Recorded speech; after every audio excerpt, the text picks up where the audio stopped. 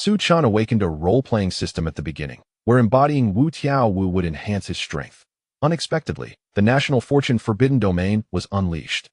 3 contestants from each of the 380 nations of Blue Star were selected to enter the National Fortune Forbidden Domain. The first layer, the Forest of Death, was activated, requiring traversal within 7 days. The rewards were as follows.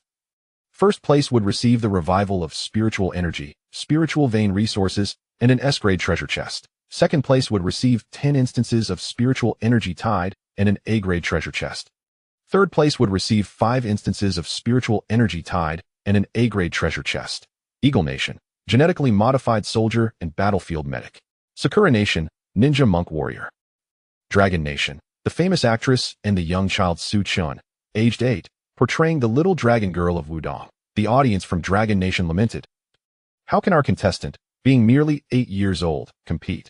This is disastrous." Su Chun lowered his blindfold to reveal a pair of misty azure eyes. Extending 2 fingers, he softly declared, "Domain unfolded. Infinite void." In an instant, the world seemed enveloped by an immeasurable darkness, ultimately descending into silence. Chapter 1. Embodying Wu Tiao Wu.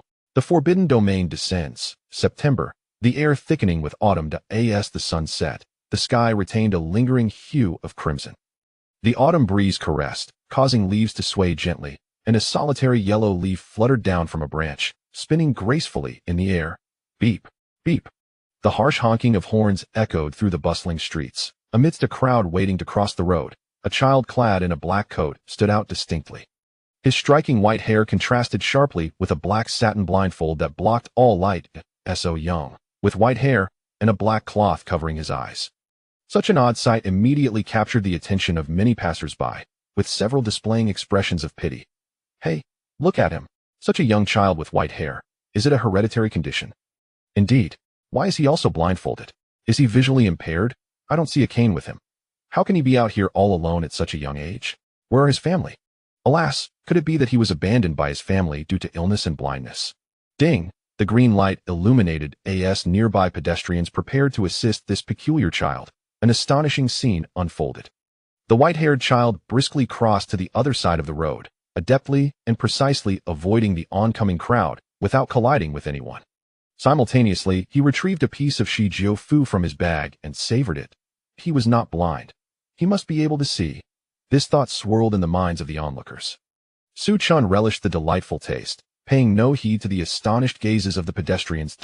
The combination of edamame puree and fresh cream in Shijiu Fu is indeed splendid. He was certainly not blind. Even with his eyes covered by a black cloth, everything around him was vividly portrayed in his mind. This was all thanks to his pair of uniquely gifted eyes. 6 eyes. A month prior, Su Chun had traversed into a nation remarkably similar to his previous life, Longhua, a powerful realm on Blue Star. To his delight, he had awakened a role-playing system. As long as he continued to embody a character, he could perpetually unlock the abilities of that character. The first character he unlocked was the strongest sorcerer, Wu Tiao Wu, from the series Jiu Shu Huanzhan. Perhaps it was luck, though Su Chen's physical form in this new world was merely 8 years old. Astonishingly, his appearance bore an uncanny resemblance to Wu Tiao Wu's childhood. His hair and eyelashes were strikingly white, and he possessed a pair of misty azure eyes, identical to Wu Tiao Wu. This innate advantage immediately elevated his role-playing similarity to 5. This granted him the complete 6 eyes ability of Wu Tiao Wu, along with 5 of Wu Tiao Wu's physical strength and cursed energy. Next, Su Chun decided to bind his eyes with the black satin cloth. And indeed, the role-playing similarity began to incrementally rise, eventually reaching 9. However, the powers and cursed energy he acquired remained stagnant at 5, and the role-playing similarity seemed to have hit a plateau. Today, indulging in Shijiu Fu was also an experiment. After all, it was Wu Tiao Wu's favorite dessert, yet the role-playing similarity on the system panel remained stubbornly stuck. At 9. Su Chun sighed inwardly. Currently, he had yet to acquire a single technique, and it appeared that before reaching the threshold of 10 role-playing similarity, his strength would remain at Wu Tiao Wu's. 5. The external embodiment had already reached its limit. Perhaps the true solution lay in truly comprehending the indomitable spirit of Wu Tiao Wu. However, Su Chun had not discovered any traces of superpowers on Blue Star, nor had he come across the familiar work Jiu Shu Huanzhan. In seeking opponents to grasp the heart of a strong man, He found himself at a complete loss. Su Chen pondered. Suddenly, scarlet characters appeared in the sky. A resounding voice echoed in everyone's minds. The national fortune forbidden domain has descended. From the 380 countries worldwide, each nation will select 3 contestants to enter the national fortune forbidden domain. The selected 3 contestants will be bound to their nation's fortune. This exploration of the national fortune forbidden domain will be broadcasted live across Blue Star, simultaneously on all major websites. The exploration journey of each contestant will be viewable.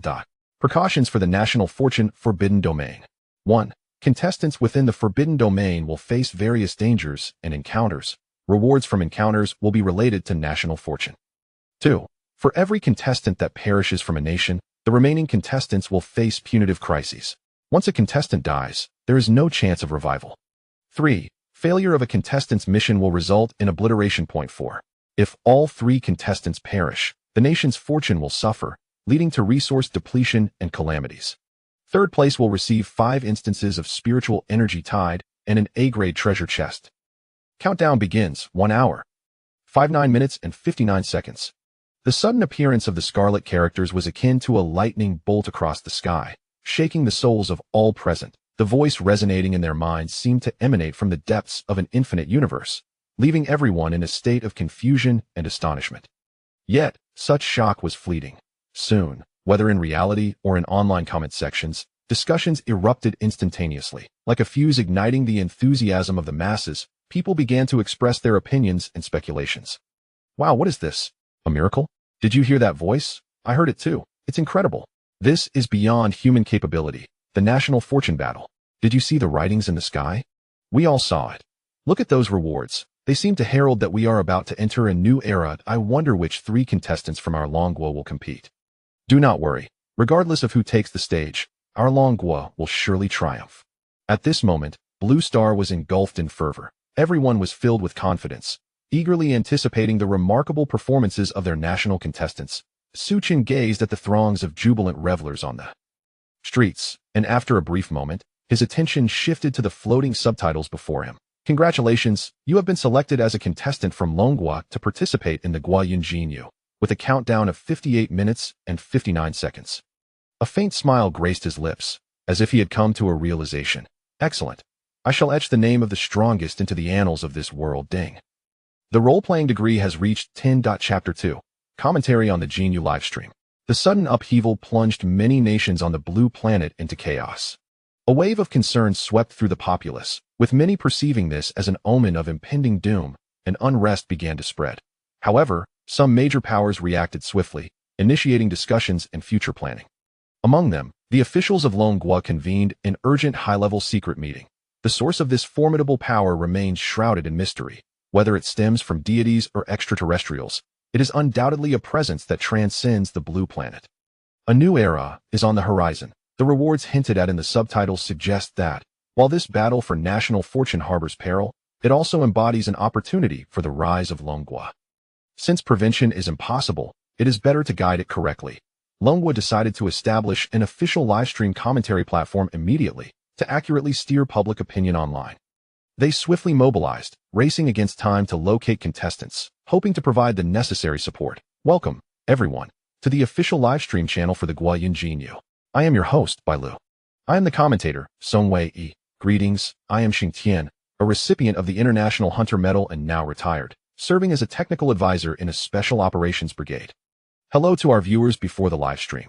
You should be familiar with these 2 esteemed commentators. Song Wei is currently the president of the Chinese Taoist Association and an elder of the Wudong sect, the sole inheritor of the intangible cultural heritage of Wudong. Swordsmanship. Xing Tian has repeatedly garnered gold medals for the nation in international special operations competitions. Now, let us invite both commentators to share their insights and perspectives. The official livestream room of Longguo erupted in trending discussions the moment it went live. Billions of netizens flooded in. Haha. Our Longguo is so quick to act. Master Song is a grandmaster of national martial arts. I didn't expect the official to invite him out of retirement. Song Wei sounds unfamiliar. I haven't heard of him. Hope he's not another flashy character. Not at all. He's officially invited and seems to embody the essence of immortality. He should be reliable. You truly are uninformed. Master Song is the old sword immortal of Wudong. With a mere flick of his sword, he can slay flies from 5 feet away without leaving a trace. His internal cultivation has reached unparalleled heights. Xing, the warlord, forever an idol. Xing's gaze is still so piercing. How cool. Xing, I want to marry you. I want to confess my feelings to you. Indeed, only the exceptional serve the nation. I'm not boasting. If Xing wanted to kill me, it wouldn't be that hard. Has Longhua officially confirmed the contestants? I'm really looking forward to it. Bai Lu, your makeup today is stunning. As expected of my dear Lu. Bai Lu, watch my lips. Shoo, seeing this eases my mind. Bai Lu, please don't shush while hosting, haha. In the livestream room, Bai Lu and Xing Tian turned their attention to Song Wei. As respecting elders is a cherished tradition in Longhua, Song Wei gently stroked his white beard and spoke slowly. I am honored to be invited to commentate on the Gua Yinjinyu today. From the rewards hinted at in the subtitles, it appears they are related to spiritual energy. According to ancient texts, the qi cultivated by practitioners in ancient times was derived from this spiritual energy. If Longhua can indeed harness spiritual energy, I believe it would significantly enhance the lifespan and physical condition of ordinary citizens. That my advice to the contestants from Longhua is to remember that haste makes waste. This death forest is likely not as simple as it appears. Survival is paramount.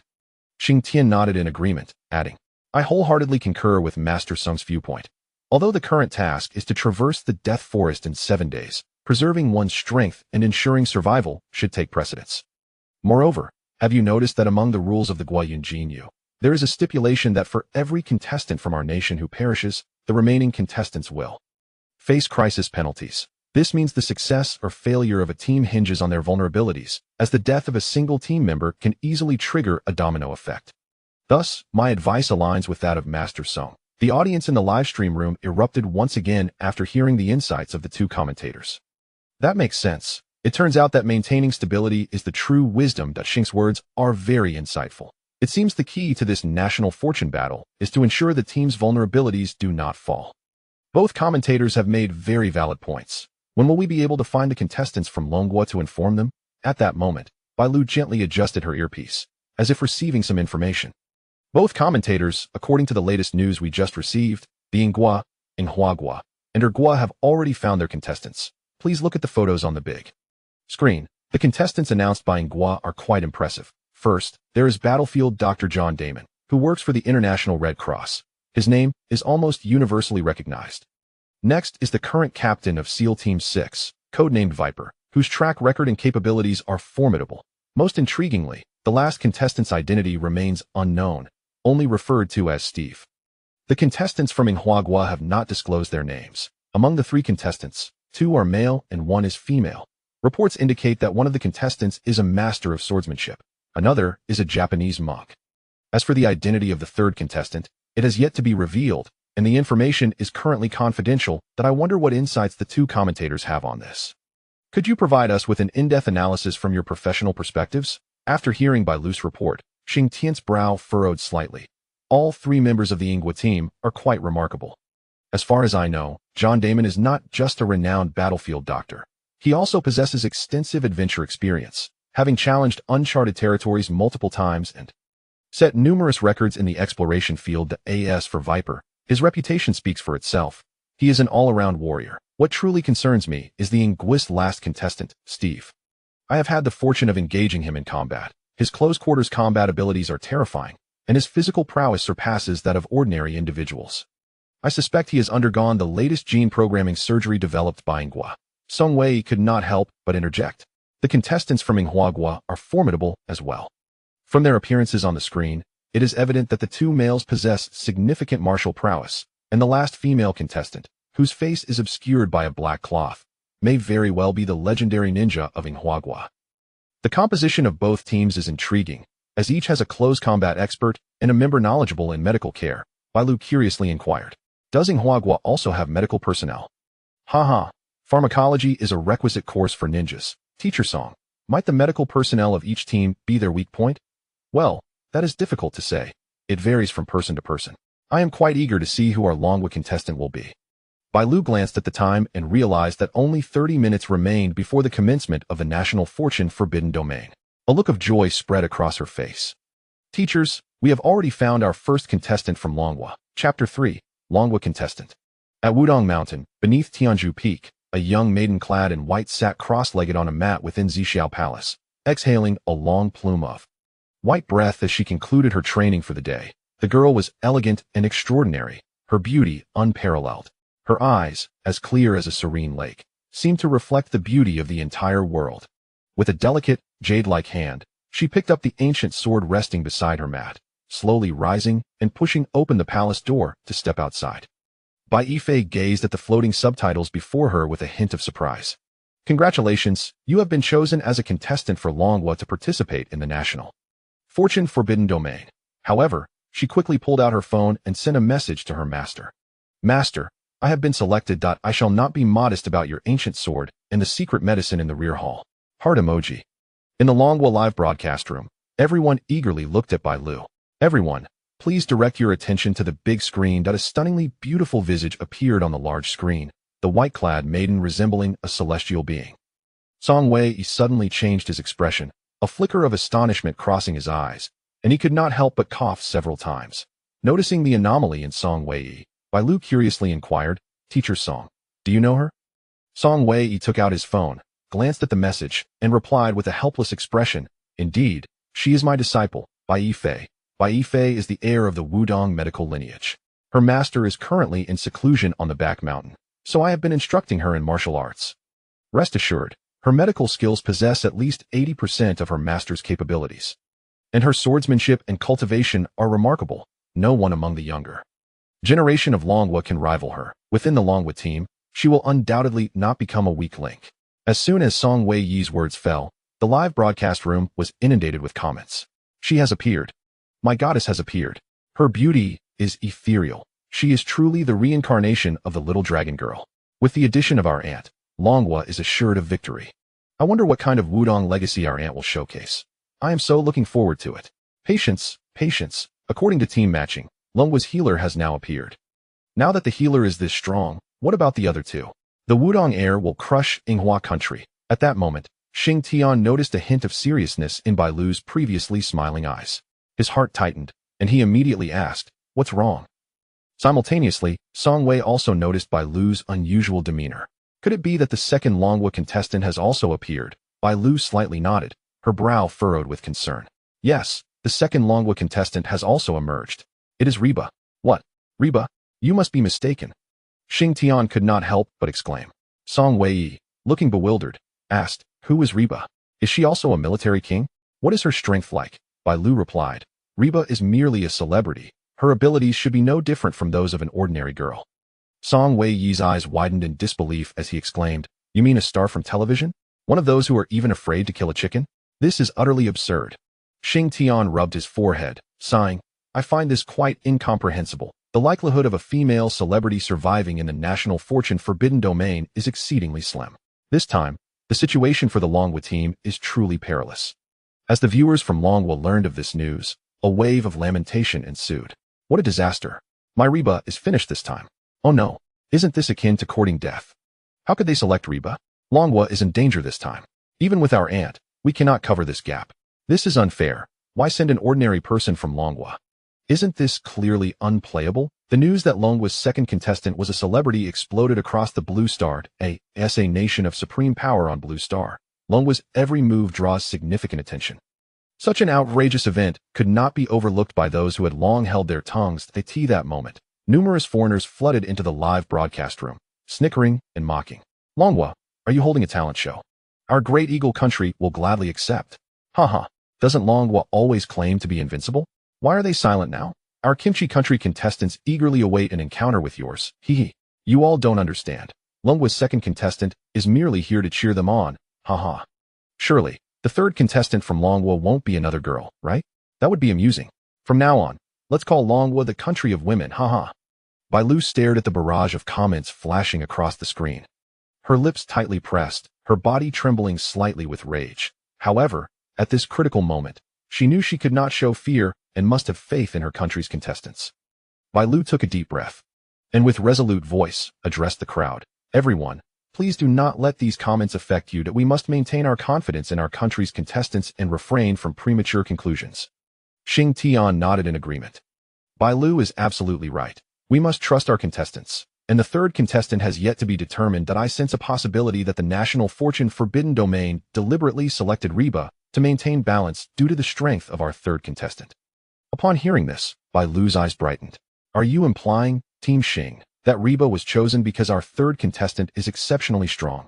Xing Tian replied, there is a strong possibility that this is the case. Such beings, far surpassing those of Blue Star, would not intentionally target Longhua, and the selections from other countries are quite reasonable. Thus, the only explanation for the situation in Longhua is that our third contestant might be incredibly powerful enough to disrupt the balance. The once despondent Longhua viewers in the live broadcast room felt as if they had received a dose of revitalizing tonic upon hearing Xing Tian's words. Their previously anxious emotions began to ease. Team Xing's analysis is spot on. Everything is for the sake of balance. We must believe in our country's contestants. Where's the third contestant? I am truly curious. There's no other way. Longhua's contestants must have a monster, hence the selection of Reba for a vacation. Haha. You foreign devils, just wait and see. When you encounter Longhua contestants, we will knock the stuffing out of you. When will the third contestant be announced? The time is nearly upon us. At the entrance of the Shijio food dim sum shop in the heart of Dahan City. A long queue had formed. Su Chin patiently queued for nearly an hour and finally secured a portion of Shijio. Food tea savored apiece, the flavor of edamame proving increasingly addictive. Recently, he had grasped a fragment of the mindset of Wu Tiao, and his acting proficiency had risen to 10. Consequently, his strength also ascended to 10 of Wu Tiao's physical prowess and 10 of his cursed energy. He acquired his first technique, Zhu Shi Shun Zhuan, Song. This technique allows one to designate a point or area within any space, infinitely contracting it to create a limitless gravitational pull, causing surrounding spatial objects to collapse under the force. Because it directly affects space, its gravitational effect is instantaneous. Though he had yet to comprehend the limitless techniques, Su Chen's current strength undoubtedly justified his title as the strongest. However, at this moment, he felt no exhilaration. He simply continued to relish the edamame-flavored Shijio Fu, his heart devoid of any turbulence. The National Fate Forbidden Domain is about to commence. 10-second countdown. 10 foot. 3 foot. 2. 1. A blinding red light pierced the sky, suddenly illuminating Su Chen, and in an instant, his figure vanished without a trace. The onlookers were left in a state of bewilderment, their eyes filled with confusion. Chapter 4. Is something amiss? At this moment, a surge of viewers flooded the live streaming platform of Blue Star. People set aside their tasks, captivated by this grand event. After all, this was not merely an ordinary competition. It was a live broadcast of a forbidden domain that could determine the fate of an entire nation. The performances of each country's competitors tugged at the heartstrings of their citizens. In the Dragon Kingdom's live stream, countless spectators also joined in. The officials had long been prepared, and accommodating billions of viewers simultaneously was hardly a challenge that IT has begun. Hurry, I want to see where my aunt is. There are already 1.5 billion viewers in the live stream. We, the Dragon Kingdom, are united. Our Dragon Kingdom shall surely prevail. And who is that mysterious third contestant? My family is so worried about Reba. I wonder if she is ready. Where's the footage? Quickly switch to the contestant view. At this moment, the live stream's large screen displayed the scene. An endless expanse of forest unfolded, with towering trees so dense that they nearly obscured the sky. Contrary to the real-world timeline, the sun hung high in the sky here. Sunlight filtered through the thick foliage, casting dappled shadows on the ground. Reba's figure appeared beneath a towering tree, clad in camouflage attire and carrying a military camouflage backpack. The colors of her outfit blended seamlessly with the surrounding environment, rendering her more concealed. Clearly, she had undertaken considerable preparation within this limited hour. In addition to her camouflage attire and backpack, a military knife was sheathed at her waist. However, it seemed she had yet to awaken, quietly resting under the shade of the imposing tree. This forest is enormous. Can one really traverse it in 7 days? Such a large tree. It may only have existed during the Carboniferous period. Go, Reba. Reba understands her role. It seems she is prepared extensively. Seeing her large backpack makes it clear she intends to be a mobile warehouse. Truly moving. Reba is so thoughtful. In the live stream, Xing Tian's eyes glimmered with admiration as he remarked, although Reba has not undergone professional training, her preparations indicate she has received guidance from a master. Bai Lu immediately inquired, Team Leader Xing, could you analyze this from a professional perspective? Xing Tian replied, observe how her entire ensemble of jungle camouflage integrates well with the surrounding environment, ensuring she does not become the primary target in the event of danger. This strategy effectively mitigates the amplification of weaknesses within the team. Moreover, the military knife at her waist is the latest weapon deployed by the Dragon Kingdom, boasting remarkable hardness and flexibility. Judging by the shape protruding from her backpack, I surmise she is carrying ample food and multifunctional items. Her role is distinctly defined, to ensure her own survival while alleviating the burden on her teammates. This is a wise approach, as teamwork is paramount in this battle. Song Wei added, "Has anyone noticed how exceptionally lush the vegetation is in this death forest? In such conditions, finding the correct direction is crucial. Furthermore, I have not seen the other two Dragon Kingdom competitors near Reba. I believe their first priority should be to regroup with their teammates as swiftly as possible." The audience in the Dragon Kingdom's live stream marveled at the analyses offered by the two commentators. Song Laojin's analysis is spot on. Sticking together is the way to go. Team Leader Xing's commentary is thorough. Having Reba as a mobile warehouse at least provides some assurance regarding the food supply for the team. Both commentators have made sharp observations. I hope the Dragon Kingdom's competitors can regroup soon. As the live stream transitioned, Bai Yifei's figure gradually came into view. The environment around her was identical to that of Reba, overshadowed by the towering trees. Bai Yifei donned a white outfit, seated cross-legged on the branch of an ancient tree, her eyes gently closed, exuding tranquility. An ancient sword rested across her slender legs, and a green jade gourd dangled from her waist. The breeze fluttered through, her garments billowing gracefully, presenting an ethereal image reminiscent of a celestial being. Wow, my aunt is here. Bai Yifei looks stunning in that attire. Why are both Yifei and Reba with their eyes closed? Does that ancient sword of my aunt's have a story? Having my aunt here gives such a sense of security. Bai Lu asked, "Mr. Song, could you provide a detailed introduction to Bai Yifei's preparations?" Song Wei responded, "All right. If it weren't for this national fate forbidden domain, I would never easily divulge these treasures of Wudong. Firstly, the ancient sword on Yifei's legs is extraordinary. It is the renowned Zixiao sword of Wudong's Zixiao Hall. Now, observe the green jade gourd hanging from Yifei's waist. Though it appears ordinary, it can perfectly preserve the potency of medicinal properties. The true treasure lies within the gourd, containing secret elixirs. There are many secret medicines inherited from the Wudong Taoist medical lineage, and I shall not elaborate further here." Song Wei's revelations caused a tremendous stir in the Dragon Kingdom's live stream, boosting the audience's confidence. Truly, Wudong has profound heritage. Wudong is magnificent. Does Wudong sell golden elixirs? I would like to wholesale some. With these secret medicines, our Dragon Kingdom contestants are invincible. I want my aunt to feed me the medicine. What about the third contestant? We want to see who they are. That amid the fervent anticipation of the Dragon Kingdom's audience, the live stream's visuals began to shift once more. The vast forest reappeared, dense with trees enveloping the entire scene. A river, measuring 30 meters in width, flows like a silvery ribbon through the forest. A small figure appears at the riverbank, with white hair and a black satin blindfold. As he strolls leisurely, he takes out a dessert from his bag and indulges in it, as if on a delightful outing. The camera zooms in again, prompting gasps from the audience in the live stream. This is undeniably a young child, and although his attire and hair color are somewhat peculiar, his youthful visage is unmistakable.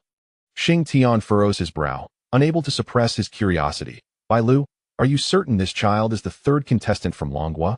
Everyone in the live stream shares Xing Tian's bewilderment, questioning whether there has been a mistake. Chapter 5. You say he is only 8 years old. Bai Lu, momentarily caught off guard by the image on the large screen, quickly responds after a brief pause. "The footage is accurate. I just confirmed with the director. This is indeed our third contestant from Longhua. We have contacted the think tank of Longhua and are diligently seeking more information about the third contestant." Before the audience from Longhua can lament again, Xing Tian strokes his chin pensively, expressing his confusion. "This contestant gives me a rather strange impression. How is it that he walks so effortlessly, his eyes covered by a black cloth, as if on a leisurely outing? Unlike ordinary individuals, he seems unfazed by his surroundings, exhibiting no signs of fear." Song Wei concurs. "I share the same sentiment as team leader Xing. Although the third contestant appears as a child, we should refrain from drawing premature conclusions until we acquire more details about him." Bai Lu inquires, "Are you suggesting that the appearance and age of Longhua's third contestant may not align?" Xing Tian responds, "I have heard tales of a martial art in Longhua's history that can restore youth. The greater the mastery, the younger the appearance." Song Lao, "What is your take on this?" Song Wei replies, "Ancient texts do record that many masters, having cultivated their skills to profound depths, appear no different from youth. Longwa possesses a rich history, with many extraordinary individuals remaining hidden from view at this moment. Numerous foreign netizens lurking in the Longwa live stream begin to mock, engaging in a barrage of taunts against the audience from Longwa. Is your Longwa team on a vacation? This is hilarious. What do you know about extraordinary individuals? It seems like divine punishment for your Longwa. You are bound to lose. Do people from Longwa only revel in self-praise? Do not deceive yourselves. Damn, this group of foreigners is truly bothersome. Do not let my aunt encounter you, or I will knock some sense into you. As Bai Lu observes the escalating exchange of comments, she hastily interjects, friends from Longwa, please have faith in our contestants and cheer for them. While we await information on our third contestant, let us shift our focus to the performance of contestants from other countries to strategize for our own. The large screen in the Longwa live stream splits to display the footage from Ingwa's live stream. In that scene, the three contestants from Ingwa have awakened, displaying professionalism. They are also scattered throughout the vast forest, with battlefield medic John Damon remaining stationary while his two teammates swiftly converge towards him. Xing Tian remarks, the choice made by Ingwa's contestants is indeed astute. They have decisively executed a strategy of unity. Moreover, by remaining in one location, they significantly reduce the risk of encountering danger. However, I am perplexed as to how they discern the positions of their teammates without any instruments. Bai Lu explains, from reviewing the footage of Ingwa and their live stream comments, it appears that all teammates in the Death Forest can clearly sense each other's positions. Song Wei adds, it seems that this national fortune forbidden domain harbors many secrets. I personally believe this hint is of utmost importance. Contestants from Longwa should remain vigilant regarding the hidden rules within the national fortune forbidden domain.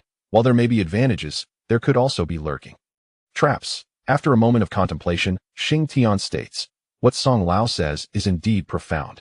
I trust that Ingwa's think tank has already anticipated this scenario.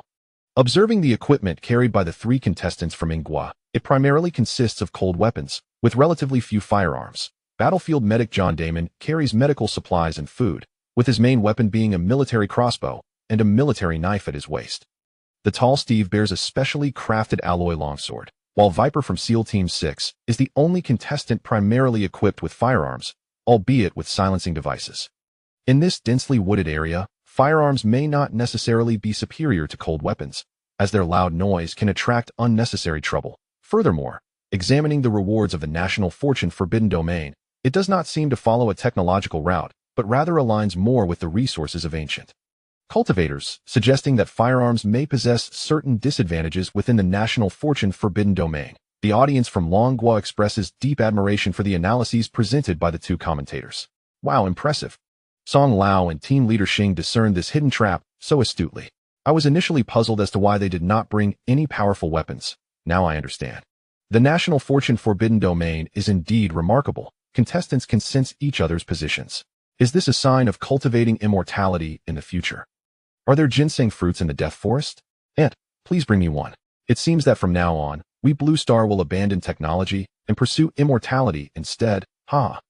Suddenly, Bai Lu's complexion pales, beads of sweat forming on her forehead as she bites her lip, displaying signs of unease. Xing Tian, noticing Bai Lu's silence, shifts his gaze and is taken aback by her expression. He anxiously inquires, Bai Lu, has information about our third contestant emerged? At that moment, all eyes in Longwa's live stream focus on Bai Lu, but upon seeing her expression, a sense of dread washes over them. The air seems to thicken in that instant. After a brief pause, Bai Lu nods slightly, her voice trembling as she reveals, we have obtained information about Longwa's third contestant. Name, Su Chun. Gender, male. Age, 8 years old. He is in good health, without disabilities, and escaped from an orphanage in Dahan City a month ago at this moment. The live stream of Longwa descends into a profound silence.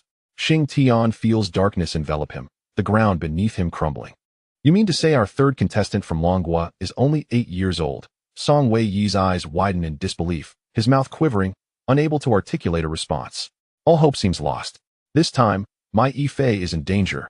Longwa is truly doomed. Gradually, everyone in the live stream regains their composure, yet not a single thought of lament remains. Only one thought reverberates in their minds for an extended period. Is this day to be the end of the world? How else can we navigate the realm of national fortune? The contestant from Longwa is but 8 years old. Chapter 6. The True Death Forest. The Longwa livestream has stirred considerable commotion, yet Su Chen remains unfazed. At this moment, he is meandering along the banks of a 30-meter-wide river, moving against the current. Upon his arrival in this forest, Su Chen did not succumb to unconsciousness. Rather, his 6 eyes immediately discerned the forest's peculiarities. Though the forest thrives with lush vegetation, a palpable aura of death can be felt emanating from the direction of the river's flow. Moreover, all the flora gradually diminishes in size as it approaches the river's source, indicative of a waning vitality. The so-called death forest may not refer to the very forest in which he stands, but rather to the source of that deathly aura, which should be the true death forest. A faint smile graces Su Chen's lips. The realm of national fortune is indeed fascinating, and he wonders how many can perceive its true essence. That he senses his 2 teammates drawing closer, yet he does not halt his pace. After savoring the last morsel of his jujutsu, he casually discards the empty bag into the river. At the moment the bag touches the water, a massive maw filled with sharp teeth bursts through the surface, engulfing the bag in an instant. Indeed, his instincts have proven correct. The river appears deceptively tranquil, yet beneath its calm surface lies an unending peril. The entire forest instills in him the same sense of foreboding, with only the riverbank he currently traverses offering a semblance of safety. As long as his 2 companions come along the riverbank in search of him, they should encounter no significant danger. However, the Longwa livestream has become inundated with an avalanche of comments. Why? Our contestant is merely 8 years old. This cannot be. A star and an 8-year-old child. What are we to do? Why do other countries have such strong pairings? What is this from Longwa? Why is that child named Su Chen still wearing a black satin blindfold? Is he playing hide and seek? We're doomed. Now both Reba and Gugu are in danger. Su Chen, do not run off. Adding to the distress of Longwa viewers, this explosive news quickly spread across the entire blue planet. An influx of foreign netizens flooded into the Longwa livestream, mocking and reveling in their misfortune. Is Longwa trying to be a joke? 2 women and an 8-year-old child. Are you playing house? I wonder if the 8-year-old signifies that the realm of national fortune is mocking the intelligence of Longwa people as merely 8 years. Huh. Isn't Longwa supposed to be an ancient nation with a history of 1,000 years? Who are they looking down upon? Did someone not just explain that it's because the intelligence of Longwa people is only 8 years? Did the Longwa commentators not just fantasize about some extraordinary figures? Why are they not speaking now? Longwa people only know how to boast, huh?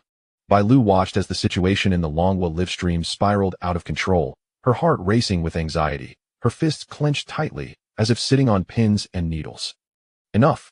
Amidst the chaos, a resonant roar emanating from her core sent a tremor through all who were watching the Longwa livestream. Song Wei, his gaze fierce, spoke slowly. Though I, Song Wei, am merely an ordinary citizen of Longwa, I deeply cherish the legacy of our bloodline. No matter the despair we face, we shall advance courageously, unafraid. Let us not forget the aspirations left to us by our forebears, whose examples remain vivid in our minds. In this life, I have no regrets for entering Longwa. In times of national strife, we must not bolster others' pride while diminishing our own resolve. Let us disregard these foreign devils. The outcome is still to be determined at this moment. Xing Tian also spoke with solemnity. Song Lao is absolutely correct. Our contestants have not given up, and all is not yet lost. Let us not be overly pessimistic. We should focus on our own contestants and do what we can. The words of the 2 commentators stirred the hearts of Longwa citizens, and the barrage of complaints in the live stream diminished considerably. What the 2 teachers said makes sense. Let's remain calm. Yes, we can only rely on Gugu now. Stay steady, stay steady. I believe in Gugu. Reba is also doing her best. Let us cheer for them. Bai Lu's eyes shimmered with tears as she exclaimed excitedly. Let us now turn our attention to the Longwa contestant Bai Yifei, who has awakened and is swiftly approaching Reba. At this moment, Bai Yifei's figure darted swiftly through the thicket, her steps light and graceful, leaving no trace of dust. She deftly utilized the terrain beneath her feet, propelling herself several meters forward with a subtle push. Amidst the rugged underbrush, she moved as if traversing smooth ground. Bai Yifei furrowed her brow slightly. She sensed that her teammate ahead had not moved, and she would soon reunite with them. However, another teammate in the distance continued to move further away from her. In the next instant, Reba's figure appeared before Bai Yifei's eyes, prompting her to halt and leap gracefully before Reba.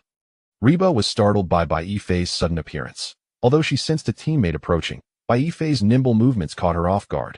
Reba steadied herself, her eyes sparkling, and hurriedly grasped Bai Yifei's delicate hand. Gugu, I finally found you. Reba's exclamation of Gugu instantly shattered the somber atmosphere of the Longwa livestream. Many viewers burst into laughter, flooding the comments with, "Hello, Gugu. Reba is so adorable. I also long to meet you, Gugu. Is this lightness and movement a form of martial arts? Gugu's agility is truly remarkable. Who would have thought Reba would become Gugu's little fan so quickly?" Baife felt 3 dark lines appear on her forehead upon hearing Reba call her Gugu. Am I really that old? I am a youthful and beautiful maiden.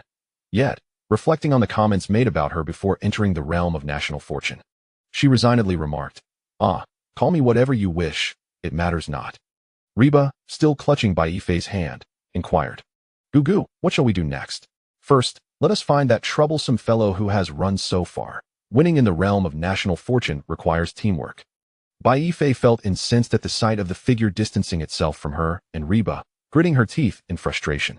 Chapter 7. Please lie down. Do not walk anymore.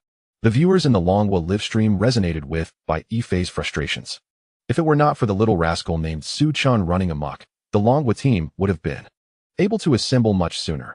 Now, one contestant continues to walk ahead, while the other 2 must chase after him, uncertain whether they are heading out of the Death Forest. Thus, the hope of Longwa successfully completing their task grows increasingly dim as they witnessed Baife and Reba hastily pursuing Su-chan. Their discontent towards him reached its zenith. "Su-chan, do not walk any further. Can you not see the comments? Little one, do not run around. This is not a game of house. Please, come to a halt. Be a good child. The 2 sisters behind you are utterly exhausted from chasing you. Could it be that he is blindfolded, hence unable to see the barrage of comments? That is a possibility. Su-chan, you are not blind. What is the purpose of the blindfold?" Xing Tian cleared his throat and spoke. "Everyone, do not be anxious. Although Su-chan is a bit mischievous, have you all noticed something? Su-chan's luck is, in fact, quite remarkable." Upon hearing Xing Tian's hint, Bai Lu's eyes suddenly brightened. "Team Xing, are you referring to that river?" Xing Tian nodded slightly in approval. "Precisely. It seems everyone is on the same wavelength. In this dense forest, getting lost could be a significant factor leading to mission failure. Furthermore, since all the contestants are visiting the Death Forest for the first time, they will undoubtedly prioritize finding a way out. However, for our contestants from Longwa, this concern is moot. As long as we follow the flow of the river, we will surely find our way out of this forest. Therefore, Su-chan's initial arrival by the riverbank can be deemed exceedingly fortunate." Bai Lu, somewhat puzzled, inquired, "Team Xing, but it seems Su-chan is currently swimming upstream. Can he still find his way out?" Xing Tian replied, "The path against the current is uncertain. It is possible that upon reaching the source of the river, he may lose sight of the direction to exit the Death Forest. At first, the viewers in the Longwa livestream felt elated at Team Xing's words, yet upon hearing the final statement, they realized Su-chan had indeed headed in the wrong direction, and their anger surged. What the heck? This wretched luck is unbearable for Longwa. Su-chan, I implore you, do not proceed. Su-chan is going the wrong way. Pay attention to the comments. This is akin to a pie falling from the sky, and Su-chan is trampling it underfoot. Grandpa, Su-chan, I call you Grandpa. Can you not just lie down? This is a situation where lying down could lead to victory. Su-chan, you are truly a genius." Within the confines of the National Fortune's restricted domain, Su-chan remained oblivious to the comments flooding the Longwa livestream. With his hands tucked into his pockets, he leisurely continued to navigate upstream along the riverbank, stepping lightly on the pebbles. After traversing several hours, Su-chan arrived at a peculiar thicket. The trees here were slender, many with smooth trunks no larger than a bowl, as if he were surrounded by a bamboo grove. Suddenly halting, Su-chan remarked, "I detest insects." For a moment, the viewers in the Longwa livestream were perplexed. However, just as Su-chan's words faded, a horrifying scene unfolded. The trees beside him seemed to come alive, as a smooth, straight trunk began to rise slowly from the ground, completely lifting off the earth. The roots of the emerging trunk, unlike common plants, did not penetrate deeply into the soil to form an extensive root network, but instead resembled a smooth, sharp ice pick. Then came the second, the third. Trunks reaching several dozen meters in height were uprooted in succession. Looking upward, all the uprooted trunks converged into a shadowy mass. And as the camera zoomed in, it revealed an enormous insect, with the trunks serving as its elongated legs. What the heck? What is that thing? This insect is taller than my apartment building. Are these the creatures inhabiting the National Fortune's restricted domain? Terrifying. This is it. This is the end. Run, Su-chan. Ding. Restricted domain creature detected. Name, long-legged mother monster. The long-legged mother monster is a colossal arachnid. Characteristics: carnivorous, solitary. The mother monster possesses 8 sharp, long legs equipped with venomous tips, capable of piercing prey without warning, rendering them immobile, after which these long legs extract the living nutrients from within. Danger level: D class. All treasures and crisis levels within the Death Forest are ranked from low to high as E-EE, A-AA. A series of crimson subtitles flooded the screen of the Longwa livestream. The viewers watching the stream could not help but gasp in horror, their faces turning pale. The long-legged mother monster. Good heavens, it seems exceedingly ferocious. It drains the life out of people. What a gruesome fate. Su-chun, run. Do not just stand there. Seeing such a massive insect has made my legs go weak. This is it. I warned you not to wander. Su-chun, you are truly infuriating. Longwa is about to face casualties. What will happen to my aunt? That countless comments overwhelmed the Longwa livestream, and a profound sense of despair enveloped everyone in Longwa. For if Su-chun were to perish at this moment, it would trigger a crisis penalty. Perhaps Bai Yifei could withstand this wave, but the ordinary person, Reba, might not. Should Reba also encounter misfortune, Bai Yifei would face yet another crisis penalty, and whether she could endure it was uncertain, and Yu Chen's demise resembled the first domino in a chain reaction, capable of crushing the morale of the Longwa team. The annihilation of the Longwa team would entirely obliterate any possibility of their continued dominance. Bai Lu's palms were soaked with sweat, her voice laced with anxiety. Team Xing, what should we do now? Xing Tian remained silent for a long while, his expression grave as he stated, the best course of action now is to remain still or plunge into the river and take a gamble. Running will not outpace it. That long-legged mother monster resembles a species of blind spider from Earth. Spiders of this type typically possess poor eyesight, relying on the sensory hairs on their bodies to detect air currents and confirm the presence of prey. If we are mistaken, we may have no choice but to jump into the river and take our chances. It is certainly preferable to being drained by that long-legged mother monster. The viewers in the livestream were awakened by Xing Tian's analysis and began to urge Su-chun. Su-chun, do not move for now. Team Xing is right. This is the only option left. Su-chun, at least pay attention to the comments. Su-chun, I am kneeling before you. Please heed this advice. That, however, to everyone's dismay, Su-chun did not remain still or leap into the river for safety. Instead, he took deliberate steps toward the long-legged mother monster. This action sent the souls of all Longwa citizens plummeting. Never had they witnessed someone so eager to meet their demise. Was he afraid that the King of Hell would clock out early today? Chapter 8. Fear from the Depths of the Soul. Su-chun walked towards the long-legged mother monster, his steps light, making only the faintest sounds on the pebbles. A hint of a smile graced his face. Exuding an air of calm and composure, he extended his right hand, slowly lowering the black satin blindfold that had covered his eyes, revealing a pair of misty, azure eyes. Those eyes were as pure as the sky, seemingly suspended at a serene apex, evoking a desire to touch yet remaining forever out of reach, as if surrounded by endless drifting clouds, like the vastness of the stars and the sea, as profound and boundless as the cosmos itself. Su-chun's gaze shifted toward the long-legged creature standing before him. A subtle smile graced his lips, revealing his pearly white teeth, which shone brightly under the sun. That I shall slay you, he whispered softly, his voice laced with a hint of mockery and confidence. In an instant, the creature shuddered, an overwhelming desire to escape flooding its being. Although its vision was poor, it felt a deep-seated fear emanating from the very depths of its soul. It seemed to plunge into an endless abyss of darkness, plummeting into a chasm of despair.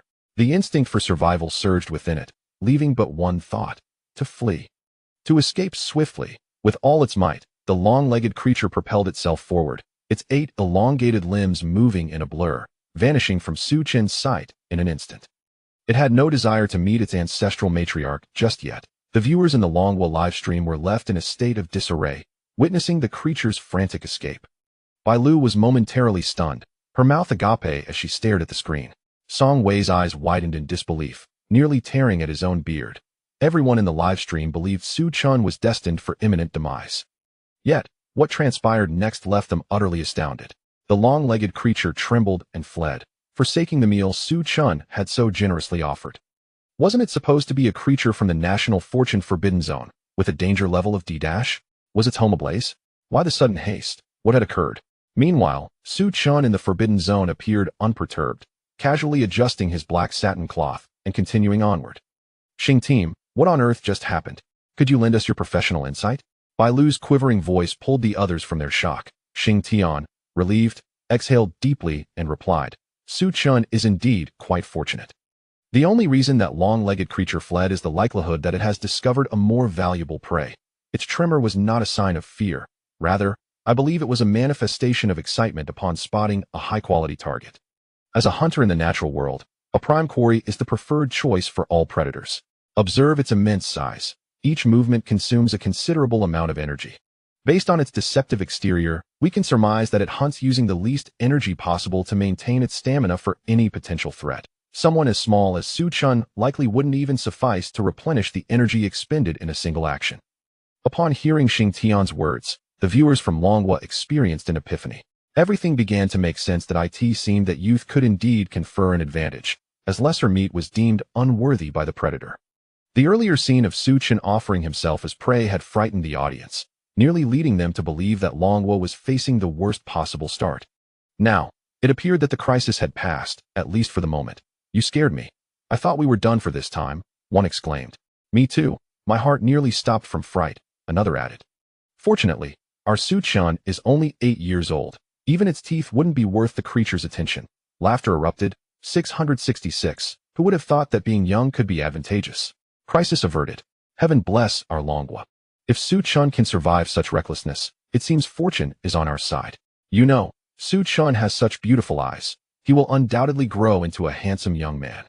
That is if he survives this ordeal in the National Fortune Forbidden Zone, you infatuated admirer. Even if Su Chun is a child of fortune, he cannot afford to court death recklessly. Hey, Su Chun, don't run off. I don't want to ride this roller coaster anymore. Meanwhile, Bai Yifei and Reba hurriedly advanced towards Su Chun. Reba sprinted through the dense underbrush, sweat matting her bangs and rendering her somewhat disheveled. Breathing heavily, her heart raced, and her steps grew increasingly labored.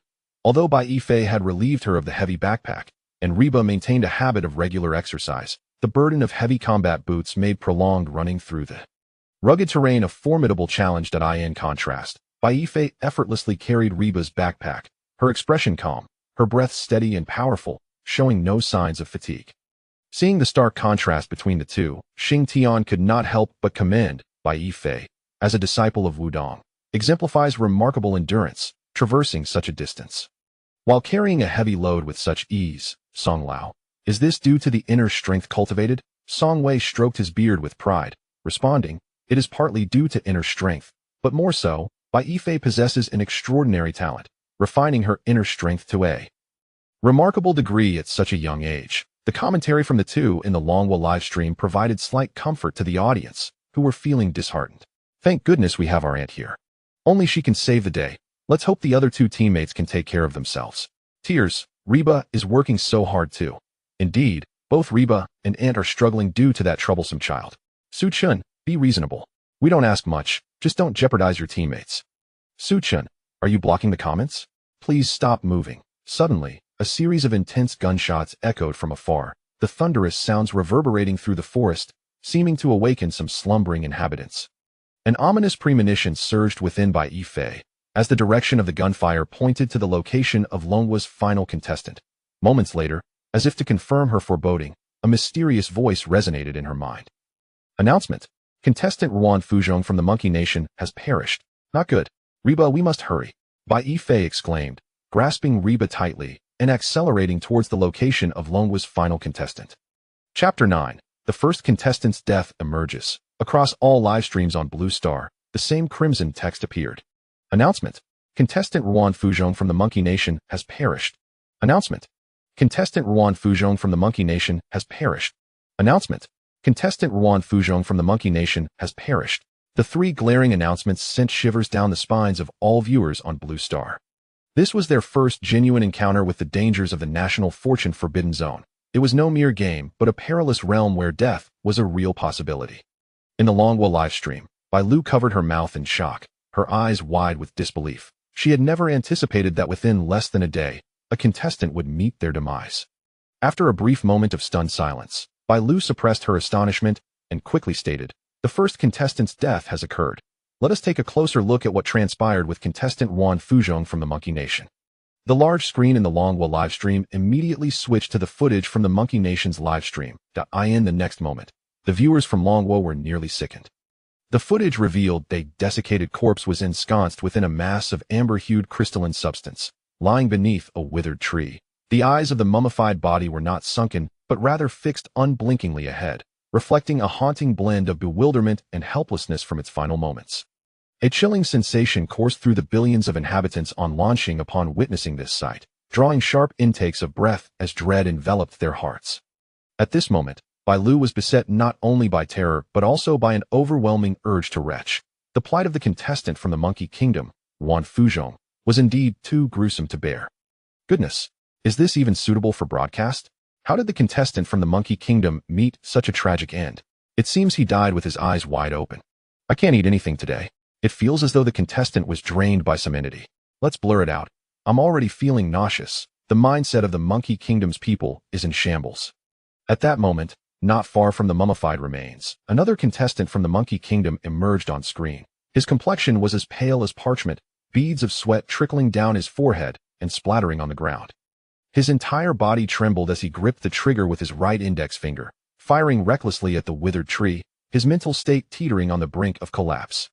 The 7.62mm caliber round struck the tree with a dull thud, eliciting no response whatsoever.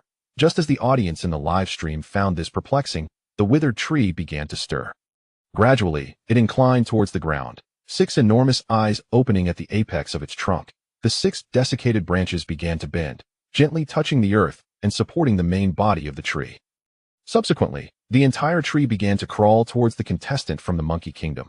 This was no mere withered tree. It was, in truth, a colossal insect masquerading as one. Information regarding this Forbidden Realm creature materialized within the Monkey Kingdom's live stream. Name: Spore parasitic mantis. Order: Phasmatodea. Characteristics: carnivorous, solitary. The spore parasitic mantis is an insect that resides within tree trunks. Utilizing a high-protein mixture of sap to paralyze nearby prey, subsequently enveloping the entire body for digestion, with excreted remains crystallizing into amber-colored substances. Danger level: E-class. Hiss. Could it be that Yuan Fuzhong was consumed and then excreted? Goodness, isn't that explanation quite evident? How revolting. I would rather end my life than become the excrement of such a creature. It's not his fault. Who could have discerned that the withered tree was an insect? The national luck in this forbidden realm is truly terrifying. All the flora here could be insects in disguise. However, another contestant from the Monkey Kingdom had already succumbed to despair. His eyes radiated profound hopelessness as he screamed and slowly retreated, oblivious to the jammed bullets in his rifle, merely clutching the trigger with unwavering resolve. This sense of helplessness plunged the audience in the live stream into silence. Many could not help but cover their eyes, each anticipating the impending calamity. Abruptly, the contestant's cries were silenced as he stared in disbelief at the hollow in his chest, unaware that a vivid red tongue had pierced through, its serrated tip voraciously gnawing at his flesh. His gaze shifted slowly behind him, revealing a half-meter-tall golden amphibian that had inexplicably appeared, extending its tongue to devour him. That he felt no pain. His vision merely faded into a blur, ultimately succumbing to eternal darkness. It seemed the spore parasitic mantis sensed an impending threat, as a shadow abruptly darted from the tree's pinnacle, vanishing from the screen in the blink of an eye. The parasitic tree then collapsed with a thunderous crash, disintegrating into a pile of debris. Announcement: Contestant from the Monkey Kingdom Yuan Ketting has perished. Announcement: Contestant from the Monkey Kingdom Yuan Ketting has perished. Announcement: Contestant from the Monkey Kingdom Yuan Ketting has perished. The live stream reverberated with 3 striking announcements. Silence ensued, as the Monkey Kingdom's live stream descended into a brief stillness. Such were the predators of the Death Forest, merciless and efficient. A heavy pall of gloom enveloped the hearts of all present. All viewers could not help but feel concern for their nation's contestants. Could anyone truly survive in this terrifying forest? What on earth are those creatures? Are our contestants facing these monsters? We are utterly powerless. Bullets cannot even fell them.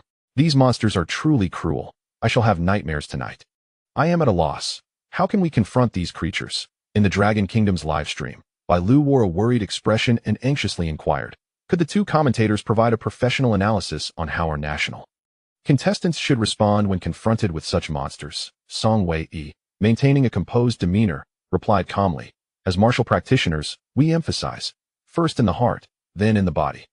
Train the outer form, cultivate the inner spirit, move externally while remaining calm internally, and refined both inside and out in ancient adage states. Courage first, strength second, skill third. If one's spirit falters and courage wanes, defeat is inevitable. Xing Tian, observing Bai Lu's bewilderment, elucidated, what Master Song states is profoundly accurate. When an individual loses their capacity for calm judgment in the face of danger, even a situation that could be won will undoubtedly end in failure. The spore parasitic mantis is not particularly difficult to defeat. The Monkey Kingdom contestant failed to strike its vital points despite firing numerous rounds. Clearly, the true body of the spore parasitic mantis resides at the top of that withered tree. There is no need for firearms. With its sluggish movements, a single military blade would suffice. The first contestant from the Monkey Kingdom was evidently resting beneath the tree when he was paralyzed and succumbed. The second contestant made the erroneous decision to fire his weapon. Personally, I do not advocate the use of firearms. The gunfire of the second contestant ultimately attracted that terrifying amphibian, which was the true cause of his demise. Upon hearing the analysis from the two commentators, the audience from the Dragon Kingdom seemed to have an epiphany. The teachers are right. To put it simply, those from the Monkey Kingdom succumb to fear. Against E-class creatures, we are not entirely without means of resistance. The Monkey Kingdom frightened themselves to death. Do you think those from the Monkey Kingdom will curse upon realizing this? At that moment, crimson subtitles once again flashed across the live stream. Detected one contestant from the Monkey Kingdom has perished, initiating E-class crisis penalties. Detected two contestants from the Monkey Kingdom have perished, escalating. Crisis penalties to E-class. Chapter 10. The extinction of the Monkey Kingdom contestants. Calamity descends. Crisis penalty. Level E. At last, the final blow poised to crush the Monkey Kingdom was imminent. Curiosity surged among the viewers from all other nations on launching, eager to uncover the nature of the impending crisis. The viewership in the Monkey Kingdom's live stream surged once more, swiftly surpassing 1 billion.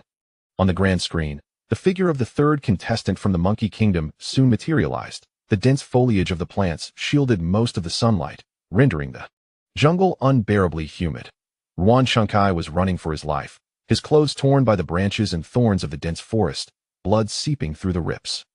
But at this moment, he could not afford to dwell on such matters. The horrifying sight of his teammate's lifeless body sent chills down his spine. The impending crisis punishment due to the deaths of two individuals made his heart race uncontrollably, as if it were about to burst. The desire to survive overshadowed his fatigue and pain, and a singular thought consumed him. Escape. Flee as far as possible. That moment, a shadow flitted across the corner of Ruan Shinkai's eye. What was that? His heart tightened suddenly. Ruan Shinkai halted, drawing the machete from his waist, and cautiously retreated, taking refuge against a massive boulder while scanning his surroundings with vigilance.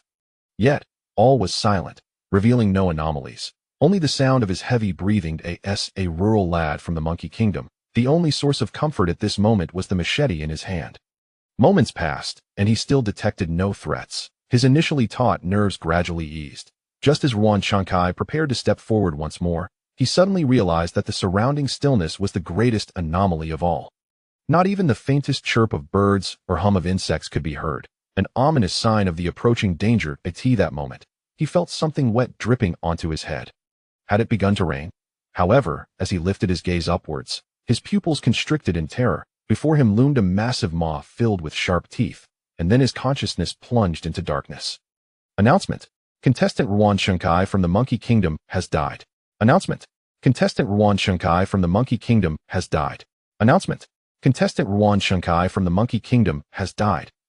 The striking announcement echoed 3 times. Viewers in the Monkey Kingdom's live broadcast witnessed a colossal wolf effortlessly devouring their contestant, leaving them speechless in shock.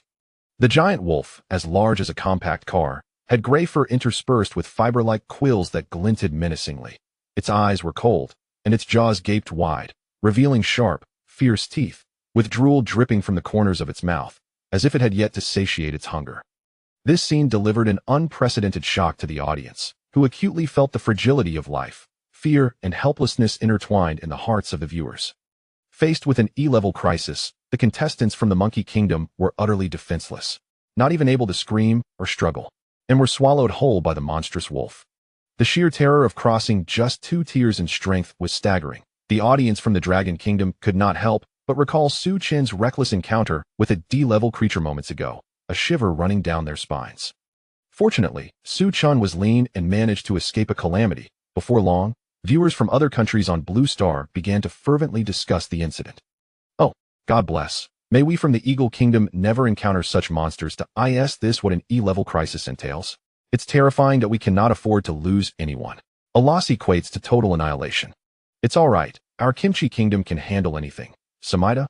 Looks like the Monkey Kingdom is about to face punishment. The citizens of the Monkey Kingdom were already acutely aware of the severe repercussions stemming from the damage to their national fortune. The freshwater resources within the Monkey Kingdom were depleting at a visible rate. Forests began to wither extensively. Mineral resources gradually sank deeper into the earth. The livestock industry suffered a devastating blow, with animals dying in droves. Vast tracts of arable land began to turn to desert. One dreadful report after another flooded into the Monkey Kingdom's live broadcast. But that was not all. Even more terrifying events were unfolding. Radar detected a colossal tsunami exceeding 600 meters in height and stretching hundreds of kilometers, barreling toward the long coastline of the Monkey Kingdom. Other countries on Blue Star quickly detected this sudden, monumental natural disaster. The largest tsunami recorded in human history. The people of the Monkey Kingdom could do nothing but watch in despair as the live broadcast displayed the towering tsunami, obliterating everything in its path. The coastline of the Monkey Kingdom lay in ruins, homes destroyed, bridges washed away, roads devastated. Everything instantly turned to rubble, and the death toll was unimaginable. The Monkey Kingdom suffered such severe devastation that it fell into complete paralysis. Unless a miracle occurred, the future for the Monkey Kingdom would be one of long-lasting desolation and chaos, with no hope for resurgence. Viewers from all other countries on Blue Star watched in horror as the Monkey Kingdom descended into this terrifying purgatory, gripped by a sense of foreboding. The notion of national fortune being damaged, as described in the realm of national destiny, proved to be chillingly real, as if a nation were being executed. Thank goodness it was not their own contestants facing such a fate. This moment, everyone truly realized that this realm of national fortune was a life and death competition among nations, with the consequence of failure being national demise. Such horrific outcomes were burdens no one wished to bear. Viewers flooded the comments with encouragement and blessings for their own contestants. Our great Kimchi Kingdom will show you what true strength is, Samida. God, please bless our contestants from the Great Britannia. Contestants from Sakura Country, fear not death. May your martial fortunes flourish to go. Contestants from Jinju Country, your souls shall be bathed in the waters of the Ganges. Cheer up. The Emperor of Rooster Country once said, forge ahead with no retreat. Among the viewers in the Dragon Kingdom's live broadcast, the predominant emotions were not only fear and relief, but also a collective hope resting on contestant Baifei. Thank goodness. We from the Dragon Kingdom have evaded disaster thanks to our protective fortune. How terrifying. I can hardly imagine the fate of the Dragon Kingdom in the event of failure. I live on the coast. I don't want to die. Annie, save me. I believe Auntie can lead us to safety. Annie, go. Quickly catch up to that reckless child. The host of the Dragon Kingdom's live broadcast, Bai Lu, regained her composure, a smile gracing her face as she said, I believe that with everyone's support, our contestants from the Dragon Kingdom will surely prevail and achieve victory. Now, let us turn our attention to the status of our national contestants. The scene in the Dragon Kingdom's live broadcast shifted, as Su Chen ventured into a realm heavy with the scent of death. The once mighty trees now withered and lifeless, their desiccated remains standing in place, while many scattered, low shrubs fought tenaciously to survive. It seemed this truly was a forest of death. A faint smile graced Su Chen's lips, and he continued his leisurely pace without hesitation. Chapter 11. The Eagle Kingdom's first encounter with fortune, manifesting at home. Could you, esteemed teachers, utilize your vast experience to elucidate the predicaments currently confronting the contestant Su Chen? Song Wei nodded slightly in response, stating, It appears that fortune indeed favors the bold. I find myself compelled to admire the serendipity surrounding Su Chen. Perhaps there truly exists a celestial will at play. Bai Lu, perplexed by Song Wei Yi's remark, pressed further, does Elder Song imply that Su Chen has encountered yet another stroke of luck? Xing Tian clarified, indeed, through a fortunate turn of events, our Long Gua has stumbled upon great fortune. Initially, we all fell into a misconception, mistakenly believing that the ancient forest newly arrived contestants found themselves in was the dreaded death forest mentioned in the National Fortune Mission. This viewpoint is likely the instinctive reaction for many, and failing to see through this misleading notion significantly increases the likelihood of mission failure.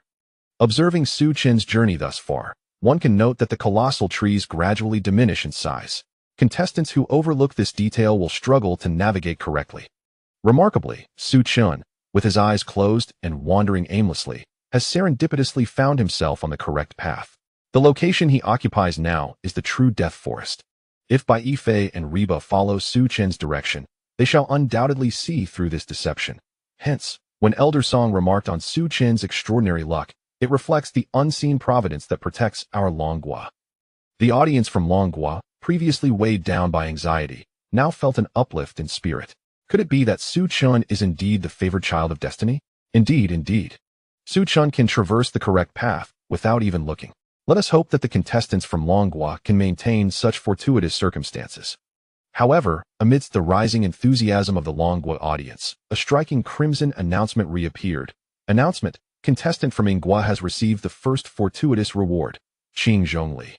Qing Zhongli, when it blooms, casts dual shadows. When it bears fruit, it casts triple shadows, with Qing Zhong inscribed upon its flowers and fruits. Each user may enhance their constitution and extend their lifespan by 1 month. The effect occurs only once per individual. Additional consumption yields no benefit.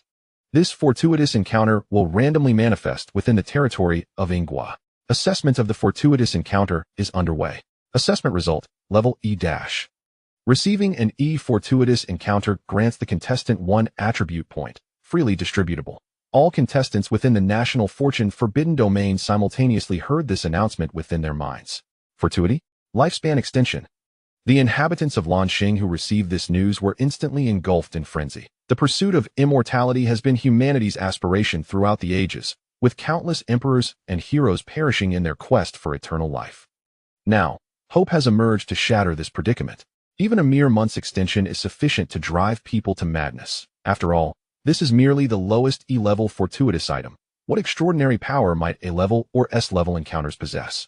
The authorities of Inghua promptly mobilized all military forces to launch a comprehensive search for the manifestation of this fortuity within their borders. Indeed, news soon surfaced that dozens of jade-green peculiar plants had been discovered throughout Inghua, each adorned with fruits bearing the inscription Qingzhong. The phone lines in the presidential secretary's office were inundated, indicating that the financial magnates of Inghua were determined to seize the opportunity. The audience in the Longhua live stream, once buoyed by optimism, now felt their spirits plummet, their hearts heavy as if burdened by a colossal stone. The might of Inghua is well known around the globe, and even Longhua cannot guarantee victory. Now that Inghua has secured a fortuitous reward, each contestant has received a boost of 1 attribute point. Meanwhile, Longhua has yet to gather its contestants, and the slow pace raises fears that the gap will only widen. Fortunately, however, all signs indicate that Longhua is moving in a favorable direction. Yet, within the live stream, Song Wei appeared profoundly agitated, murmuring, "Could it be that the ancient texts hold a grain of truth?" Bai Lu swiftly inquired, "Does Elder Song suggest that this fortuitous reward has historical documentation?" Song Wei replied, "It bears a striking resemblance. The ancient text, Yun Xian Za Ji, Wang Mu cherishes Huang Zhongli recounts. The West Queen Mother resides in Longyu City, where Huang Zhongli flourishes. When it blooms, it casts 3 shadows. When it bears fruit, it casts 9 shadows, each inscribed with Huang Zhong. The Queen Mother holds it in higher regard than the peach of immortality. The text references Huang Zhong Li, a celestial fruit, while the Qing Zhong Li that has appeared now possesses distinct effects. After all, Qing Zhong Li is merely an E-level fortuitous reward. The difference between it and the Huang Zhong Li documented in the ancient texts must await the visual confirmation from the Inghua livestream. Bai Lu remarked, "Let us now observe the situation of the contestants from Inghua." The director promptly shifted the footage to the Inghua livestream, revealing a peculiar jade-green plant beside the lifeless body of a large reptilian creature, with 3 severed serpent heads scattered nearby. The intricate network of ropes and the numerous military crossbow bolts embedded in the severed heads indicate that this meticulously prepared trap has proven quite effective. Clearly, the contestants from Inghua have discovered this extraordinary treasure trove and successfully vanquished the ferocious guardian beast. The genetically modified individual, Steve, wielded a massive sword still dripping with blood, performed a flourish, and then approached the jade-green plant, tearing off 2 fruits to toss to his teammates, who sat exhausted on the ground. Though the 3 Inghua contestants appeared somewhat disheveled, they were evidently unscathed, prompting admiration for their formidable strength. Goodness, a life-extending treasure at merely E-level. the fortuitous treasures within the national fortune forbidden domain can indeed manifest. This is truly remarkable. The contestants from Ingwa are undeniably far superior to those from the Monkey Nation. Is that genetically modified individual truly so fearsome? Those three heads were clearly cleaved by Steve. Haha, all thanks to the assistance of our Kimchi Nation. Look at Steve. He has black hair and brown eyes, indicating his family must possess our Kimchi Nation's lineage. That I recall that Ingwa folks are your forebears. Have you Kimchi Nation folks gotten it backwards? Damn. Instead of spamming the comments, why not observe what your Longwa contestants can accomplish? Longwa tourism team, don't end up becoming the next Monkey Nation, huh? The brazen arrogance of the Kimchi Nation has truly recalibrated everyone's perceptions, as even Steve, with his distinctly Western features, is claimed as part of their tribe. However, such mocking remarks have instilled concern among the audience of Longwa for their own contestants. Bai Lu, sensing the atmosphere turning sour, hastily instructed the director to switch back to focus on their own contestants. At this moment, Bai Yifei and Reba had been traversing the riverbank for the better part of the day, and the desolate expanse ahead was gradually revealing itself. Sensing Su Chen's presence not far ahead, Bai Yifei finally let out a sigh of relief, her previously anxious heart now at ease. That fellow has caused my hairstyle to become a mess. I am finally close to catching up with you. Before Bai Yifei could scrutinize the barren land ahead, a mysterious fragrance wafted into her nostrils. This scent was not overpowering. It bore a hint of bitterness, accompanied by a subtle earthy aroma. The mere scent of this fragrance swept away her fatigue from the long journey. Chapter 12, D-Class Forbidden Domain Creature. Bai Yifei's eyes sparkled with insight. There must be an extraordinary encounter nearby. She had just heard that a contestant from Ingwa had obtained a rare spiritual fruit, which not only enhanced the participant, but also multiplied their capabilities significantly. Within the homeland, given the frail physical conditions of the other two members from Longwa, the acquisition of such a treasure might considerably increase their chances of survival. However, the place of such an encounter likely harbored dangers. Upon this realization, Bai Yifei halted her steps and handed her backpack to the already panting and exhausted Reba. Reba, perplexed, inquired, "What's the matter, Aunt? Are we going to rest here for a while?" Bai Yifei gazed at Reba's sweat-drenched face and gently replied, "The individual ahead is not far from us. You stay here and rest for a moment, and please safeguard the Biu Hulu for me." Before the words had fully left her lips, Bai Yifei had already unfastened the Biu Hulu from her waist, poured a pill into her mouth, and then passed the Hulu to Reba. Reba received the Biu Hulu, even more baffled, and asked, "Aunt, what are you planning to do?" Bai Yifei smiled enchantingly. "Wait for me here. I shall return shortly. If I am not back in an hour, you should continue on and reunite with our companion ahead." Before Reba could press for further explanation, Bai Yifei's figure vanished into the dense forest. Within the thicket, the bitter scent of the vegetation became increasingly intense. Bai Yifei hastened her pace, following the source of this unusual aroma. As time passed, the secret medicine she held in her mouth gradually dissolved, and a warm current surged within her dantian. She had a premonition that the danger accompanying this encounter might be formidable. The more precious the opportunity, the greater the lurking risks. By consuming the secret medicine in advance, she was preparing for unforeseen circumstances. Even if she were to find herself at a disadvantage, she could forcibly enhance her strength and retreat safely. At that moment, a golden fruit tree appeared in Bai Yifei's line of sight. This tree, with its golden-hued branches and leaves, towered majestically, its upper branches resembling dragons and phoenixes, adorned with layers of golden fruits. The heavy golden fruits hung from the branches, gently swaying. The bitter scent emanated from these golden fruits, a fragrance both refreshing and ancient. Surrounding the golden fruit tree was an immaculate area, devoid of any weeds, with a crystal-clear spring flowing continuously from the roots of the tree.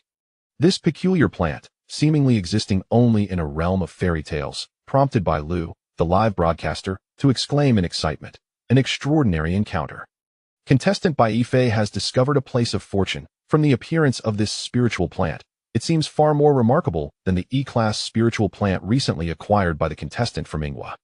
The viewers in Longwa's live stream were captivated by the sight of the enchanting golden fruit tree. Upon hearing Bai Lu's exclamation, they realized that this was indeed a rare opportunity within the realm of national fortune. Finally, a contestant from Longwa had found it. The live stream erupted in fervor as comments flooded in. "Wow, our Longwa has discovered an extraordinary encounter too. It's all thanks to my aunt. Aunt, I want to be your loyal follower." "Get lost. The aunt belongs to me. I told you it was suspicious for my aunt to venture off alone. Turns out she found a rare opportunity. I can't wait to see what effects this fruit tree has." Old Song was right. Our Longwa is destined for greatness. What about the contestants from Paokai country? What are they doing? However, at that moment, Song Wei in the live stream appeared somewhat troubled, repeatedly stroking his white beard. Noticing his anxiety, Bai Lu couldn't help but ask, Old Song, have you found something amiss? Song Wei sighed softly and replied, the golden fruit tree before us is obviously of a high grade. However, the more rare the treasure, the more fearsome creatures are likely to guard it. You all witnessed the situation with the contestant from Ingwa. Even the lowest E-class treasure had formidable guardians. Therefore, one can only wonder what kind of protector resides over this evidently superior golden fruit tree. After all, Bai Yifei is alone, and I am genuinely concerned for her. Upon hearing Song Wei's worries, the viewers in Longwa's live stream felt a wave of unease wash over them, their earlier excitement dwindling. Old Song is right, we shouldn't celebrate too soon. Let's cheer for our aunt. Indeed, only by defeating the guardian can one truly obtain the treasures. Heaven help us. Please, let it not be an excessively powerful beast that I noticed my aunt took the secret medicine from the very start. She must have anticipated this. She truly is remarkable. Heartbreaking. I feel for my aunt. Do you think she is pushing herself for nothing? What if my aunt gets injured? Will our Longwa be in jeopardy? Be quiet. Just enjoy the show my aunt is putting on. At this moment, Bai Yifei stood before the golden fruit tree, sensing an unsettling atmosphere that it was too quiet. The silence felt abnormal. The guardian of this extraordinary encounter must be nearby. Suddenly, Bai Yifei's hair stood on end as a chill ran down her spine. Instinctively, she swiftly drew her Zixiao sword and parried against a swiftly approaching entity. Clang! A metallic sound echoed, and Bai Yifei felt a slight numbness in her arm. Such tremendous force, as she steadied her gaze, she discovered a half-meter-tall golden amphibious creature crouched 30 meters behind her. This golden amphibian was covered in a layer of biological spines, its mouth remarkably large, with teeth like blades and deeply set eyes fixated coldly on its prey. Beep. Forbidden domain creature detected. Name, Devil Ancient Frog. The Devil Ancient Frog is an ancient species of amphibian. Characteristics, carnivorous, solitary. The Devil Ancient Frog is encased in a hard biological exoskeleton. Its long tongue serves as its primary weapon, striking with incredible speed. Its tongue is lined with sharp teeth and secretes a paralyzing toxin. It prefers to pierce its enemies with its tongue, incapacitating them before consuming them whole. Danger level, D-class. Simultaneously, a crimson subtitle appeared in the Longwa live stream. Upon seeing the information on this creature, the minds of the Longwa viewers went blank. D-class creature, the highest level of creature currently encountered in the National Fortune Forbidden Domain.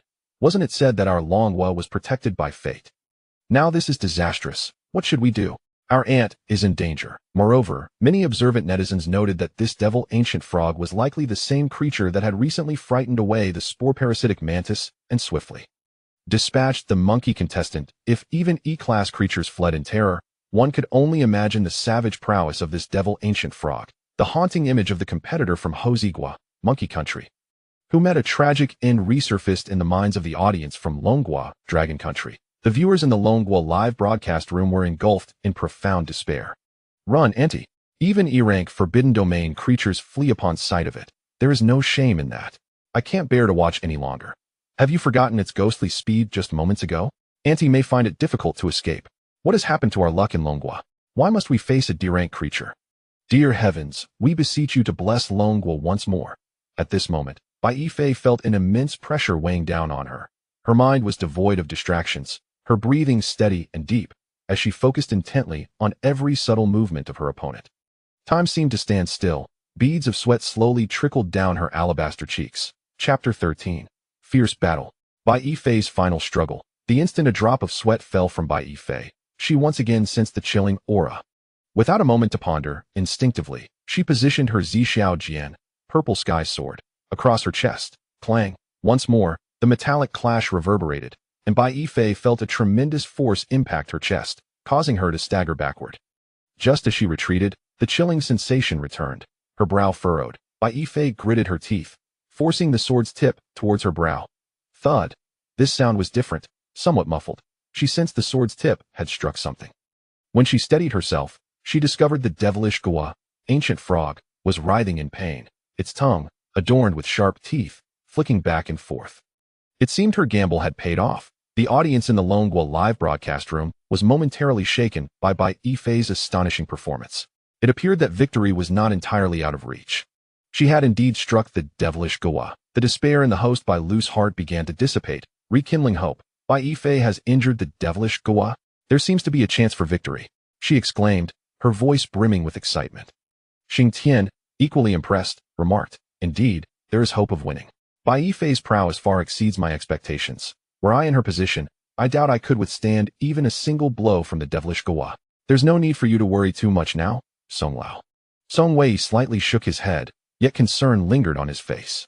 It is still too early to say that. I believe everyone is familiar with the divisions of the national martial arts realm. Ming Jin, On Jin, Hua Jin, Dan Jin, Gong Jin, and the legendary ability to shatter the void. Impervious to deities, Bai Yifei practices internal martial arts and is currently at the Hua Jin stage. To defeat the devilish Goa, she must penetrate its formidable shell and inflict internal damage. The secret elixir she possesses has a time limit.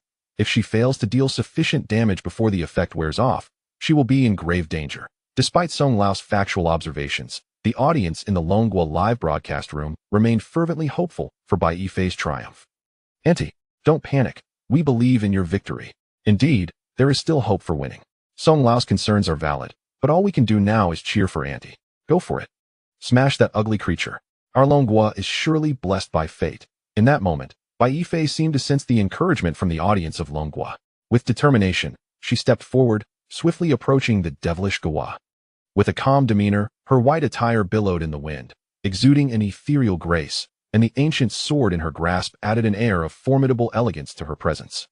She understood that this was not merely a contest of strength against the devilish Goa, but rather a battle for survival. The devilish Goa recognized Bai Yifei's intent, its tongue launching forth in rapid succession. The sword gleamed, sparks flying. Bai Yifei felt a tingling in her hands, nearly losing grip on the Zixiaojian. Yet, she had now positioned herself directly before the devilish Goa. Summoning all her strength, she swung the sword down. However, she sensed no contact with any object. The devilish Goa had seemingly vanished without a trace. Just as confusion settled in, a sudden gust of wind rushed towards her from behind. Oh no! Instinctively, she tilted her body to evade the impending attack from the devilish Goa. Yet, a sharp pain in her waist revealed that she had not entirely escaped its strike. Bai Yifei turned to confront the devilish Goa, her vigilance peaking. The creature's speed was astonishing. She had failed to notice when it had stealthily positioned itself behind her. Crimson blood oozed from her wound, staining her white garment of vivid red. Even more alarmingly, she felt no pain from the injury. Instead, a numbing sensation began to spread from her waist throughout her body. Bai Yifei recalled the earlier commentary about the devilish Goa's tongue, which could secrete a paralyzing toxin. She realized she had been poisoned, and time was running out. Taking a deep breath, Bai Yifei prepared to fully consume the secret elixir hidden beneath her tongue. Knowing this was her sole opportunity, if ingested, it would bestow her with power comparable to that of the Dan Jin level for the next half hour. Success or failure hinged upon this fleeting moment. Yet, despair loomed as the devilish Goa's form had completely vanished from her sight. She could only vaguely sense its presence lurking within the nearby thicket, patiently waiting for her to succumb to the spreading effects of the toxin. This was the hunting technique of nature's apex predator, utterly suffocating. Even Bai Yifei, who was usually composed, displayed a flicker of anxiety in her eyes. If this continued, she feared she would truly be powerless to turn the tide. She had no choice but to strike first, to make one final desperate attempt. At this moment, the audience in the Longhua live broadcast room was equally anxious, noting the expanding crimson stain on Bai Yifei's waist, the blood flowing incessantly from her wound. What should they do? What now? Andy had no support. The other two competitors from Longhua were devoid of any combat capability. Was Andy destined to fail? The host by loose complexion turned as pale as paper, her tightly clenched hands trembling slightly as she urgently asked, "Both of you, think of a solution. What should we do? Bai Yifei has already been injured." Xing Tian frowned slightly, his expression grave as he replied, "This is a dire situation. That devilish Goa moves too swiftly. Bai Yifei has sustained injuries and can hardly keep pace with the creature. If she does not engage, she will only be left to endure the blows. Does Song Lao have any brilliant strategies left?" Song Wei appeared as if he had been carved from wood, exhaling a deep sigh, his voice hoarse as he remarked, "The situation is worse than you can imagine. If you observe closely, Yifei's movements have become somewhat stiff. Have you forgotten that the devilish Goa's tongue secretes a paralyzing toxin? Ife has already been poisoned. The reason the devil ancient frog is concealing itself is to await the spread of the toxin within Ife's body that if this continues, Ife will undoubtedly face defeat. There remains but one final opportunity, which is for Ife to consume the secret medicine for a last desperate attempt. The audience in Longwa's live broadcast, upon hearing the commentary from the two hosts, felt as though they had plunged into an abyss, suffocated by the overwhelming despair that left them gasping for breath. Is the fate of Longwa truly destined to conclude in such a manner? Will Ant succeed in her final struggle? The barrage of comments in the live chat erupted in lamentations. No. I cannot bear for Ant to perish. Is there still a miracle? What of Longwa's fortune? Are we truly to witness Longwa's failure here? There's nothing to be done. The other two members of Longwa's team are utterly useless. Let us all await our demise together. There is no hope left. Ant still has one last attempt. Not far away, within the realm of the Death Forest, Su-chan sensed that the movements of Longwa's other two teammates had suddenly ceased, with one even delving deep into the thicket, seemingly in the company of a feeble creature. Confusion washed over him. What could those two teammates be doing? There seems to be a hint of blood. Surely such a weak creature cannot pose a threat. Chapter 14, Technique Transition, Song. Ife felt the numbness at her waist spreading more rapidly than she had anticipated. If this continued, even with the secret medicine, it would be futile. Just as she prepared to swallow the medicine for one final attempt, a faint sound of footsteps emerged from the dense forest. Ife turned her gaze toward the source of the sound in astonishment, her eyes widening upon recognizing the newcomer. It was Reba. Reba emerged from the thicket, her backpack slung over her shoulder, her body smeared with mud and leaves. Her hair was disheveled, and her face glistened with sweat, giving her a rather disheveled appearance. Ant, what has happened to you? I have come to staunch your bleeding. Upon seeing the bloodstains at Ife's waist, she could not help but exclaim, rushing to Ife's side with eager inquiries. How did you come here? Ife maintained her focus, remaining vigilant against the impending attack of the devil ancient frog. Ant, I became worried when an hour passed, and you had not returned, so I followed your trail to find you, Reba explained as she tore open Ife's clothing at the waist and retrieved medical hydrogen peroxide from her backpack to cleanse the wound. Reba, I have become a burden to you. I am poisoned by the devil ancient frog and may find it difficult to contend with it now. Reba shook her head and quietly replied, Ant, we are both serving Longwa this time. We are a team to be. By the way, I have prepared some special medicines. I do not know if they will be of any help. Now that we have reached this point, let us utilize whatever we can. Reba nodded, and after bandaging Ife's wound, she produced 2 injection pens and swiftly administered them into Ife's fair skin at her waist. What medicine are you giving me? Adrenaline and a biological antitoxin serum. Upon hearing Reba's words, the audience in Longwa's live broadcast felt a flicker of hope reignite within them. Would the biological antitoxin serum prove effective? The host Bai Lu turned her hopeful gaze toward the 2 commentators beside her, inquiring, will the biological antitoxin serum yield results? After a moment's contemplation, Xing Tian responded, the likelihood is slim, as the biological antitoxin serum is derived from the venoms of creatures on Blue Star, effective only against the toxins of Blue Star's creatures. This devil ancient frog is evidently not a species from Blue Star. However, the adrenaline will certainly provide its intended effect, lending considerable support to Ife's final attempt. The barrage from Longwa's audience surged. Though some expressed a tinge of disappointment, they still acknowledged Reba's efforts. The entire Longwa live broadcast was now anxiously awaiting the outcome of Ife's last struggle. Reba is so brave. I take back my earlier words of derision. Regardless of the outcome, Reba has done her utmost. Do not lose heart. Ant still possesses the strength for one final attempt. The members of Longwa are all so determined. Well, except for that young lad Su-chan. Why select an 8-year-old child to participate? He is utterly useless. Indeed, perhaps if we had chosen an ordinary person, the situation could have been reversed. Come on. It all hinges on Ant's final attempt. However, at this moment, the live broadcast shifted to Su-chan, and the viewers were astounded to see him approaching Ife's location, the distance between them narrowing. Significantly, the host Bai Lu's complexion turned pale as she exclaimed, why has Su-chan come over as well? The audience of Longwa was nearly struck with panic, almost leaping from their seats. If Su-chan were to unwittingly be detected and killed by the devil ancient frog at this moment, then both Ife and Reba would meet their end. Longwa would be doomed. Damn, Su-chan, if you wish to perish, do not do so here. Su-chan, you are like a father to me. I call you father. I beg you, do not go. You will die? Reba is going to assist. Why are you going empty-handed? Su-chun, are you seeking death? How could you? You chose to reunite now? Su-chun, are you purposefully putting my aunt in jeopardy? Su-chun, I am truly afraid for you. This is not the time for games. Did your parents not discipline you as a child? It's over. It's over. I can already see the golden spirit tree from Su-chun. Damn you, Su-chun. Do not proceed. At this moment, the Longwa live broadcast had spiraled into chaos, the barrage entirely dominating the screen. However, Su-chun had long since muted the barrage with a black cloth. He seemed to sense something and quickened his pace toward Bai Yifei. The flicker of hope that had burned within the hearts of the Longwa audience appeared to be extinguished as Su-chun's actions crushed it underfoot, dousing their spirits and leaving them in utter despair. Even more troubling, foreign viewers were watching the Longwa live broadcast with great interest, among them participants from Paokai country, who were mocking and deriding the situation. They seemed to witness history in the making. As the top nation of Longwa on Blue Star was on the verge of its downfall today, the people of Longwa had no desire to engage with these foreigners, their eyes fixated solely on Su-chun's every move. Each person breathed rapidly, hearts racing, as if the next moment would spell Su-chun's demise. In the Longwa live broadcast, Xing Tian sat rigidly, his body tense, betraying rare signs of anxiety. With a grave expression, he stated, Bai Yifei must be able to sense Su-chun's approach. I hope she can make a decision swiftly. Suddenly, Bai Lu gasped, it seems the devil ancient frog has appeared. A golden figure flashed through the thicket before vanishing from sight.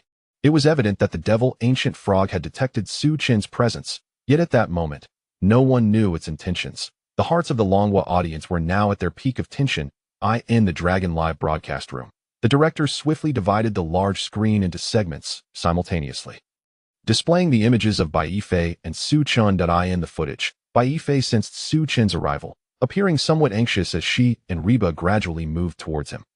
Suddenly, a golden yellow afterimage whizzed past. Before Bai Yifei could react, she was struck as if by a heavy blow, causing her to lose grip of the Zixiao sword. Her body flew backward several meters, ultimately collapsing to the ground, unconscious. Then it was Reba's turn. Despite her brave attempt to draw her weapon in defense, fate proved just as cruel to her as it had to Bai Yifei. Her weapon was knocked away, and she too fell to the ground, losing consciousness. It was over. This time, it was truly the end. Darkness enveloped the minds of all in Longwa, despair sinking in. The main force of Longwa had been defeated, leaving only an 8-year-old child. Even the host, Bai Lu, gazed vacantly at the two commentators, murmuring, it seems to have truly ended. Has Longwa really met its demise? In the live room, Song Wei and Xing Tian shared pale faces, their eyes dim and devoid of light, slumped in their seats. Everything appeared to have settled. The calamity for Longwa was imminent. The live broadcast room descended into a frenzy. Countless comments surged like a tidal wave, and no one cared about the fate that had long been confirmed for Su-chun. This is unacceptable. It's all Su-chun's fault for distracting my aunt. Damn, Su-chun, are you here to punish us? What is the point of blaming someone who is about to die? We should be contemplating the impending disaster. Woo-woo, I live by the coast. I don't want to die. It may not necessarily be a tsunami. A massive earthquake is also possible. Sigh, farewell Longwa. It's over. Is history about to repeat itself for Longwa? There's nothing to be done. It's a pity for my aunt and Reba. In the forsaken realm of national destiny, Su-chun slowly lowered the black satin cloth covering his eyes, revealing a pair of misty, azure eyes that calmly regarded the crouched demon ancient frog ahead. He extended his right hand, fingers spread forward, and murmured, technique. Shun Zhuan Tongdas. Su-chun's words fell. In an instant, a faint blue sphere of spell power coalesced above the demon ancient frog. The surface of this sphere manifested swirling patterns, beginning to rotate with the flow of time. The sphere became the center. The surrounding air began to distort, drawing all objects towards the direction of Tsang. Like a miniature black hole, everything was drawn in, compressed, and collapsed. The demon ancient frog sensed the entire surrounding space twisting, struggling violently, its horizontal pupils revealing terror. It felt its body immobilized, slowly being pulled away by Tsang. This sensation was peculiar, as if the entire world were twisting and rotating, binding it tightly, rendering it unable to move. The demon ancient frog attempted to extend its tongue to attack the creature before it, but found itself unable to do so. The whole world began to constrict. It had no idea what was happening, only able to feel everything around it being infinitely compressed. Boom. The faint blue Tsang rotated faster, expanding continuously, its pull intensifying. Nearby trees began to tremble, their leaves rustling. Countless leaves and broken branches were drawn towards Tsong, followed by colossal trees being uprooted. The ground became concave, soil, boulders, flora, air, life, and even the last vestige of thought from the demon ancient frog, all were infinitely compressed under the attraction of Tsong, approaching negative infinity. Finally, everything vanished, as Tsong slowly dissipated in the air. A massive hemispherical pit, over 10 meters in diameter, was left on the ground. Moments later, another loud boom resonated, as the bottom of the pit continued to collapse, yet no sound of falling could be heard for a long time, ultimately revealing a bottomless underground void. Yu Chin's azure eyes remained as tranquil as water. He did not glance back at the vast pit, but quickly walked towards his two teammates, who lay unconscious nearby. At that moment, a striking crimson announcement appeared in the Longwa live room. Announcement: Longwa contestant has received a fortuitous reward, Bodhi Spirit Tree. The Bodhi Spirit Tree bears fruit resembling eggs, golden in color, with roots that spring forth with spiritual springs, a treasure of heaven and earth. Consuming the Bodhi Spirit Spring can detoxify 100 poisons, while consuming the Bodhi Spirit Fruit can refine the body and extend life by 5 years. Each individual can only experience this effect once. Additional consumption is futile. This fortuitous event will randomly manifest in Longjing. Evaluating the fortuitous event level. Assessment result, level C-. Receiving a C-level fortuitous event grants the contestant 10 attribute points. Please allocate freely. In this moment, the people of Longwa, still immersed in a frenzy of despair, believed that the final judgment had arrived, and most dared not look at the crimson subtitles on the screen. Yet when they mustered the courage to glance at the broadcast room's text, everyone felt as if struck by lightning, their bodies trembling, eyes nearly popping out, mouths instinctively agape as if trying to articulate something, yet no sound emerged. Everyone in Longwa was stunned. What the hell? What just happened? Is this an illusion? The subtitles in the live room regarding National Destiny were too bizarre. How did they suddenly attain a C-level fortuitous object? That was a D-level forbidden domain creature. Could an 8-year-old child truly have vanquished it? Impossible. Absolutely impossible. That creature was among the most ferocious beings encountered by all contestants from Blue Star. It could dominate spiritual objects of a higher level than itself, and it was 5 levels above the E-level creature faced by the previous Eagle Nation contestants. Even the E-level creature had required meticulous preparation and significant effort from 3 Eagle Nation contestants to defeat. Not to mention the terrifying giant wolf that had pursued the E-level contestant from the Monkey Nation. Killing an adult male from the Monkey Nation was akin to a buffet. Yet this D-level ferocious creature was supposedly defeated by an 8-year-old child? What a joke. The people of Longwa simply could not believe the announcement they had seen. However, within the live footage, there was no trace of the demon ancient frog, only a vast, bottomless pit. The entire nation of Longwa remained in a dazed state, having transitioned from the despair of impending calamity to a sudden twist of fortuitous reward, struggling to adapt to this immense contrast. What the hell? What just happened? Someone explain this to me. I was saying goodbye to my ex-girlfriend. My emotions were all set, and now you tell me Longwa won. Though I'm a bit confused and don't know what happened, it feels so good to be alive. Where did the demon ancient frog go? What is this giant pit on the screen? Could it be that Su Chun defeated the demon ancient frog? Am I dreaming? In the live broadcast room of Longwa, the host, Bai Lu, gazed incredulously at the subtitles displayed on the large screen, momentarily lost in thought. She wiped the beads of sweat from her forehead and turned to the 2 equally astonished commentators beside her, who were rendered speechless, and inquired, what exactly just transpired? What is the significance of the enormous pit depicted on the screen? Songwei furrowed his brow slightly and replied, this is indeed perplexing. I am quite astonished. It seemed as though the blue sphere emitted a flash of light, and then the figure of the devil ancient frog vanished, leaving behind only that unfathomable pit. This peculiar phenomenon is something I have never witnessed before. However, one thing is certain. The disappearance of the devil ancient frog is undoubtedly related to this pit. Could it possibly be a ground collapse? Xing Tian nodded in agreement, stating, my perspective aligns with Elder Song's hypothesis. Beneath the location where the devil ancient frog once stood lies a bottomless subterranean void.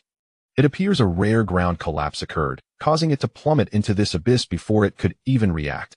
Given the current announcement, it seems the devil ancient frog has met its demise. As for the blue sphere, it likely represents a natural phenomenon preceding the collapse, akin to the white light that appears before earthquakes on our blue star, or the occasional ball lightning during thunderstorms. After all, It is entirely normal for extraordinary events to occur in this domain of national fortune. Regardless of how we may attempt to dismiss what we have witnessed, the undeniable truth is that Longhua has triumphed.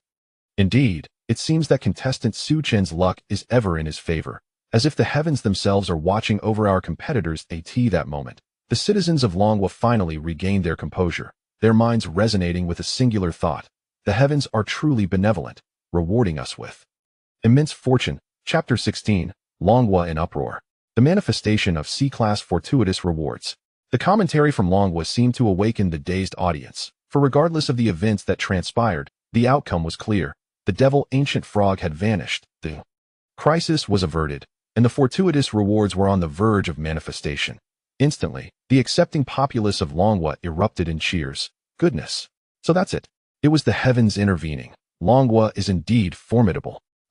I am beyond excited. Su Chen truly embodies the son of fortune. A D-class beast has fallen at his feet. I reside in Dinan Island. I am grateful to Su Chen's adoptive father for saving my life. From this day forth, you are my father. Wait. Did Su Chen really have an advantage? Will meteors rain down next time?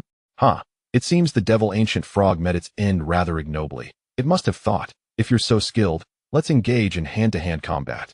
Bravo heavens. Now we can boast about our triumph. This was not the end.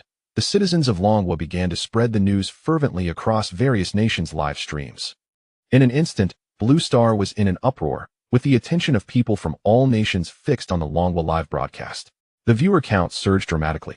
2 billion, 3 billion, 4 billion, 60 billion. In mere minutes, the number of concurrent viewers soared to 60 billion, while the total population of Blue Star barely exceeds 100 billion. 60% of the population of Blue Star flocked to the Longhua live stream.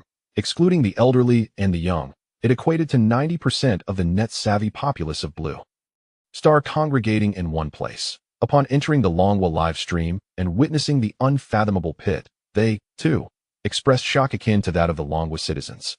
My God, has a ground collapse truly occurred here? Could it be that the Longhua citizens are speaking the truth? The only active contestant in Longhua now is that 8-year-old child. Heavens! A D-class Forbidden Domain creature has fallen into a pit and perished. Can someone tell me if today is April Fool's Day? How did this happen? Are the Longhua citizens merely fortunate? Surely, there can't be any hidden weaponry. You are overthinking. The only active participant is that 8-year-old child. Do you really believe a child could vanquish a D-class Forbidden Domain creature? Indeed. The fortune of Longhua is truly terrifying. That deep pit makes my scalp tingle. None of the inhabitants of Blue Star watching the Longhua live stream believed an 8-year-old child could kill a D-class Forbidden Domain creature, for in their world, there existed no powers surpassing the technological paradigm that in their understanding, superpowers, spells, and magic seemed to belong solely to the realms of novels and films. Faced with phenomena that transcended their established perceptions, people naturally sought explanations that they could accept to rationalize the events. However, there existed a faction of obstinate individuals who refused to acknowledge the facts before them, stubbornly insisting that all occurring was merely deceit and lies, as they had never encountered such realities. The people of Pickled Vegetable Nation scoffed at the events unfolding in the Longhua live stream, engaging in heated exchanges with the citizens of Longhua. You Longhua citizens shouldn't think to use this ruse to glorify yourselves. Longhua citizens love to put on a show. That luck is undoubtedly fabricated. That Forbidden Domain creature must have left for other reasons, allowing you Longhua citizens to reap the benefits. Indeed, perhaps it was frightened away by our Pickled Vegetable Nation contestants. You Longhua citizens have no shame. That fortuitous reward rightfully belongs to our Pickled Vegetable Nation, and you should return it intact. Damn you. I am astounded by your shamelessness. The shamelessness of Pickled Vegetable Nation is not new. Pickled Vegetable Nation is correct. The Forbidden Domain creature was indeed scared off by their contestants' arguments. Don't pay attention to these fools. Otherwise, you'll end up as foolish as they are. Regardless of how Pickled Vegetable Nation mocked and derided, their voices were utterly drowned out by the fervent cheers of the Longhua populace. The emotions that had long been suppressed within the citizens of Longhua were finally released, allowing them to breathe freely. After all, the attainment of the highest level C-class fortuitous reward by Longhua was an indisputable fact. No other nation among the 300 nations of Blue Star could achieve such a feat. The ferocity of Forbidden Domain creatures was evident to all, and it was unlikely that this record would be broken for a considerable time. By the way, wasn't it mentioned that this C-class fortuitous reward would materialize within Longhua? Is there any news yet? At that moment, A comment in the Longwa livestream caught everyone's attention. Indeed, where are the rewards from Longwa? I was so preoccupied with berating Pickled Vegetable Nation that I nearly forgot. It has long since been revealed. Haven't you checked Longwa's official website? The photos are already out. Where? Quick, show me. I'm curious to see if the Bodhi Spirit Tree truly has effects as wondrous as described in the subtitles. Everyone eagerly opened Longwa's official website or browsed social media platforms, impatiently searching for news regarding the emergence of spiritual flora within Longwa. Upon viewing the official videos and photos released by Longwa, the citizens were filled with immense joy. At last, Longwa possessed spiritual flora, and its effects surpassed those of Ingwa, an immeasurable gap indeed. The photos from Longwa's official website clearly depicted the Bodhi Spirit Tree appearing in various locations throughout Longwa, with the currently discovered number reaching into the hundreds. Each golden Bodhi Ling tree is not only laden with abundant fruits, but also nourished by a crystal-clear spiritual spring flowing from its roots. The most astonishing among them is the Bodhi Ling tree that emerges in the arid desert landscape. Standing tall amidst the sands, the tree thrives vibrantly. Its roots plunge deep into the earth, with the spiritual spring gently coursing forth, creating a serene pond at the base, where the reflection of the Bodhi Ling tree dances on the water's surface, resembling a scene from a fairyland. This spiritual spring spreads from the pond, transforming the once barren land into a lush and vibrant oasis, steadily expanding beyond the horizon. Wow! How can the Bodhi Ling tree improve the land? It turns the desert into an oasis. Indeed, is this perhaps one of its hidden attributes? It seems far superior to that E-level reward from the Eagle Nation. It is truly beautiful. Such miracles could only be born from a celestial mirror. Absolutely. It appears far more prestigious than that E-level spiritual object from the Eagle Nation, considering the Bodhi Ling tree is a C-level spiritual object. I'm now quite curious. Does the Bodhi Ling fruit truly extend lifespan by 5 years as the subtitles suggest? Chapter 17. Terribly frightening. I thought the values were exploding. At the tumor hospital in Daijing City, in the special care unit, an elderly man clad in a hospital gown, wearing an oxygen mask and connected to numerous tubes, strained to sit upright on an office chair. His trembling hands tapped on the keys of a notebook, gradually maneuvering the mouse. Surrounding him were medical staff and individuals in military uniforms. At that moment, the elderly man's companion whispered in his ear, "The doctor wants you to rest for a while." He replied, "Sitting is better than lying down." "I cannot lie down, for if I do, I won't be able to get back up." In that moment, the elderly man understood better than anyone that his life was nearing its end, yet he could not lie down. His mission remained unfulfilled. After more than an hour, exhaustion overcame him, and with the assistance of the medical staff, he returned to his hospital bed. Gasping for breath, his gaze began to dim. If only he had a little more time. There was still a project left unfinished, and if he could complete it, Long Nation would be at the forefront on Blue Star. The machines beside his bed began to emit urgent alarms. The heart rate displayed began to stabilize, and the blood oxygen saturation was plummeting. Everyone in the room understood that the elderly man's time was drawing near. He had dedicated his entire life to the national defense of Long Nation, and even in the late stages of cancer, he remained focused on the unfinished project.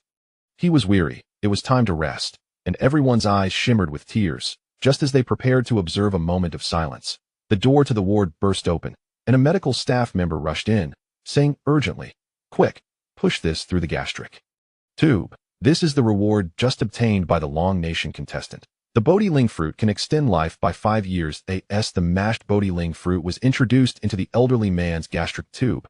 A miraculous scene unfolded. The alarms ceased, and the blood oxygen saturation soared back to 100. The elderly man opened his eyes. He was truly awake. The doctors hurriedly approached to conduct examinations, fearing that this might merely be a fleeting revival. To their astonishment, they found that each organ within the elderly man had indeed regained vitality, with even the cancerous lesions shrinking to an imperceptible degree. Given this condition, it seemed plausible that he could survive for another 5 years. The rewards from the forbidden domain, the Bodhi Ling fruit, were indeed effective. At that moment, the elderly man felt a profound difference in his body, as if he were once again brimming with life. He couldn't help but ask, "Doctor, what is happening?" "I feel much better. Can I be discharged?" Lee Academician, it is the effect of the forbidden domain reward, the Bodhi Ling fruit. Your body can last at least another 5 years. We will conduct a detailed examination shortly, and then you can be discharged. The elderly man was momentarily taken aback, before breaking into a long-lost smile. It seemed he could pursue that project after all. The Forbidden Domain. Who would have thought it was real? He owed gratitude to the Long Nation contestants who had labored within the National Fortune's Forbidden Domain.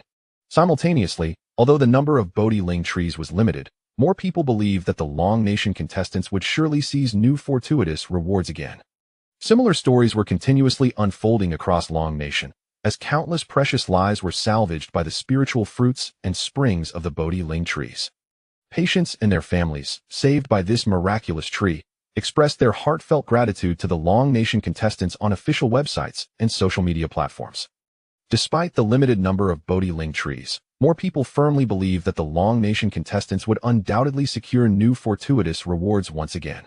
Reports of rescues by the Bodhi Ling trees were rolling in on Long Nation's official live stream. All viewers from Long Nation felt an overwhelming sense of pride alongside their joy. Oh my goodness! Did you see those reports? The effects of lifespan extension are real. I saw it. Even academician Lee has been saved. Incredible. Our Long Nation contestants truly possess extraordinary fortune. I am already looking forward to the next fortuitous reward. Did you notice? What does the last reward of 10 attribute points mean for the Long Nation contestants? Indeed, the Eagle Nation contestants seem to have only received 1 point last time. In the Long Nation livestream, yes. I almost forgot. Bai Lu, seeing the questions from the audience, hurriedly asked, 2 commentators, do you know what these attribute points are? Just as Bai Lu finished speaking, crimson subtitles reappeared in the Long Nation livestream. Contestant, Reba. Gender, female. Nationality, Long Nation. Constitution, 6. Strength, 3. Agility, 2. Intelligence, 3. Ability, none. Points to allocate, 10. Overall. Strength evaluation, E-. Contestant, by Yi-Fei. Gender, female. Nationality, Long Nation. Constitution, 10. Strength, 9. Agility, 15. Intelligence, 10. Ability, Wudong Heart Method, Wudong Body. Method, Wudong Sword Technique, Wudong Medical Heritage. Points to allocate, 10. Overall Strength Evaluation, D. Contestant, Su Chun. Gender, male. Nationality, Long Nation. Constitution. Strength. Agility. Intelligence. Ability. Overall Strength Evaluation. Average attribute points for a normal adult are 5 each. Huh. Bai Lu's eyes widened. What is this? How come we didn't see this in the Eagle Nation's live stream? Xing Tian replied, this is the contestant attribute panel. Similar to a display that quantifies character strength data in games, the free attribute points should directly enhance the contestants' various attributes. The reason you mentioned for not seeing the Eagle Nation's live stream is quite simple. The National Luck Forbidden Zone had already issued a warning as soon as it commenced. Any information of a confidential nature is subject to censorship, and I believe that individuals from other countries are also unable to glean any information regarding our Longwood competitors in the livestream. In an instant, the live chat was inundated with messages as the citizens of Longwa excitedly strategized for their competitors, filled with a plethora of suggestions and viewpoints. Wow, an attribute panel. Is it really that convenient? If it were me, I would allocate all points to strength. Extraordinary strength yields miraculous results. Are you kidding? Your silly strength cannot compare to the creatures within the Forbidden Zone. Allocating everything to agility is the way to go. If you can't win, at least run away. Better to leave with a chance than to be left with nothing. Why does my Reba only have a physique that exceeds the average, while the rest are so low? Her agility is just 2 points. What else would you expect? Do you know why Reba is called Fat Ba? A high physique and low agility just means she's too heavy to run. Huh. My aunt's stats are truly terrifying. Her overall strength has reached D level. Wait, did you see Su Chen's stats? Why are all values marked as? What does that mean? Isn't it obvious? The average for ordinary people is only 5 points, and a child of 8 should have values below 1 point. How can the panel display that? That makes sense. I thought the symbols indicated an explosive level of strength that couldn't be displayed. You scared me there, AT this moment. Bai Lu's face flushed with excitement as she gazed at the 2 commentators and inquired, Dear commentators, do you have any valuable insights regarding the allocation of attribute points for the competitors? Chapter 18. Su Chun, you scoundrel. Allocate to agility. Upon hearing Bai Lu's inquiry, Xing Tian pondered for a moment before responding. Based on the current panel, the average attribute value for ordinary individuals is merely 5 points. The 10 points of free attribute points represent a significant enhancement for our competitors. Should we allocate all points to a single attribute, our competitors could achieve a 2-fold increase compared to ordinary individuals. I recommend that the less combat-capable Reba and Su Chun invest all their attribute points in agility. This would greatly enhance their survival ability in combat. As for the competitor by Yifei, we should await Elder Song's opinion. Elder Song stroked his white beard and remarked, Xing's reasoning is quite sound. I concur with his viewpoint. Regarding Bai Yifei, I still suggest allocating all attribute points to agility. After all, most creatures appearing in the National Luck Forbidden Zone possess toxic abilities. Even without poison, humans cannot easily withstand the attacks from the creatures in the Forbidden Zone unscathed. Sustaining injuries in this deadly forest could lead to failure. Enhancing agility to evade attacks is undoubtedly the correct choice. The two competitors are still unconscious and yet to awaken, but there is no need for excessive concern. The Bodhi Spirit Tree can effectively heal their injuries. Once they awaken, I believe they will heed our advice. Upon hearing the commentator's suggestions, the audience in the Longwa live stream could not help but silently commend them. Compared to the Eagle Nation competitors who only received 1 point in attribute rewards, they were filled with confidence regarding the enhanced strength of their own competitors. The commentators are right. Agility is indeed paramount. Exactly. If humans are struck by those terrifying creatures, they either succumb to poison or suffer disabilities. I also agree with the commentators. At this stage, prioritizing survival is crucial. Other attribute points can be supplemented later. Surviving is the key. Once our competitors complete their allocations, their strength may well surpass that of the Eagle Nation's competitors. The Eagle Nation's competitors can only allocate 1 point, while our Longwa competitors have a whopping 10 points. It seems that after these enhancements, our competitors will stand shoulder to shoulder with any nation. Agreed. Although our competitors initially seemed weak, we are fortunate to have attribute points to enhance their strength. Eagle Nation youngsters, have you grasped the difference between E-level encounter rewards and C-level encounter rewards? Within the National Luck Forbidden Zone, the impersonation system reappeared before Su Chun. Ding! Impersonation degree has reached 30. Strength enhancement to Wu Qiao Wu's body. Strength 30, curse power 30. Comprehension of the unlimited technique. Comprehension of the Tsangyan usage method. Unlimited technique. Neutral unlimited technique principle. Bringing the converging infinite series from the paradox of the magical infinite Achilles into reality.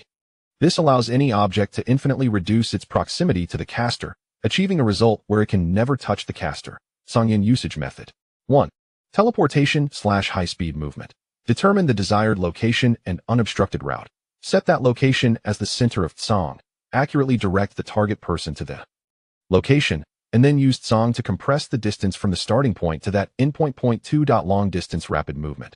By using 6 eyes to determine the desired location and unobstructed route, employ multiple Tsangs to continuously compress the distance until reaching the endpoint. 3. Strengthening physical techniques, a high-level operation determined by Tsang, adding Tsang to the original neutral unlimited to accelerate one's actions. Comprehensive strength evaluation. After viewing the impersonation panel, Su Chun was momentarily taken aback, not expecting that utilizing the technique of order, Tsang would directly elevate the impersonation degree by 20 percentage points. Moreover, he could comprehend Wu Qiao Wu's strongest shield, the unlimited technique. Now, with Wu Qiao Wu's most formidable defensive technique in hand, while he could not maintain it constantly before mastering the reversal technique, during the activation of the unlimited technique, nothing could harm him. As for the final comprehensive strength evaluation of Su Chun found himself at a loss. This alteration only occurred after entering the National Luck Forbidden Zone.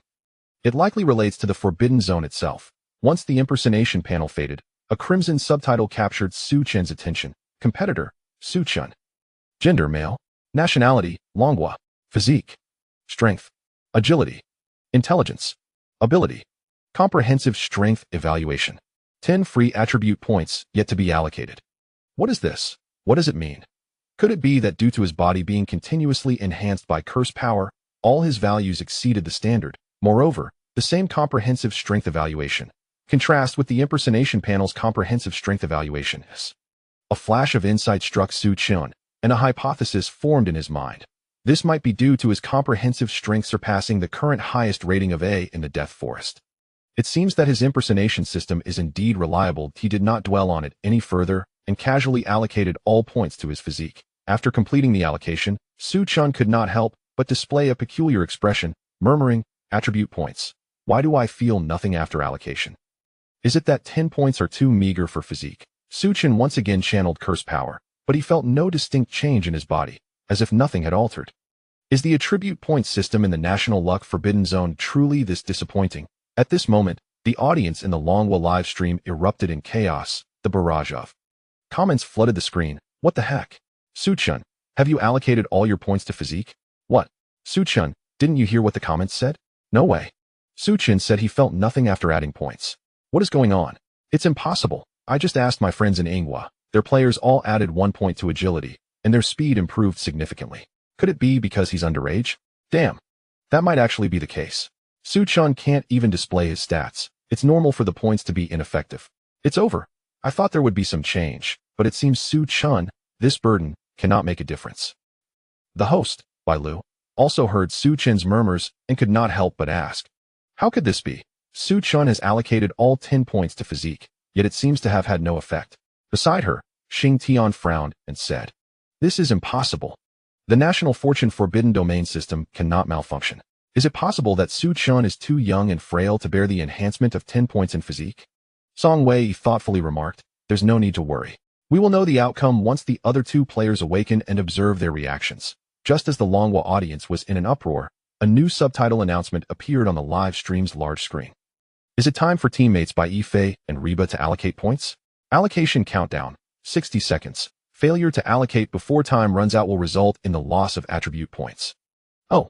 At that moment, the Longwa livestream audience felt a jolt of unease as a foreboding sensation washed over them. The barrage began to advise Suchun frantically. What the heck? There's a time limit for attribute allocation. Suchun, remember to allocate all to agility. Suchun, allocate agility. Stop pretending, your eyes aren't covered. Sudiyi, please stop fooling around. Allocate to agility. Why do I have this ominous feeling? Is Suchun going to play us this time? Heavens, Suchun's expression seems a bit off. At this moment, Suchun also noticed the barrage warnings. However, he did not concur with the commentator's suggestions. In this extraordinary world, intelligence is paramount. It is the only attribute linked to humanity's latent spiritual power. Moreover, he had a premonition that the value of intelligence might be a prerequisite for comprehending and acquiring extraordinary powers. As for the safety of his 2 teammates, there was no need for concern. Because I am the strongest. Seeing the increasingly exaggerated comments, Suchun could not help but lightly click his tongue. TSK. The Longwa audience, witnessing Suchun's expression, became even more anxious, and the barrage surged once more. Did Suchun just click his tongue? You all saw that, right? What does Suchun intend to do? Damn. Suchun saw the comments and expressed his disdain. Damn. I also heard Suchun's disdainful TSK. It's over, it's over. Suchun is up to no good. But amidst the terrified gazes of the Longwa spectators, Suchun's lips curled into a slight smirk, forming a mocking arc as he softly declared, allocate all to intelligence. Confirmation complete. Chapter 19. Suchun, you truly deserve to die. As soon as Suchun finished speaking, ding, a system prompt appeared, indicating that his role-playing degree had risen to 31. It seems teacher Wu Tiao agrees with my perspective. Following Suchun's confirmation, the panels of the 2 players in the Forbidden Domain system reappeared. Player, Reba. Gender, female. Nationality, Longwa. Physique, 6. Strength, 3. Agility, 2. Intelligence, 13. Ability, none. Comprehensive strength evaluation, E-. Player, Baifei. Gender, female. Nationality, Longwa. Physique, 10. Strength, 9. Agility, 15. Intelligence, 20. Ability, Wudong Heart Method, Wudong Body Method, Wudong Sword. Technique, Wudong Medical Heritage. Comprehensive Strength Evaluation, D. Indeed, with the 10 points allocated to intelligence, the strength of the 2 players showed no improvement whatsoever. At this moment, the audience in the Longwa live stream was nearly driven to madness by Suchun, and the barrage erupted in a storm of curses. Damn, I knew it. Suchun really did this. Suchun, are you out of your mind? You're driving me crazy. Why allocate all to intelligence? Are you mocking someone's lack of intelligence? It's over. The opportunity to take the lead has been squandered by Suchun. What kind of move is this? What use is intelligence in the Forbidden Domain? Are you going to calculate the enemies to death? I'm genuinely infuriated. Suchun, you truly deserve to die. Even worse, other countries' spectators, although unable to see the Longwa players' panels, caught wind of the situation and began to mock the Longwa players with glee. Huh. I'm dying of laughter. I heard the Longwa players squandered all their hard-earned attribute points on intelligence. How low is your intelligence? Well done, Suchun. Truly worthy of being Longwa's most reliable player, always managing to sabotage Longwa unexpectedly. You Longwa think you can contend for the national fortune like this? Prepare to be annihilated, Samaida. Don't worry. Wiping out a dog from Ingwa is quite easy. What's a dog barking about? You don't deserve to speak since you didn't even get any adventure rewards. We Longwa have plenty of attribute points. We can allocate them however we please. It's none of your business. The prowess of the Longwa trolls remained formidable, abundant, and satisfying. In international trolling, they had never lost. Conversely, a group of gloating foreign friends left the Longwa livestream in disgrace once again to AT this moment. Su Chun ignored the turmoil he had caused. Instantly appearing before his two teammates, he carefully examined their injuries. Looking at the two teammates who had fallen into unconsciousness, Su Chun couldn't help but gently touch his forehead, letting out a silent sigh. I was careless. Had I known, I wouldn't have rushed so quickly. I didn't expect them to be so weak. This has now delayed time. Fortunately, their injuries aren't severe. Their unconsciousness is primarily due to the paralysis toxin from that ancient frog. The first thing to do now is to detoxify AT this moment. Many viewers in the Longwa livestream were taken aback by Su Chen's sudden appearance beside the two players. Could it be a glitch in the footage? However, as Su Chen's image revealed the injured players, at that moment, the audience's attention was drawn to them, watching their unconscious state with concern. What the heck? Was that teleportation just now? You're overthinking it. It's probably just a glitch. You scared me. For a moment, I thought Su Chun was a big shot. I had been misjudging him all along. Let's see how our aunt and Rebo are doing. I hope having a useless teammate won't lead to any more mishaps. Su Chun leaned over in front of Bai Yifei, his brow slightly furrowed. Bai Yifei had completely lost consciousness. The pressing issue was, how can I persuade Bai Yifei to consume the Putylingua? Should the spring water from the Putylingshu be ingested or applied externally? Contemplating this, Su Chun murmured, there seems to be no other choice. I must endure a little discomfort myself. Upon hearing Su Chun's words, the viewers in the Longwa live stream were initially perplexed, but soon comprehension dawned upon them. What does this mean? Could it be that he intends to? Su Chun, what are you planning? Though you are but 8 years old, I cannot acquiesce. Goodness, both Gugu and Reba are unconscious. How can one feed them the spiritual fruit? Must it be mouth to mouth? No. Su Chun, devise another method. It is unseemly for one so young to behave in such a manner. Indeed, the wounds must also be bandaged. How shall we manage that? At this point, who cares about the distinctions between genders? I refuse. Gugu and Reba are mine. Only I will feed them. This is infuriating. Su Chun dares to say he must suffer. Su Chun picked up several Putylingua that had rolled onto the ground due to the earlier commotion. Holding them in his palm, he used his teeth to peel the skin off one fruit, then placed the succulent flesh into his mouth.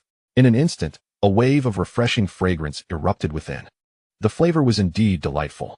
He leaned down once more beside Bai Yifei, gently prying open her lips. Gazing at her lips, aglow with the hues of the setting sun, Su Chun's head lowered gradually. The audience in the Longwa live stream became increasingly agitated at Su Chun's actions. Goodness. Su Chun, are you serious? Hey, is this some sort of trick? I must report this. There's someone behaving inappropriately here. Su Chun, you beast. Release my Gugu. I cannot bear to watch. Su Chun seemed to sense the vitriol in the comments and paused his actions, placing the hand that held the fruit above Bai Yifei's lips. With assistance from Tsang, he forcefully squeezed the unpeeled lingua, allowing the juice to flow into Bai Yifei's mouth. Her complexion visibly improved. Subsequently, he employed the same technique to feed Reba the juice of the Putylingua. The viewers in the Longwa live stream were momentarily bewildered, as it seemed different from what they had envisioned. It felt as though they had misunderstood something. However, they soon realized the true meaning behind Su Chun's claim of enduring discomfort. He had first consumed a peeled fruit himself, while he had neglected to peel the fruit for his teammates. It appeared he instinctively found feeding his teammates to be a bother and felt somewhat wronged. Once the audience grasped this, they were incensed. Su Chun, you are driving me mad. Peel the fruit. I almost misjudged Su Chun, yet somehow I feel even angrier now. Act like a human, Su Chun. Your actions leave my head spinning. Su Chun noticed the wounds of his two teammates beginning to heal, yet they still showed no signs of awakening. Clearly, their bodies were no longer in peril, but the toxins within remained unexpelled. With no alternatives left, he resolved to try the spring beneath the Putylingshu once more. Sighing softly, he grasped the ankles of his teammates and gently began to drag them toward the Putylingshu. The sound of low thuds echoed as their heads inadvertently collided with the uneven ground and sunken stones during their movement. He laughed awkwardly, feeling somewhat embarrassed as he scratched the back of his head. It's all right. they probably won't notice. The audience in the Longwa livestream found themselves at a loss for words regarding Suchin's behavior. Was this divine punishment for Longwa? Could it possibly be any worse? The barrage of comments erupted once more in a frenzy. They won't notice my foot. Suchin, you imbecile. I'm utterly speechless. Is this how you treat your teammates? Oh no. I hope my Gugu and Riba's heads aren't damaged. Suchin, you truly deserve to be scolded. You infuriate me. Suchin paid no heed to the comments, continuing to drag his two teammates toward the puny Lingshu. Chapter 20. The Black Night of the Forbidden Domain descends. The hunt begins. As night fell, the bright moon hung high, casting a mysterious atmosphere over the Death Forest. The night wind whispered through the trees, producing a low lament. An imperceptible scent seemed to waft through the entirety of the forest. The silent leaves quivered, as if concealing invisible beings that traversed within. With the arrival of deep night, the hunters within the Death Forest awakened from their lairs. They hovered like bloodthirsty phantoms in the air. Meanwhile, creatures beneath the ground began to stir, greedily sniffing the air for traces of prey. In the streaming room of the Sakura Nation, a colossal ancient tree spread its numerous branches, forming a vast canopy network. Beneath this canopy, the practitioner of the sword path of the Sakura Nation, Shinya Ilong, bore a weary expression, his forehead slick with moisture, beads of sweat cascading down. His cheeks as his chest heaved rapidly, he shook his trembling right hand, shaking off the blood from his blade. Ju Yuan. Scattered around him lay the corpses of wild dogs slain by his weapon. Not far away, Sengbing Jiaga Tsingy tightened his grip on the long-handled Naginata, vigilantly scanning his surroundings. Countless ghostly blue eyes lurked within the shadows, and as night descended, the creatures of the Forbidden Domain became even more brutal and ferocious. Despite their efforts to kindle a fire, these creatures showed no fear and launched a fierce assault. This marked the third wave of wild dogs they had repelled.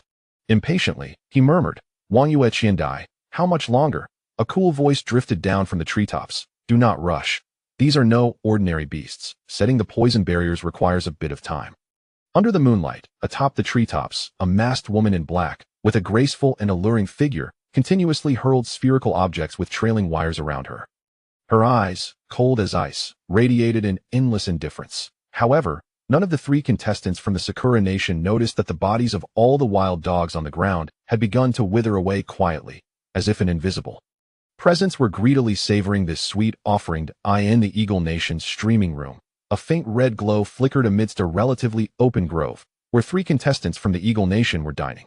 Suddenly, Steve's eyes narrowed. Sensing something amiss, he immediately set down his food, gripped his great sword tightly, standing erect, his gaze fixed intently on the shadows not far behind him, his alertness reaching its peak. Steve sensed an unfamiliar presence approaching from behind, sending a chill down his spine. At that moment, a creature of the Forbidden Domain, resembling the size of a freight truck, slowly emerged from the shadows.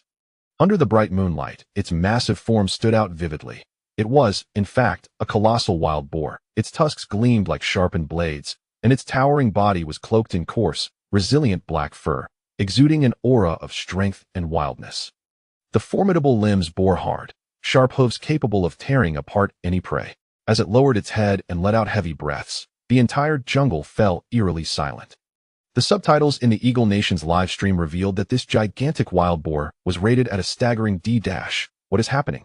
Why is this creature from the Forbidden Domain initiating an attack on us?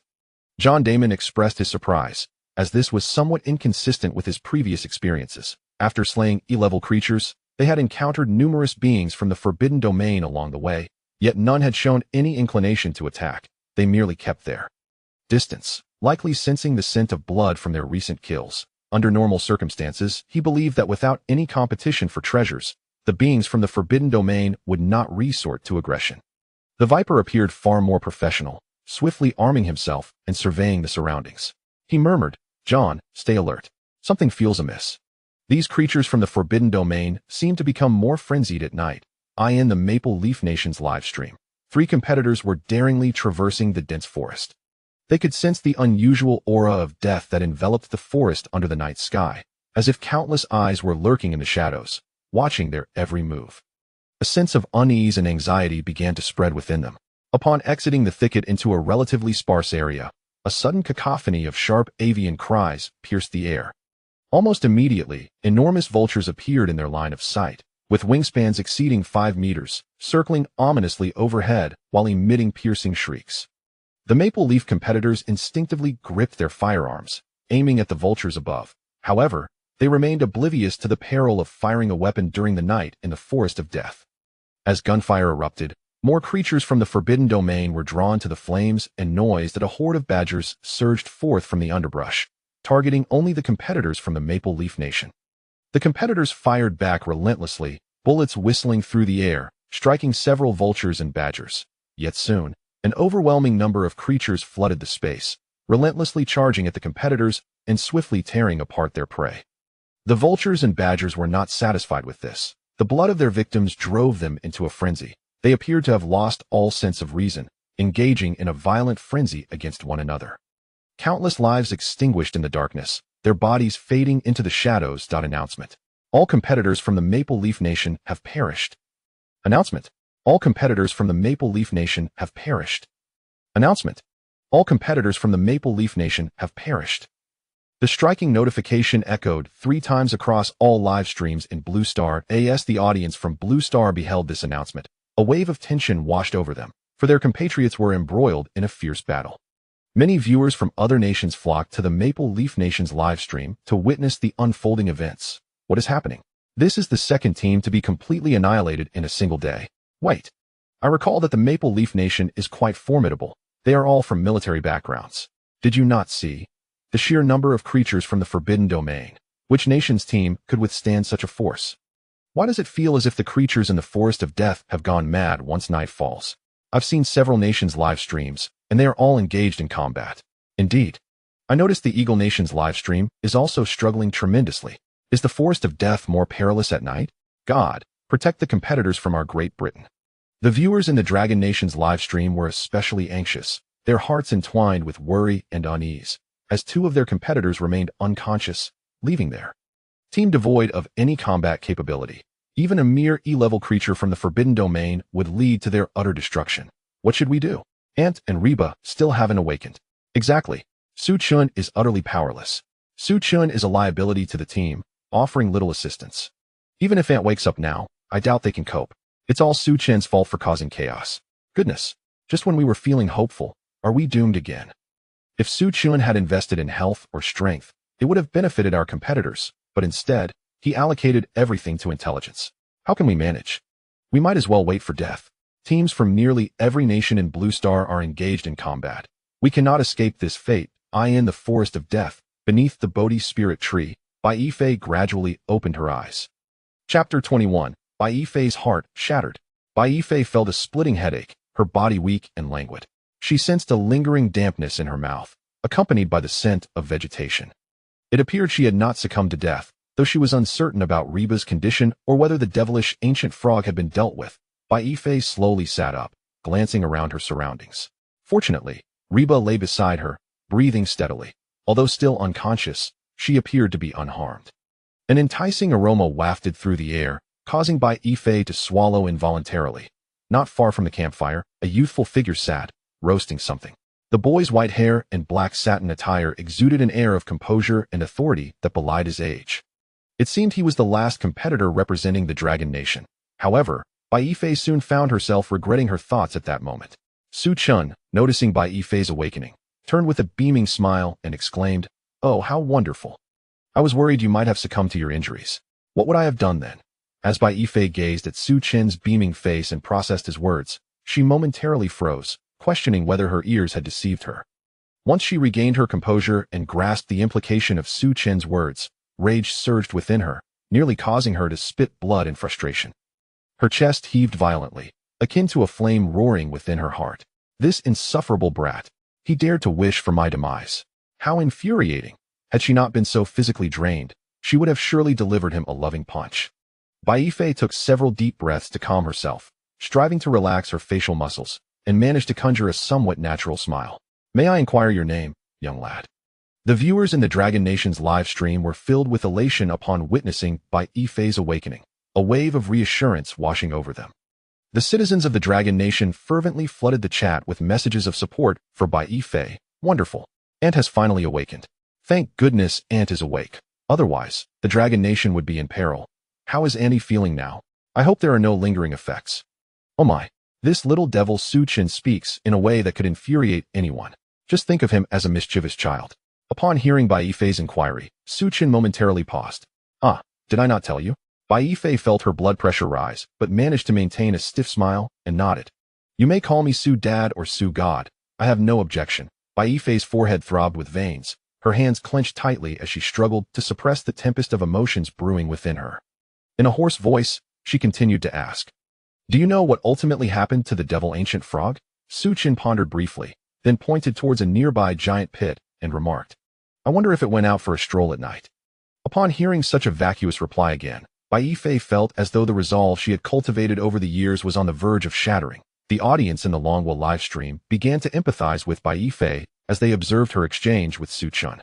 The barrage of comments surged once more. Auntie, that little brat named Su-chun is only 8 years old. Don't take him seriously. You'll get used to it. Su-chun is just that kind of troublesome character. Auntie need not worry. The sudden collapse of the ground means that the devil ancient frog has fallen into the pit and met its demise. Auntie has a good temperament. If it were me, I would have already gone up to teach that little rascal a lesson. Let's hope this big troublemaker Su-chin doesn't continue to burden my dear aunt. At this moment, Bai Yifei also learned through the comments the true name of this insufferable little brat, as well as the fate of the devil ancient frog. She gazed at the deep pit in the distance, a wave of dread washing over her. Fortunately, the fortunes of Longhua are formidable, and they have faced danger without harm. However, the subtitles left behind regarding the forbidden domain of national luck caught her attention. Teammate Su-chun has allocated 10 attribute points to you, intelligence 10. Logically, the attribute of intelligence should be the least necessary to enhance at this moment, as it holds no benefit for the current combat strength. Could there be some hidden information she was unaware of? Or perhaps a sage from Longhua had recommended increasing her intelligence?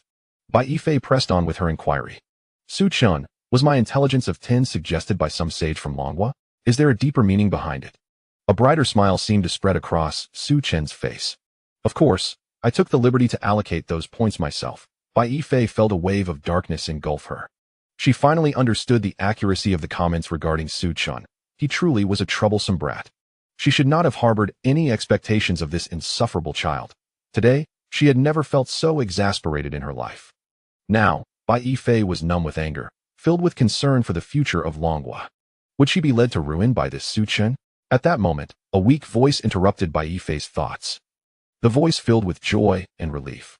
Auntie, this is wonderful. We are still alive. Bai Yifei turned towards the voice and found that Reba had also regained consciousness. She exhaled in relief, feeling a slight comfort in her heart. Fortunately, Reba seemed relatively reliable. Reba rubbed the back of her head, feeling several swollen bumps and experiencing a sharp pain. She struggled to recall the events that had transpired but only remembered a blur. Her last memories remained with her fighting alongside her aunt against the devil ancient frog.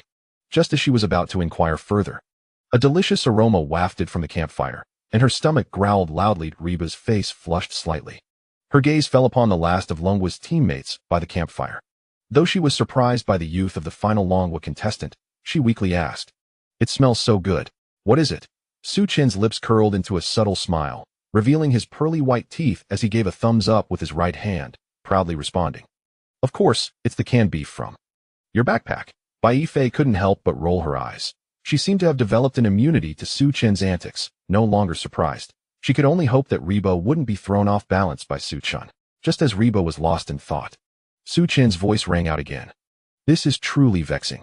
I just heated that can up, and now its relatives have come looking." Bai Yifei and Reba were momentarily bewildered by this nonsensical statement. Do cans even have relatives? This was utterly perplexing. However, they were soon drawn to the sound of trees snapping and collapsing nearby. It was as if a colossal beast was gradually approaching, its deep, powerful breaths resonating through the woods. Chapter 22. Appearance of C-Class Forbidden Domain Creature. In the dense jungle, a massive creature lumbered forth, its steps steady and powerful, causing the ground to tremble. Slightly with each stride, the vegetation beneath its feet snapped under its weight, as if the earth itself were being crushed by its presence. Its gaze exuded a primal ferocity, and its breath echoed like thunder, each exhale radiating a wave of heat.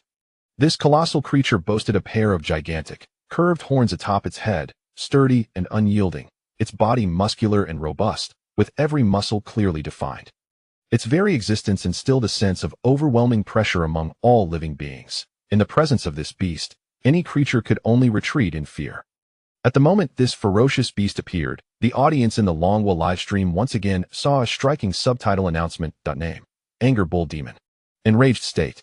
Order: even-toed ungulates. Traits: omnivorous, solitary. The Anger Bull Demon possesses a savage temperament, exhibiting extreme aggression in an enraged state that it enjoys using its hard, horned head to crush its prey. Beneath its tough exterior lies a mass of muscle, with a thick mane around its neck, akin to an ancient titan, possessing immense strength and formidable defense. Once the rage subsides, its size will diminish, returning to normal state. Danger level: C-class. As they beheld the towering, muscular bull demon standing at 6 meters tall, 4 meters wide, and 15 meters long, the people of Longwa finally grasped the meaning behind Su Chen's earlier words. The Anger Bull Demon could indeed be considered a distant relative of the beef in that can. Could it be that this ferocious beast was attracted by the aroma of the heated canned beef? This Su Chen truly is a troublesome one. Now, how will the Longwa team contend with this? In the face of the C-class Anger Bull Demon, Auntie's sword might only serve to scratch its surface. Instantly, the comments in the Longwa livestream flooded the screen. Frustration and concern permeated the barrage, as viewers expressed their dissatisfaction and grievances. Regarding Su Chen's actions, everyone believed that it was Su Chen's behavior that had led to their current perilous situation, and they were increasingly worried about the safety of Annie and Reba. Oh my! I finally understand what Su Chen meant. It really is a distant relative of the cow, and it must have been drawn here by the aroma of the beef from that can. Goodness! This kid Su Chen truly has a knack for putting his teammates in peril. Why is it that our Longwa encounters the highest level creature in the Forbidden Domain? This is simply unfair. By heavens! Look at that monstrous bull. Its muscles are so formidable that it could likely crush a tank. Enough of the chatter. Where have the commentators gone? Someone needs to advise my aunt quickly. Done in the backstage area of the official Longwa livestream, host Bai Lu was dining with the two commentators.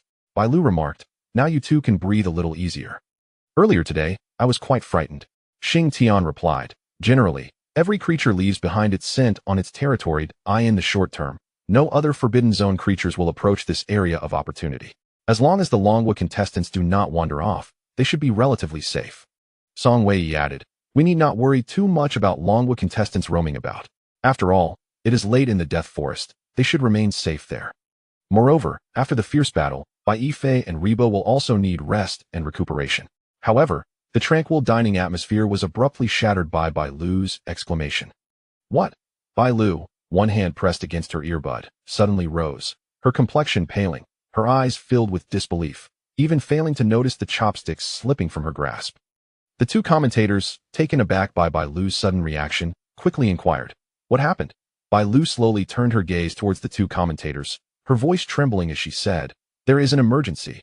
The director just informed me that the Longwa contestants have encountered a sea-level Forbidden Zone creature." Upon hearing Bai Lu's response, the two commentators' expressions shifted dramatically, revealing their shock. How could this be? So soon, the Longwa contestants faced a dire calamity. Bai Lu and the two commentators, abandoning their meal, hurried towards the commentary live hall. When they first laid eyes on the sea-level fierce beast, they were instantly overwhelmed by the formidable aura of the furious bull. What to do? How could this colossal monster possibly be defeated? It could very well lead to a total annihilation. Bai Lu bit her lower lip anxiously, then implored, "Commentators, think of a solution quickly. The situation is urgent." Song Wei, his expression solemn, furrowed his brow, a glimmer of resolve in his eyes as he spoke. "There is but one option now. That is to flee. First, Bai Yifei should draw the attention of the sea-level bull to create an opportunity for the other two teammates to escape. Then, she must find a way to extricate herself from danger." Xing Tian, his demeanor grave, murmured, "Song Lao, is there no other way? Let us consider alternatives." Song Wei sighed, shaking his head as he replied, "Regrettably, time is not on our side. If Su Chun or Reba encounters misfortune, everything will be irretrievable." Had the three contestants previously chosen to enhance their agility, perhaps their chances of escape would be greater now. However, we are left with this sole option, as it is the only means for the Longwa contestants to retain a glimmer of hope. Moreover, my understanding of Bai Yifei tells me she would make such a decision at this moment. The audience in the Longwa livestream was taken aback by the sudden turn of events, realizing the dire situation they faced, and even the commentators felt compelled to resort to such desperate measures. Frustration with Su Chen's earlier decisions peaked, but more significantly, there was concern for their aunt. At this moment, she became the sole hope for the Longwa team. Oh, how I regret it. If only Su Chen had listened to the commentators and focused entirely on enhancing agility, perhaps he would have a chance to survive now. Now look at Su Chen. He has not only put himself in peril, but has also jeopardized the entire Longwa team. Alas, what good does it do to lament now? Don't give up hope just yet. My aunt is still fighting. Go for it. Aunt, I believe in you. You are the last hope for Longwa in the Death Forest. Beside the Bodhi Spirit Tree, Bai Yifei's white attire billowed gently in the breeze, resembling a blooming white lotus. She gazed up at the sky, perhaps for the last time savoring such a splendid starry night. Bai Yifei glanced back at her two teammates with a faint smile, her eyes bright and clear. I will draw its attention. You take the opportunity to escape. No, we shall meet again. With that, Bai Yifei gripped the Zixiao sword tightly, taking a secret potion from the jade gourd and swallowing it without hesitation. Before stepping towards the imposing bull, Chapter 23, Life is Movement. Su Chen rested his right hand on his chin, his dark eyes fixed on Bai Yifei as she approached the furious bull. Having recently ingested the juice of the Bodhi spirit fruit, a bit of movement would aid her body in better digesting the effects of the fruit. He recalled the words of the five-star General MacArthur from his past life. Life is movement. Indeed, this was for her own good. With this thought, Su Chen continued stirring the beef canned food, the aroma of the meat wafting even more enticingly as the campfire crackled. He quietly picked up a piece, bringing it to his nose to savor the rich scent of the beef dripping with oil, which was incredibly appetizing. As the beef entered his mouth, he was immediately met with an explosion of juiciness, delighting his taste buds. He hurriedly opened another can of beef, placing it over the fire to heat. However, at that moment, Bai Yifei, despite the mouth-watering aroma of the beef, felt no appetite whatsoever. Her gaze remained fixed on the colossal beast before her. The powerful presence of the sea-level Forbidden Zone creature weighed heavily upon her. Bai Yifei focused intently, refusing to let her concentration waver, silently praying that Su Chen and Reba would escape safely. The enormous Forbidden Zone beast seemed to sense the provocation from the diminutive creature before it, growing increasingly agitated. Its massive hooves scraped against the ground, creating a small pit as if poised to launch an attack at any moment. Suddenly, the furious bull let out a thunderous roar, charging towards Bai Yifei like a tempest, its ferocity causing the earth to tremble beneath it. Bai Yifei immediately felt an overwhelming pressure akin to a mountain collapsing upon her. In a swift motion, she evaded, her white attire flowing gracefully, the Zixiao sword in her right hand slicing through the air towards the furious bull. Yet, the blade felt as if it merely grazed a sheet of steel, offering no sense of penetration. Before Bai Yifei could catch her breath, the furious bull, seemingly even more enraged, exhaled waves of heat from its nostrils, akin to a volcanic eruption, and with a swift turn, charged towards Bai Yifei with even greater speed. Bai Yifei experienced an unprecedented calmness in her mind, unsure if it was due to her extraordinary intellect. For in that fleeting moment, she even slightly predicted the bull's impending attack trajectory. Bai Yifei gracefully sidestepped the furious bull's charge. The viewers in the Longwa livestream were invigorated by Bai Yifei's astonishing display of skill, their confidence soaring. Perhaps this time, the Longwa contestants would truly manage to escape unscathed. Host Bai Lu's tense nerves also began to ease slightly, but she still turned to the two commentators, anxiously asking, "It appears that Bai Yifei is handling the situation with remarkable composure. The Longwa contestant should be able to escape safely this time, shouldn't they?" Xing Tian's expression remained grave. In a low voice, he replied, "At present, it seems that Bai Yifei is not in significant danger. However, have you noticed? The movements of the new Tan Mo Nyo seem to be accelerating." Bai Lu was taken aback by this revelation, her gaze fixated intently on the Mo Nyo displayed on the live stream, fully concentrating on the unfolding events. Although Bai Yifei continued to evade the new Tan Mo Nyo's charges with ease, it was evident that the rhythm of its attacks was increasing, far surpassing its previous pace.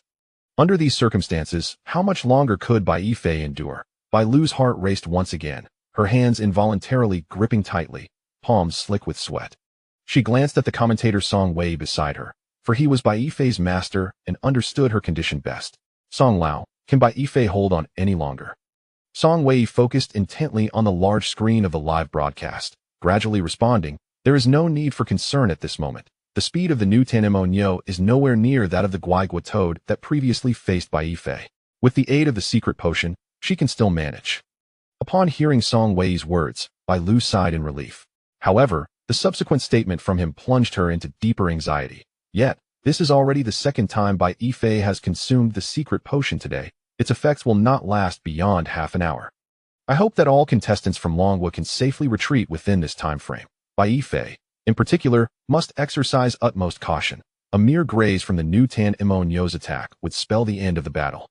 Half an hour. The audience in the Longwa livestream felt their nerves tighten upon hearing Song Wei's words, their eyes glued to every movement of Bai Yifei, hardly daring to breathe. Occasionally, a few comments drifted by, all praying for good fortune to smile upon Longwa once again. Go, Aunt. May you be blessed with good luck. This time, our Longwa will surely weather the storm. Heavenly officials grant blessings. May misfortune be banished. No offense intended. May the retrograde retreat, and good fortune accompany us. Longwa charge. Aunt, be careful. I believe the heavens will not let us down this time. A mere quarter of an hour had passed since Bai Yifei consumed the secret potion, yet it felt as though an eternity had elapsed. This battle resembled a precarious tightrope walk, draining her physical strength and causing her mental state to plummet sharply. At this moment, beads of sweat began to form on Bai Yifei's forehead, and her breathing grew rapid and erratic. In contrast, the new Tan Imon Yo's speed continued to escalate, showing no signs of fatigue. As time pressed on, Bai Yifei felt her body growing heavier, her legs beginning to weaken, and every dodge from the Imon Yo's attacks became increasingly strenuous. Yet, she persisted, unwilling to surrender. She understood that every minute she endured granted her teammates a sliver of hope for survival. However, as the new Tan Imon Yo unleashed a thunderous roar once more, Bai Yifei's body swayed slightly. She felt her physical and mental limits reached. The situation had deteriorated beyond her expectations. Unable to last until the potion's effects waned, she could only hope that her two teammates had managed to escape safely. The new Tan Imon Yo, sensing that this tiny creature before it was now powerless to struggle, lightly pawed the ground, preparing to launch its final charge to conclude this tedious battle. Bai Yifei, in a daze, glanced around but saw no sign of Reba. A wave of comfort washed over her. At least her teammates had already departed, fulfilling her wish. Time seemed to freeze in that moment. Bai Yifei gazed at the new Tan Imon Yo, poised to attack, and her mind involuntarily wandered back to her training on Wudong Mount. She felt a surge of gratitude, realizing how fortunate she was to study at Wudong and to have encountered her master and uncle. How blessed she was to be born in Longwa. In her reverie, a figure with white hair and black silk appeared in her most cherished memories of Wudong. She gently shook her head, dispelling this terrifying illusion. As for Su Chun, the mischievous boy, she hoped never to encounter him again in her lifetime. Yet, this dreadful thought seemed to manifest into reality, as she surprisingly heard Su Chin's voice in her daze. Hey, this beef can food tastes quite good. How about a taste? Su Chin turned, smiling at the new Tan Imon Yo and Bai Yifei. He held up a piece of meat that emitted an enticing aroma of beef fat. The new Tan Imon Yo, preparing to charge, and the dazed Bai Yifei simultaneously widened their eyes, staring in disbelief at Su Chin sitting by the campfire, unable to comprehend the scene unfolding before them. A flood of indescribable emotions surged within Bai Yifei, nearly causing her to spit blood in frustration. Damn it, I never want to see him again in this lifetime.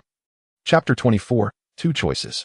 At this moment, all the viewers in the Longwa live stream shared Bai Yifei's sentiments, as if a lump of blood was lodged in their throats, ready to erupt at any moment.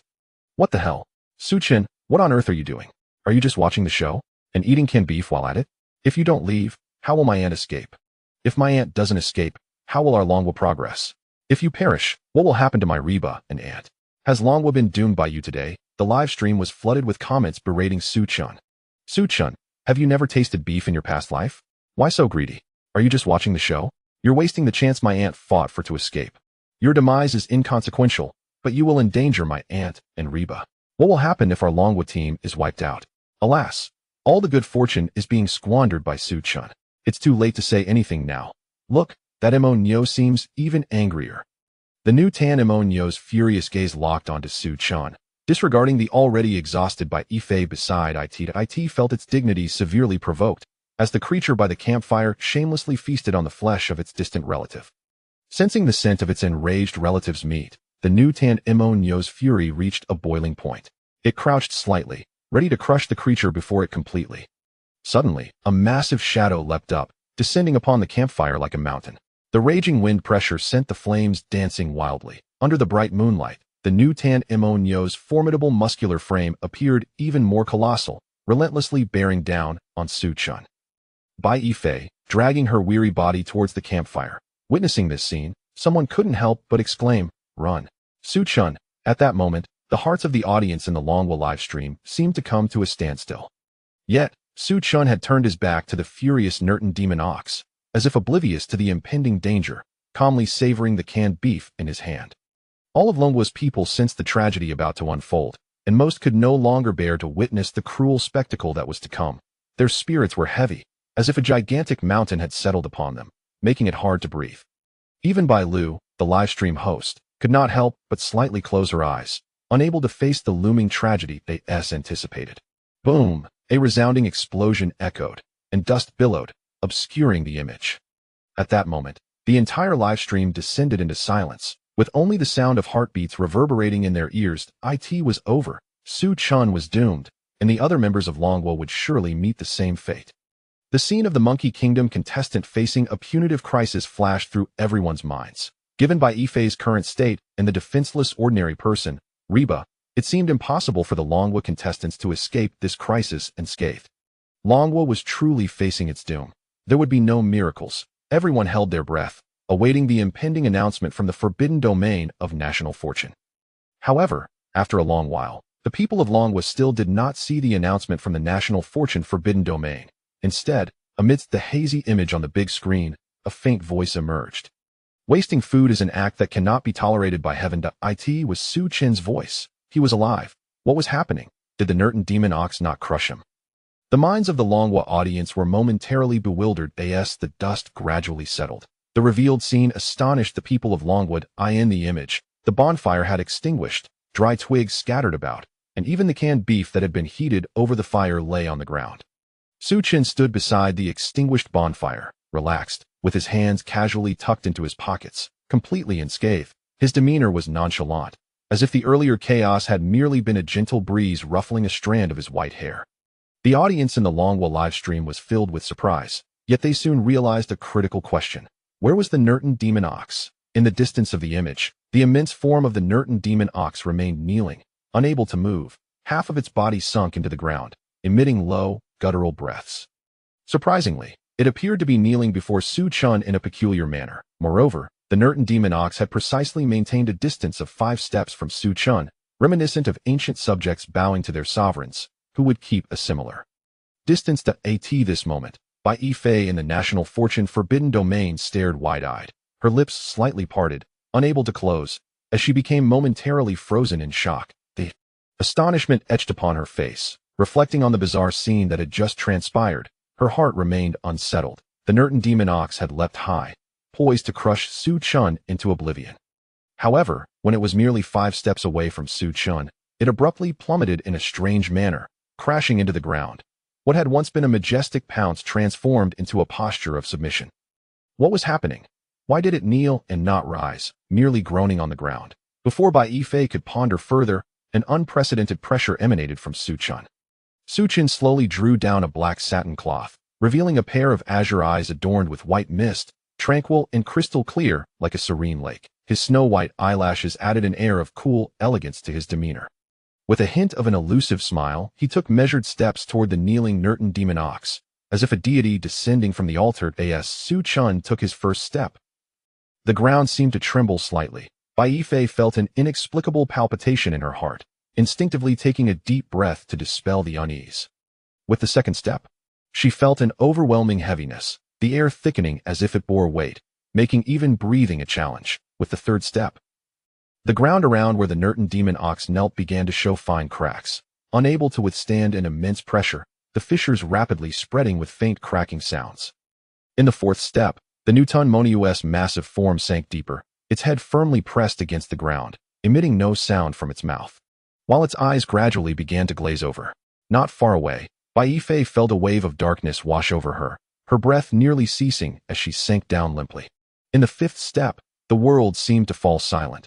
Bai Yifei felt as though she was enveloped in an endless abyss of darkness, her spirit detached, with heartbeat and breath fading into oblivion, leaving her unable to hear or feel anything. Meanwhile, The Newton Moniu felt its thoughts crushed under the weight of this overwhelming pressure.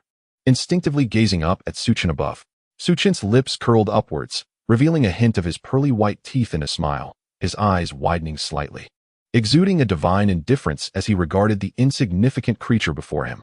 This peculiar contradiction infused him with an air of madness.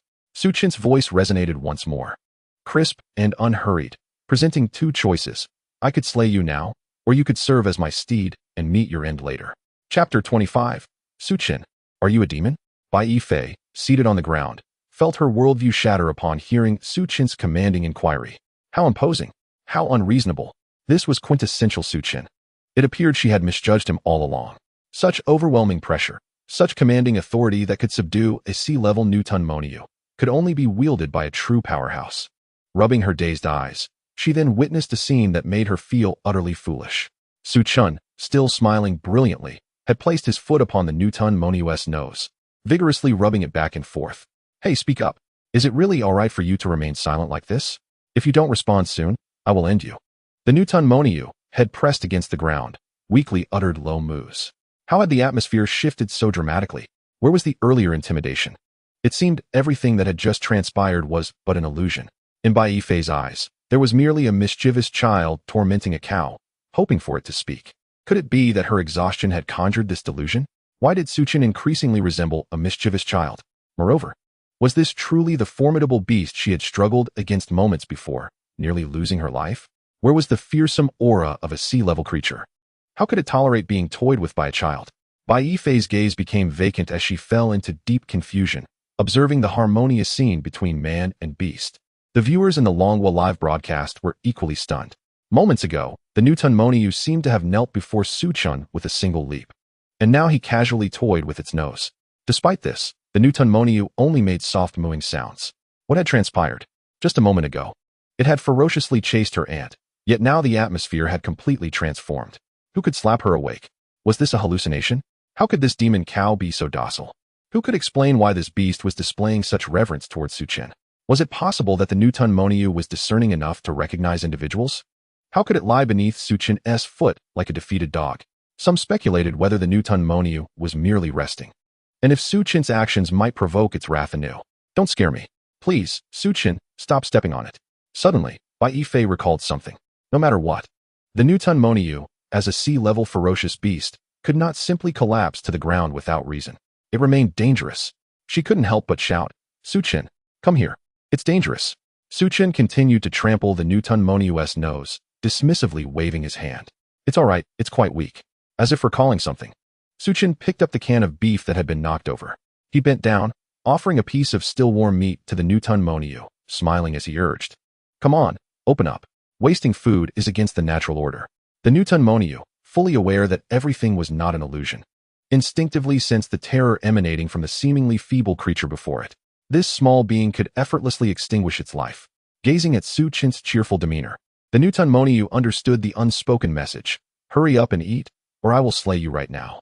Reluctantly, the Newton Moniu opened its mouth, tears of humiliation streaming down its face. This actually tastes quite good. It does not seem to be from a relative, though the oily flavor is somewhat familiar. The texture reminded it of a certain noisy aquatic creature it had consumed not long ago.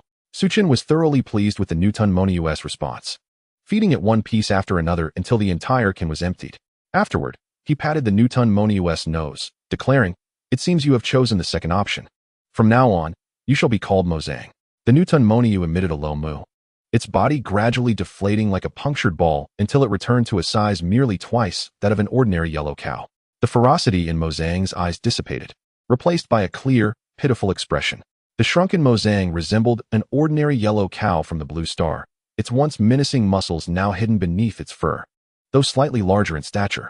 Suchin leaped atop Mozang's head, grinning as he waved at Bai Yifei. I told you Mozang was drawn by the beef. Look, it's so happy it's shedding tears. Mozang slowly rose, issuing a gentle moo. Bai Yifei stood frozen, her fingers trembling slightly as she pointed at the now docile Newton Moniu. Her mouth agape as she attempted to speak, only to find her throat constricted, rendering her voiceless. Suchin, what are you doing? Feeding the Newton Moniu beef? Why did it actually eat it? And it even cried. Yet it did not turn against you. Why has this cow shrunk? It looks just like an ordinary yellow cow from the Blue Star, only slightly larger. Something feels off, but she couldn't pinpoint it. Bai Yifei felt her mind was in disarray, overwhelmed by confusion. The viewers in the Longhua live broadcast were similarly struck by disbelief, their minds seemingly frozen. Suchin had actually fed it beef, and it had eaten it.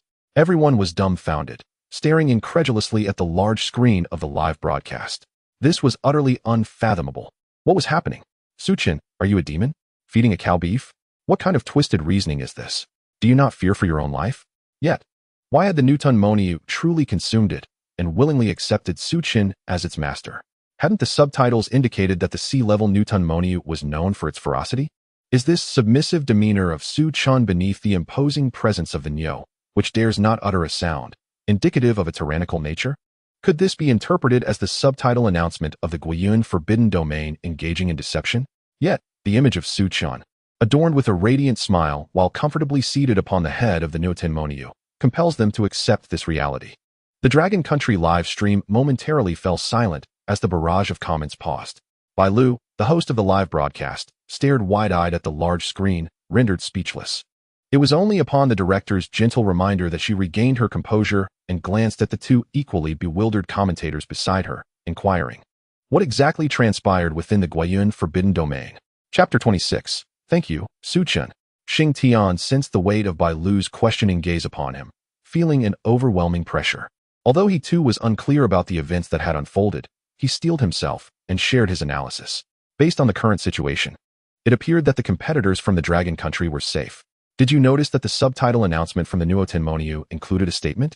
It mentioned that once the fury subsides, its form would shrink back to a normal state. This indicates that the Newton Monyu initially appeared in a state of rage, and its significantly reduced size suggests it has returned to its ordinary form.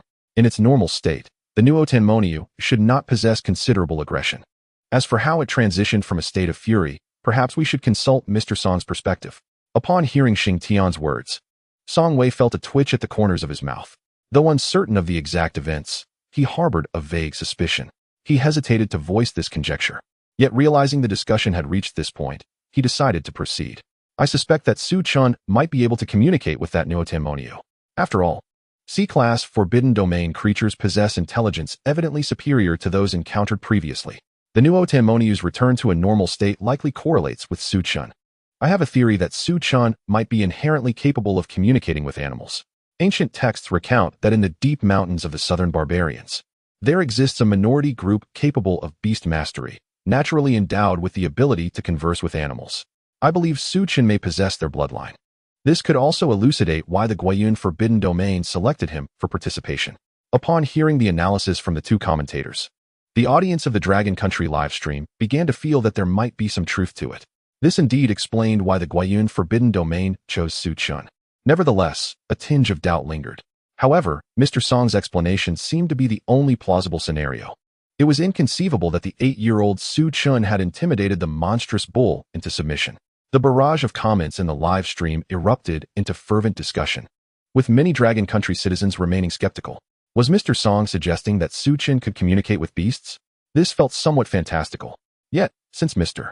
Song claimed there were records in ancient texts, it must hold merit. Otherwise, how could one explain it? Wow, is this the legendary beast mastery? Suddenly, Suchin seems quite impressive. Could he be the hidden powerhouse? I don't know, it's still just speculation. We'll find out when we ask Suchin later. Let us not forget Suchin's previous enigmatic maneuvers. I find it hard to believe. How do we explain Suchin feeding the Newton Monyu beef? Is that proof of his beast mastery? Don't ask me. Let Annie directly question Suchin. My head is still buzzing. Within the Guiyun forbidden domain, Bai Yifei gradually regained her senses. Upon noticing the barrage of comments, she felt a twinge of disbelief.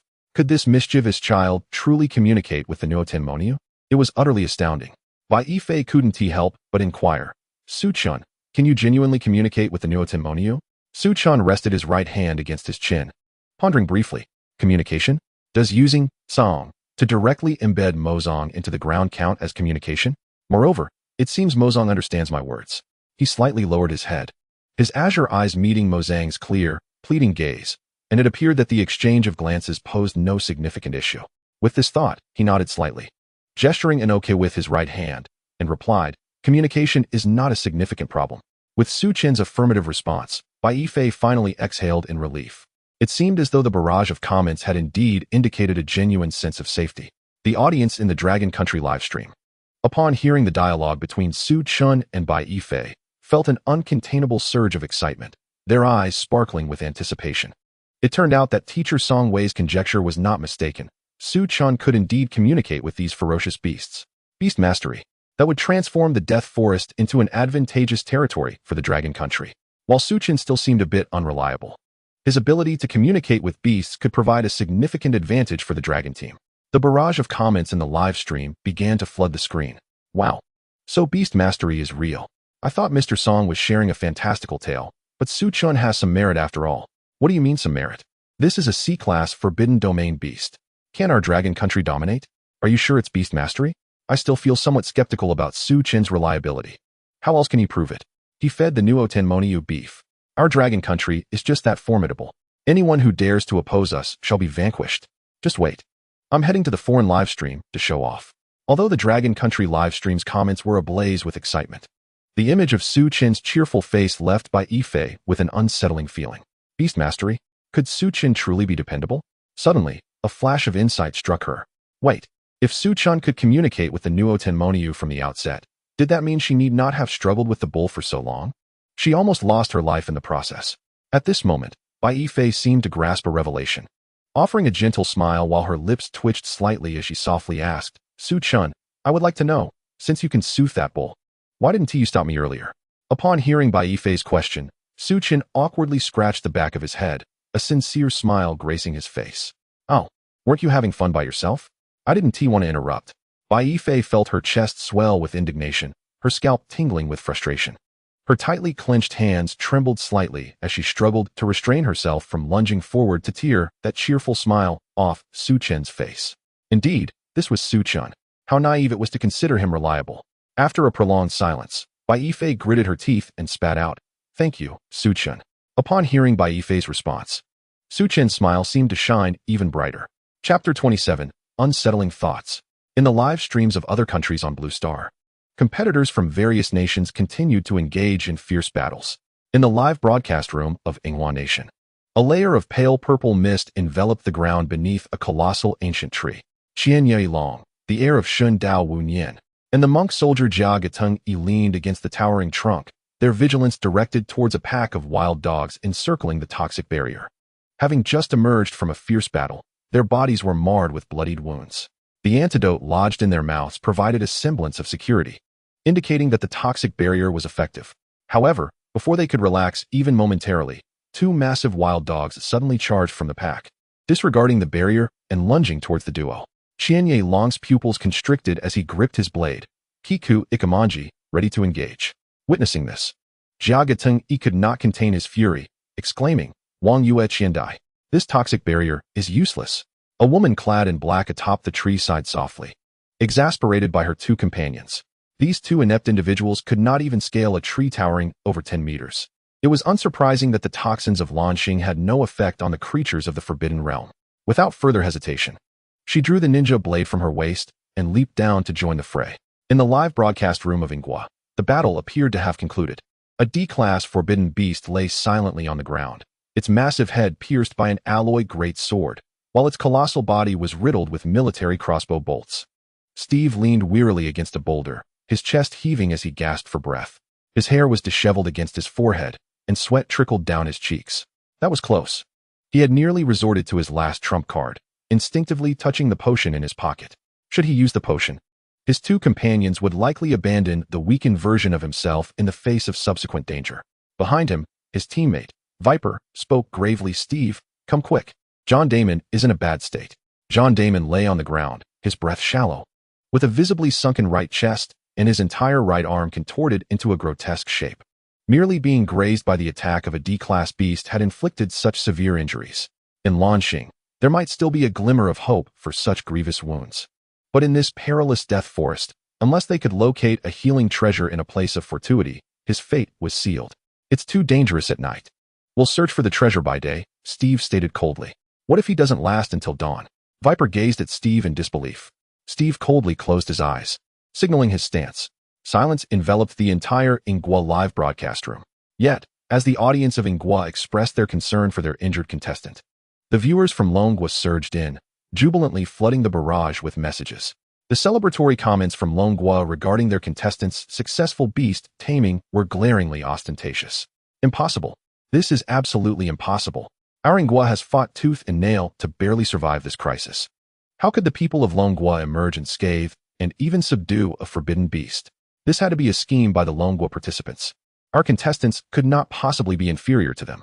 Initially, many from various nations on launching found it hard to believe that the people of Longhua could achieve such an absurd feat. However, upon entering the Longhua live broadcast room, they were left dumbfounded.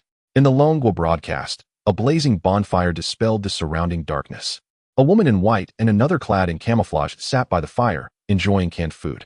Behind them lay a yellow bull with its eyes slightly closed, atop which sat a child with white hair.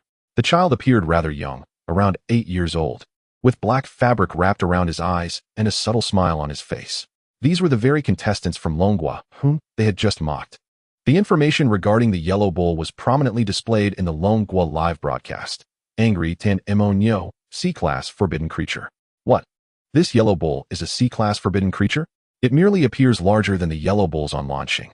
Viewers from various foreign nations felt as if their eyes were deceiving them. Had they mistakenly tuned into the wrong channel? When had the forbidden creatures of the Death Forest become so docile? Oh God, had the Longhua participants stumbled upon extraordinary luck? How could this forbidden creature appear so gentle? I cannot comprehend why the people of Longhua can tame ferocious beasts. It seems utterly ludicrous. Could it be that Longhua secretly prepared some clandestine weapon? I still cannot believe that humans can communicate with animals. This is suspicious. While contestants from around the world are battling, why do the contestants from Longhua seem like they are on vacation? Indeed, even the contestants from Longhua are not spared from injuries, yet the people of Longhua remain entirely unscathed. Everyone, do not panic. Perhaps this forbidden creature has had its fill and is merely waiting for the opportune moment to devour these Longhua participants. The Longhua audience scoffed at the envious remarks from their launching counterparts, who could hardly muster a kind word. On the large screen of the live broadcast room, Bai Fei and Rabat had finished their meal and were now quietly squatting by the pond under the Bodhi tree, meticulously washing off the dust and dirt that clung to them. Rabat patted her chest, still shaken, saying, "Thank goodness that bull was calmed down by Suchin. My heart nearly leapt out while watching in the dense forest." Bai Fei snorted lightly, replying coolly, "Be wary of that little brat Suchin. One day, he will get us into deeper trouble." Rabat nodded, all right. I will heed your advice, Aunt. I will be careful. Now hold still. Let me wipe the dirt off your face." As she spoke, Rabat took out a tissue and gently wiped the dust from Bai Fei's face. Did Suchin not need to clean himself after kicking up such a cloud of dust? Upon hearing Rabat's words, Bai Fei instinctively replied, "He is so clean. Why would he need to wash?" As the words left her mouth, Bai Fei paused, sensing something was amiss. Something is not right. She turned her gaze towards Suchin by the bonfire, scrutinizing him closely. Remarkably, Suchin was completely spotless. Not even a trace of dust on the cuffs of his pants. How could this be? Just moments ago, when the angry Tan Emonyo lunged, Suchin had been enveloped in the dust raised. How could he be utterly clean? This defies logic. Suddenly, Bai Fei recalled the immense pressure she had sensed earlier, which seemed almost illusory. A chilling realization struck her. "Suchin, what exactly are you concealing?" Chapter 28. Confidential Files on the Extraordinary. The following morning, in Longhua, Dodging City, Research Institute 749, Room 301 of the laboratory was brightly lit, filled with a faint haze. The ashtray on the desk was stuffed with burnt-out cigarette butts. Director Zhang Xiaozhong focused intently on the display screen before him. His eyes were bloodshot, lips cracked, and his complexion appeared somewhat haggard. Despite having pulled an all-nighter, his spirit was exceptionally high. With his right hand, he gently moved the mouse, replaying the footage of Suchin in the National Luck Forbidden Zone frame by frame. Particularly when he witnessed Suchin confronting the diabolical Gu Hua and the furious new Tenemonyo, he was overwhelmed with excitement. His left hand clenched into a fist, trembling uncontrollably. This could not possibly be mere coincidence. The notion that bloodline inheritance could command beasts was sheer nonsense. That old fool Song Wei, he was full of baseless chatter, often ridiculing me for my boasting. There exists but one explanation, and that is extraordinary power. Zhang Xiaozhong rose from his desk, hands clasped behind his back, pacing back and forth in his office, fervently muttering to himself, "So, everything inscribed in that notebook is indeed true." On another chair in the office, researcher Xiao Wang rubbed his drowsy eyes and inquired curiously, "Director, have there been any new discoveries?" Upon hearing Xiao Wang's question, Zhang Xiaozhong hesitated momentarily before elaborating. I believe you are well aware that many ancient texts subtly allude to the existence of extraordinary power. The founding purpose of our 749 Research Institute was to validate the existence of extraordinary power and to investigate the potential for its emergence. For 70 years, we have been relentlessly researching and verifying. Now, I have finally discerned a glimmer of evidence within our Longwa compatriots. Xiao Wang's heart raced upon hearing the director's words, and he straightened up to ask, are you suggesting that our Longwa competitors may have awakened extraordinary power? Indeed, Su Qin possesses such potential. Gather all his data and elevate its confidentiality level to top secret. Zhang Xiaozhong issued the latest directive to Xiao Wang. However, his mind was preoccupied with thoughts regarding the contents of that top secret notebook, which had been sealed in the classified archives by the previous director 50 years ago. The notebook contained scanned information, mostly the previous director's hasty and chaotic scrawl. The last national fortune war is about to descend. Anomalies have appeared. Awaken extraordinary power swiftly. Beware of pure-blood voters. The enigmatic azure orb, the inexplicably sunken ground. Coupled with the miraculous beast taming, could Su Chun, shrouded in mystery, be the anomaly mentioned in the notebook? Judging by the previous director's notes, it is highly likely that the national fortune war has occurred more than once on Blue Star. Yet, why does no one possess any recollection of it? Save for the old director? Throughout the annals of history, all information related to national fortunes and extraordinary power has seemingly been erased by some unseen force from this world. Have all past national fortune wars on Blue Star ended in failure? And what significance lies in the notebook's final warning about pure-blood voters? The immediate task is to unveil the truth concealed beneath Su Qin's veil of mystery. He resolved to apply for the Pangu intelligent AI to analyze Su Qin's every action. Zhang Xiaozhong pushed open the door and exited the office. In the National Fortune Forbidden Zone, the sky gradually brightened, sunlight filtering through the sparse treetops, casting mottled shadows. As though a golden brush were delicately painting this desolate land. The long-dead withered trees appeared even more pallid and fragile under the sun's embrace. However, overnight, this desolate land unexpectedly blossomed with numerous white flowers, the size of bowls, at dawn. The pristine blossoms swayed gently in the breeze, as if infusing a hint of vitality into this barren expanse. Yet, beneath these immaculate flowers lay withered corpses, the most brutal testament to this land of death. A massive hoof mercilessly crushed the white flowers, leaving deep imprints in the earth. Su Chun languidly leaned against a bull's horn, half reclining atop Mo Sang's head. Beside him, Bai Yifei sat sideways on the bull's back, her white attire fluttering softly in the wind. Her delicate hand casually rested on the Zixiao sword, her lively gaze scanning the surroundings. Lastly, seated at the bull's rear was Reba, her head slightly bowed, her body swaying with the rhythm of Mo Sang's steps. Her expression hazy as if still lost in slumber. Despite bearing the weight of 3 individuals, Mo Sang felt none of it. His steps steady as he traversed the death forest. The serene scene of 3 individuals harmoniously coexisting with the beast resembled a leisurely journey through the vast embrace of nature. Filled with contentment, the viewers in the Longwa live stream were astonished to witness the leisurely demeanor of their competitors early in the morning. Even more shocking was the glaring announcement of the Forbidden Zone on the screen. In just one night, 5 nations' competitors had been entirely wiped out. Meanwhile, in the live streams of other nations on Blue Star, their competitors appeared exhausted and disheveled. In light of this startling contrast, the people of Longwa finally comprehended how extraordinary their competitors' seemingly leisurely actions truly were. In the live stream, Bai Lu radiated vitality. Her sweet smile greeting the 2 commentary hosts cordially. The hosts appeared invigorated, suggesting they must have rested well the previous night. Regarding the upcoming plans for our Longwa competitors, we kindly seek your invaluable insights. Song Wei replied with a smile. Indeed, I slept soundly last night. I feel reassured with sea-level Forbidden Zone creatures protecting our Longwa competitors. Now, what our competitors must focus on is maintaining control over their beast taming to avoid backlash. As long as this is managed well, we should not encounter significant danger at present. Xing Tian remarked. Old Song is absolutely correct. Currently, our Longwa competitors are indeed ahead of those from other nations in terms of condition.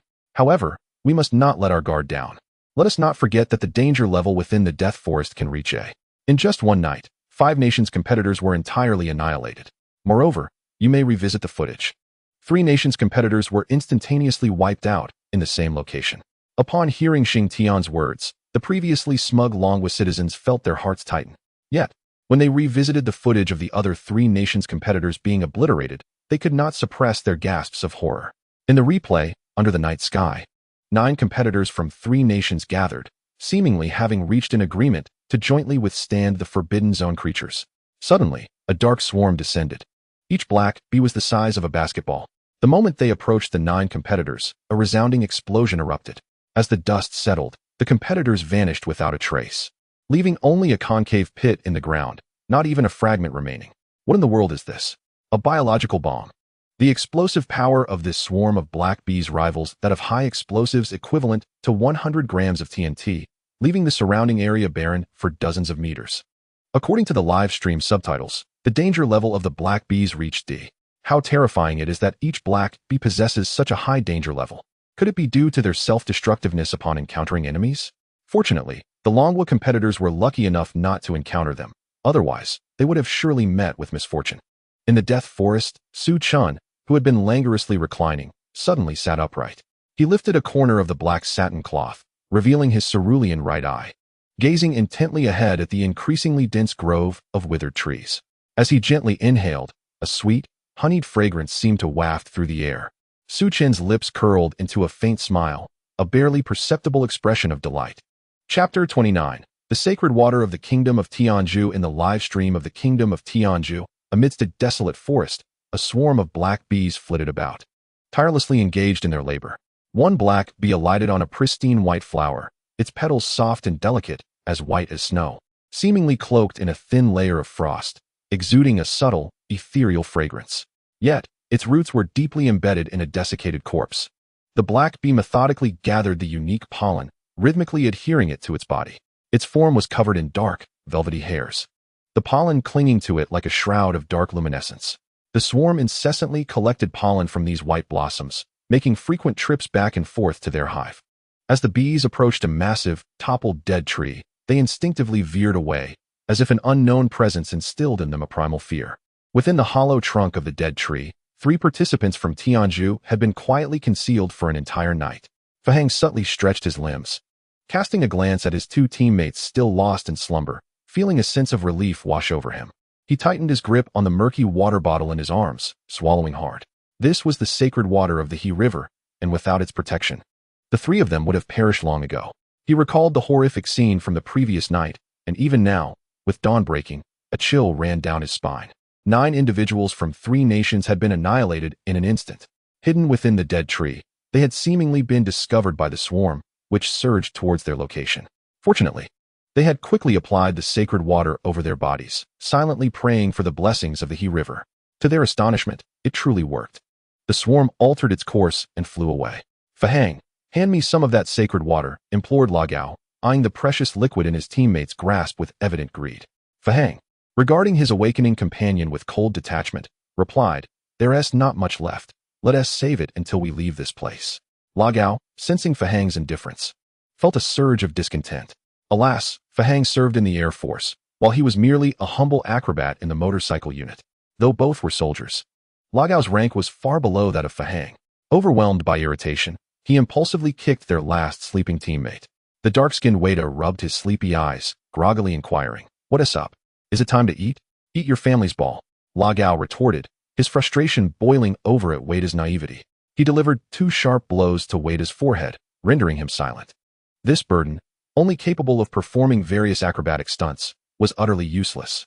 Suddenly, a thought struck him. Perhaps this waste could be of some use. If the sacred water could deter the bees, why not attempt to seize the treasures of their hive? After all, the most perilous tasks could be entrusted to this fool. Even if they failed, it would conveniently rid them of this encumbrance, and in the face of danger, they would be safer in the bees' territory, as other creatures of the Forbidden Zone would dare not approach. This was a rare opportunity, a twofold advantage. Lagao glanced at Fahang and proposed, "Fahang, since the sacred water is effective against the bees, why not try to claim the treasures here?" Noticing Fahang's hesitation, he continued, "Consider the people of Tianju eagerly awaiting news of our victory. Besides, with Waita around, what do you have to worry about?" Upon hearing Lagao's persuasive words, Fahang grasped the implication. He cast a deep, contemplative look at the dim-witted Waita, then nodded in agreement with Lagao's suggestion. The 3 of them then smeared the sacred water over their bodies, emerging from the hollow trunk and proceeding cautiously in the direction of the alluring fragrance. As they observed the black bees instinctively avoiding their vicinity, their confidence surged, prompting them to quicken their pace. The spectators from the kingdom of Tianzhu erupted with joy at their contestants' courageous decision, already envisioning a scenario where their nation dominated the blue planet. The sacred water of our He River is unparalleled. Onward, valiant warriors of Tianzhu. I dare say, we are on the verge of obtaining rewards that no other nation on Blue Planet possesses. Haha, we are the only nation named after an entire ocean, the Tianzhu Ocean. Our warriors are undoubtedly superior. The moment of unification for the kingdom of Tianzhu was drawing near, having even conquered the moon. However, the audiences from other nations could hardly comprehend the absurdity of the actions taken by the contestants from the kingdom of Tianzhu, nor could they tolerate the boastful rhetoric emanating from their live stream. They began to mock. Do the people of the Asan nation revel in such fantasies? Yet, one cannot deny the formidable nature of their He River water. Gathered from the elements of the blue planet's periodic table, do you fear it? Have you not seen how the creatures of the Forbidden Zone steer clear? Surely, the contestants from Asan Nation won't effortlessly seize the rewards, will they? What are you thinking? I suspect that, to the creatures of the Forbidden Zones, the contestants appear no more than a repulsive nuisance, though the creatures wouldn't actively trample it. If a nuisance were to invade their domain and steal their possessions, what would you do? Haha, though it's disgusting, I would eliminate that revolting presence myself. I eagerly anticipate the explosive demise of the creatures of the Forbidden Zones. Within the confines of the Forbidden Zone, Lagao had little time to heed the derisive comments flooding the livestream. As the trio ventured deeper, the landscape before them became unexpectedly daunting. Lagao's pace involuntarily slowed.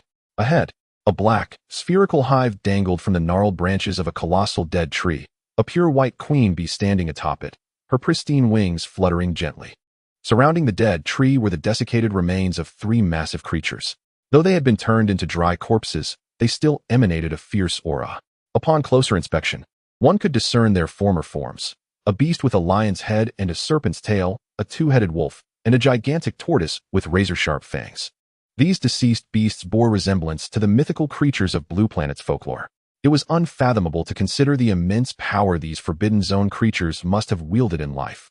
Their danger level at least B, possibly even A. Yet, astonishingly, these formidable beings had now become mere corpses, each head adorned with a pitch-black pentagram insignia. It was as though some mysterious entity had intentionally transformed these beasts into dry husks, displaying them near the hive to showcase its unparalleled power and dominion over this realm of wonders. Ding! The announcement of the Forbidden Domain appeared in the live broadcast room of Tianzhu Nation. Chapter 30, A Desperate Discovery. B-Grade Adventure Zone. The Hive of the Black Spirit Bee. The essence honey within the hive is derived from the pollen of the death flower, harvested by the black spirit bees. Users may enhance their intelligence by 20 points and have a chance to comprehend extraordinary power. Defeating the Guardian allows manifestation within one's own nation. Ding!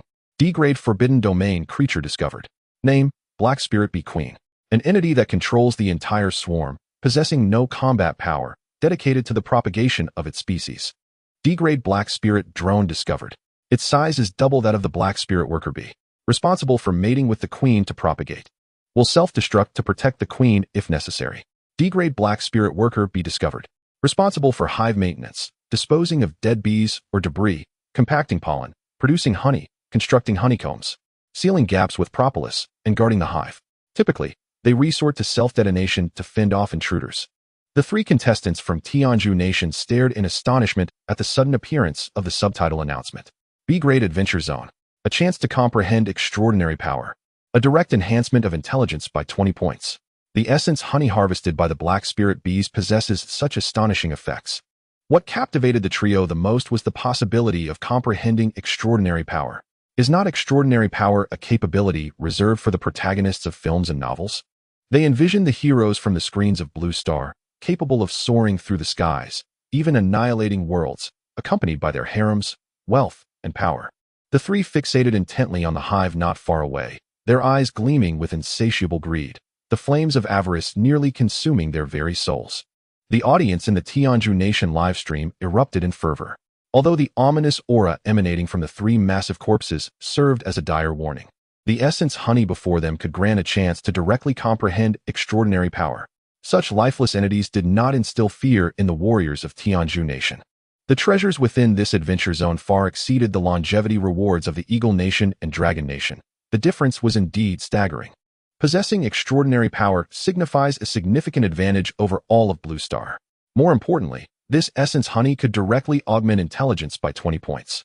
An increase of 20 points in intelligence equates to fourfold that of an ordinary individual, granting those who consume such treasures wisdom far surpassing that of the average person. Furthermore, the D-grade Forbidden Domain creature, the Black Spirit Bee, appears to be restrained by the holy water of Hengi. This suggests that the contestants from Tianju Nation have a substantial opportunity to acquire this B-grade adventure reward. Should they attain this B-grade adventure reward, Tianju Nation will ascend to dominance over Blue Star. The barrage of comments in the Tianju Nation live stream has already begun to celebrate in advance. For 90% of the time in Blue Star's history, Tianju Nation has been the mightiest nation. Now we are poised to continue leading all of humanity. I initially believed that Tianju Nation's supremacy over Blue Star would come in 5 years. Little did I expect to witness history today. Indeed, the B-grade adventure reward far surpasses the rewards attained by the Eagle Nation and Dragon Nation. It is undeniable that the warriors of Tianju Nation are formidable. Extraordinary power. I have already envisioned the ability I wish to awaken. Haha. Raga Ao took a deep breath. The temptation of becoming extraordinary is indeed irresistible. Yet the sight of the 3 fearsome corpses unsettled him. After a moment of hesitation, he patted Font's shoulder and whispered, "Let us split up, should anything unforeseen occur. We can look out for one another." Font pondered for a moment, recognizing the wisdom in Raga Ao's words, nodded in agreement, and proceeded alongside Veda toward the hive.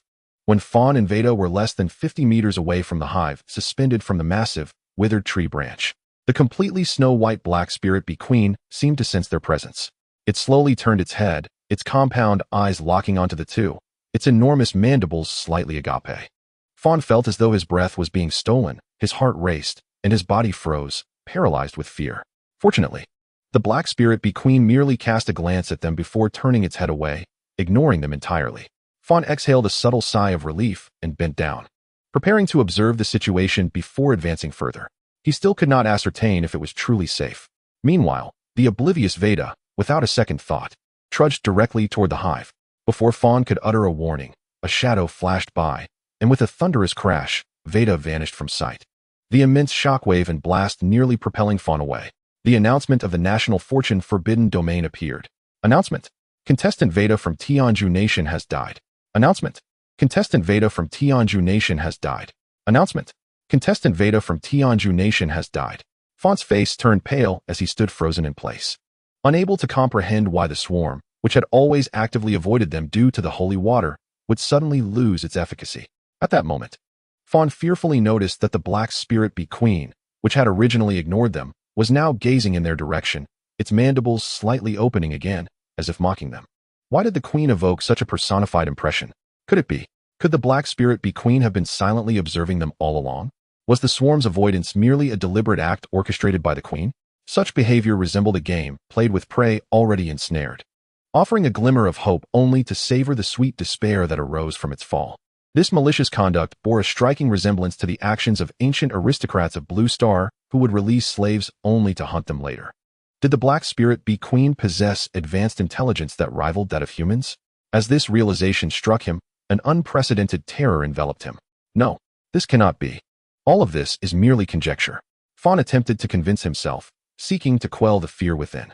However, when he turned to look at Rago, who stood not far behind, an uncontrollable tremor seized his body.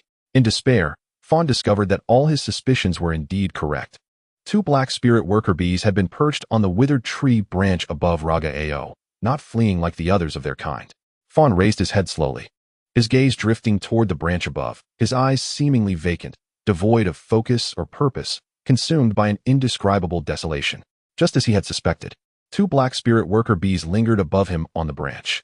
It dawned on him that the 3 of them had merely been playthings of the Black Spirit Bee Queen all along.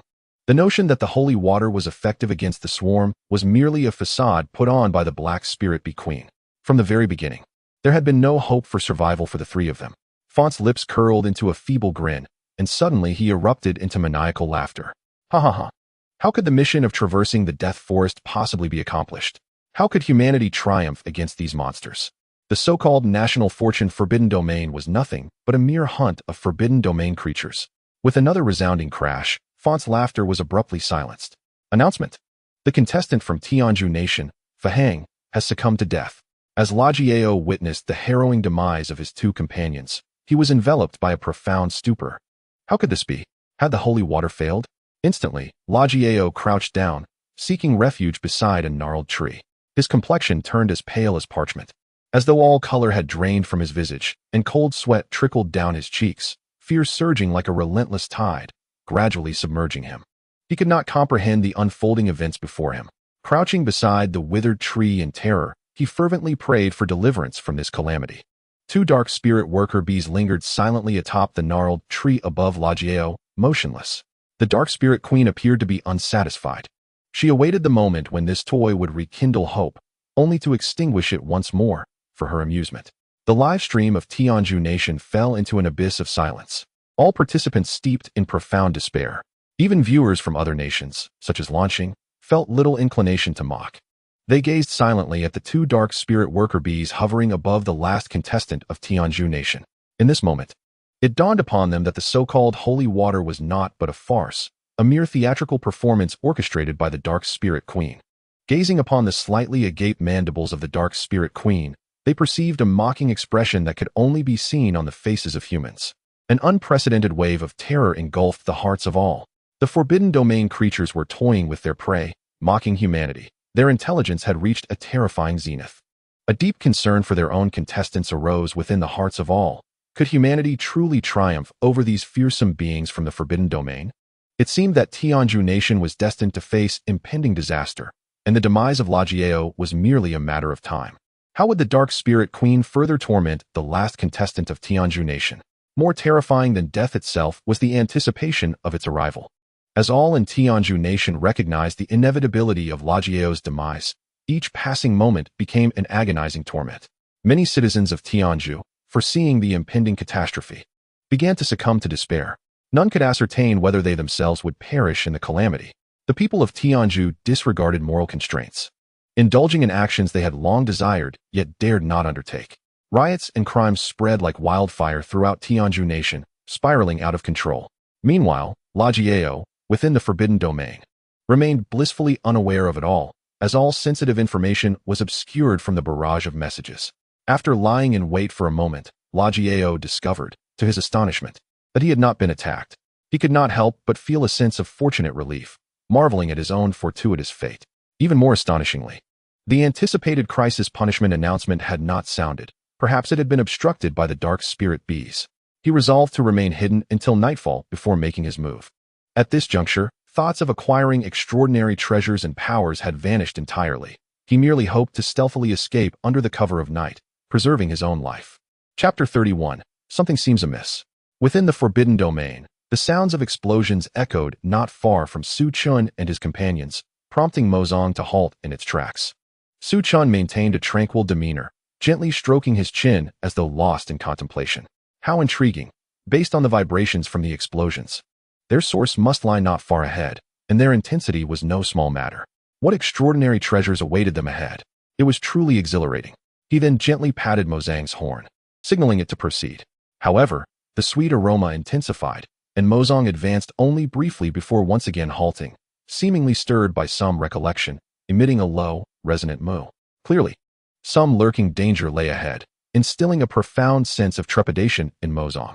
Bai Yifei sensed Mozang's unease, and, coupled with the recent explosion and the overwhelming sweetness, could not restrain her curiosity. Su Chun, what is happening? What is wrong with Mozong? Is there danger ahead? Su Chun parted his lips slightly, revealing a row of pristine white teeth. His smile exuded a sense of ease and delight as he extended a finger toward the upper right, responding, "Oh, perhaps Mozong is merely wary of that creature." Following Su Chen's pointed direction, Bai Yifei beheld a black bee, the size of a basketball, perched quietly upon a nearby gnarled branch. The announcement from the Forbidden Domain revealed the specifics of this black bee. D-class dark spirit worker bee, responsible for cleaning the hive, disposing of dead bees or debris, compacting pollen, producing honey, constructing combs, sealing gaps with propolis, and guarding the hive, among other tasks. Typically self-destructs to repel intruders.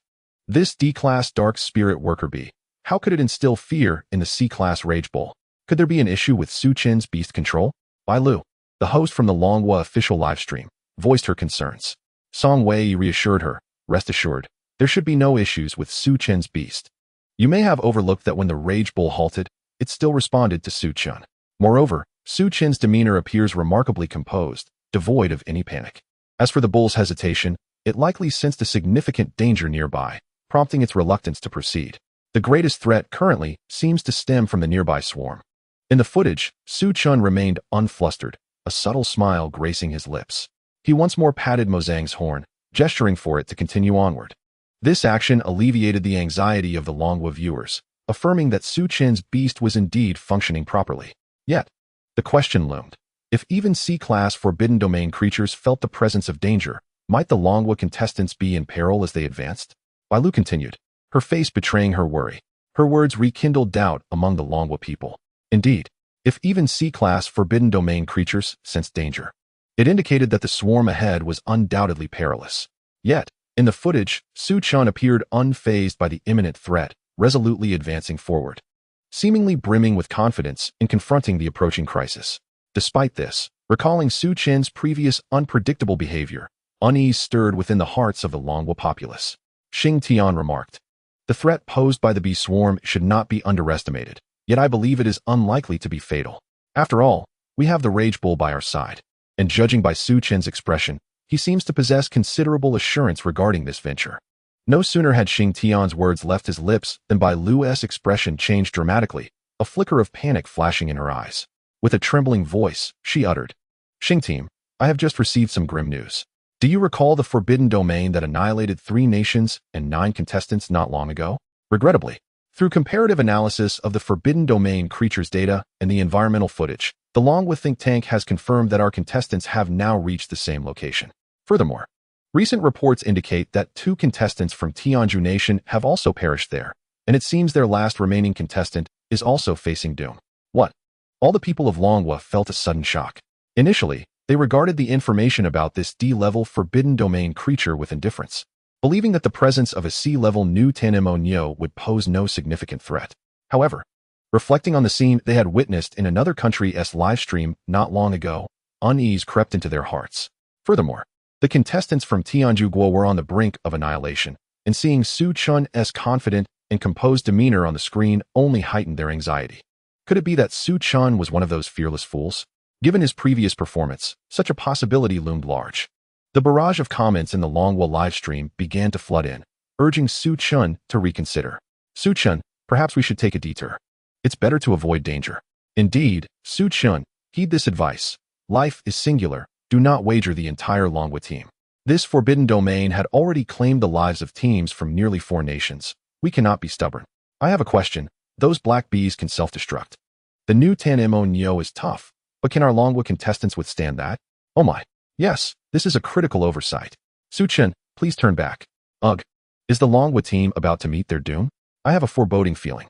As Bai Yifei perused the information on the Forbidden Domain creature, unease surged within her, prompting her to ask, "Su Chen, I feel something is amiss.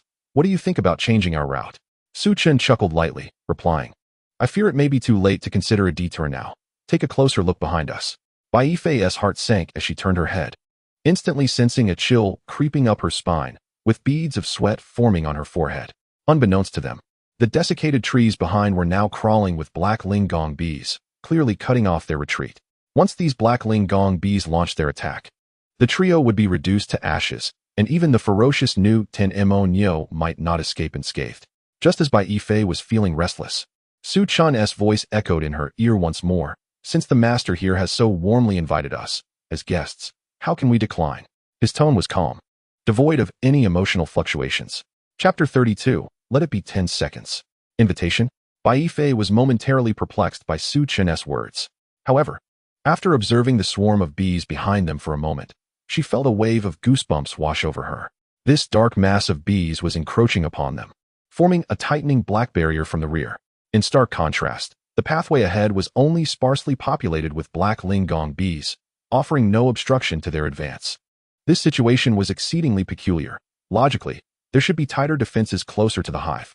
Yet, this swarm of black lingong bees seemed utterly unconcerned about the intruders, as if they feared that their prey might escape.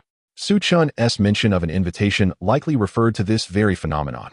It indeed resembled a host forcibly inviting guests into their abode, and this host seemingly had no intention of allowing them to leave. On the large screen of the livestream, the black barrier formed by the black Ling bees continued to close in on the Longwa team, compelling Su Chun and his companions to advance relentlessly. The audience in the Longwa livestream, witnessing the dense mass of black Ling bees behind the contestants, felt their scalps tingle with dread. There are too many. What will the Longwa team do now? The explosive power of a single black Ling gong bee could obliterate objects within a radius of several square meters. With such a vast number of them, any attempt by the Longwa team to break through would likely leave nothing but ashes. Bai Lu, the host of the Longwa livestream, fixed her gaze intently on the screen, beads of perspiration forming in her palms, her breathing becoming shallow and rapid. She anxiously looked toward the two commentators beside her, asking, "Can our Longwa contestants rely on the sea-level new Tan Mo Nyo to navigate this crisis?" Xing Tian replied, "It's hard to say. Retreating is no longer an option. As you've seen in the live streams from other nations, the self-destructive power of the black Ling Gong bees is formidable. Those contestants were left with nothing.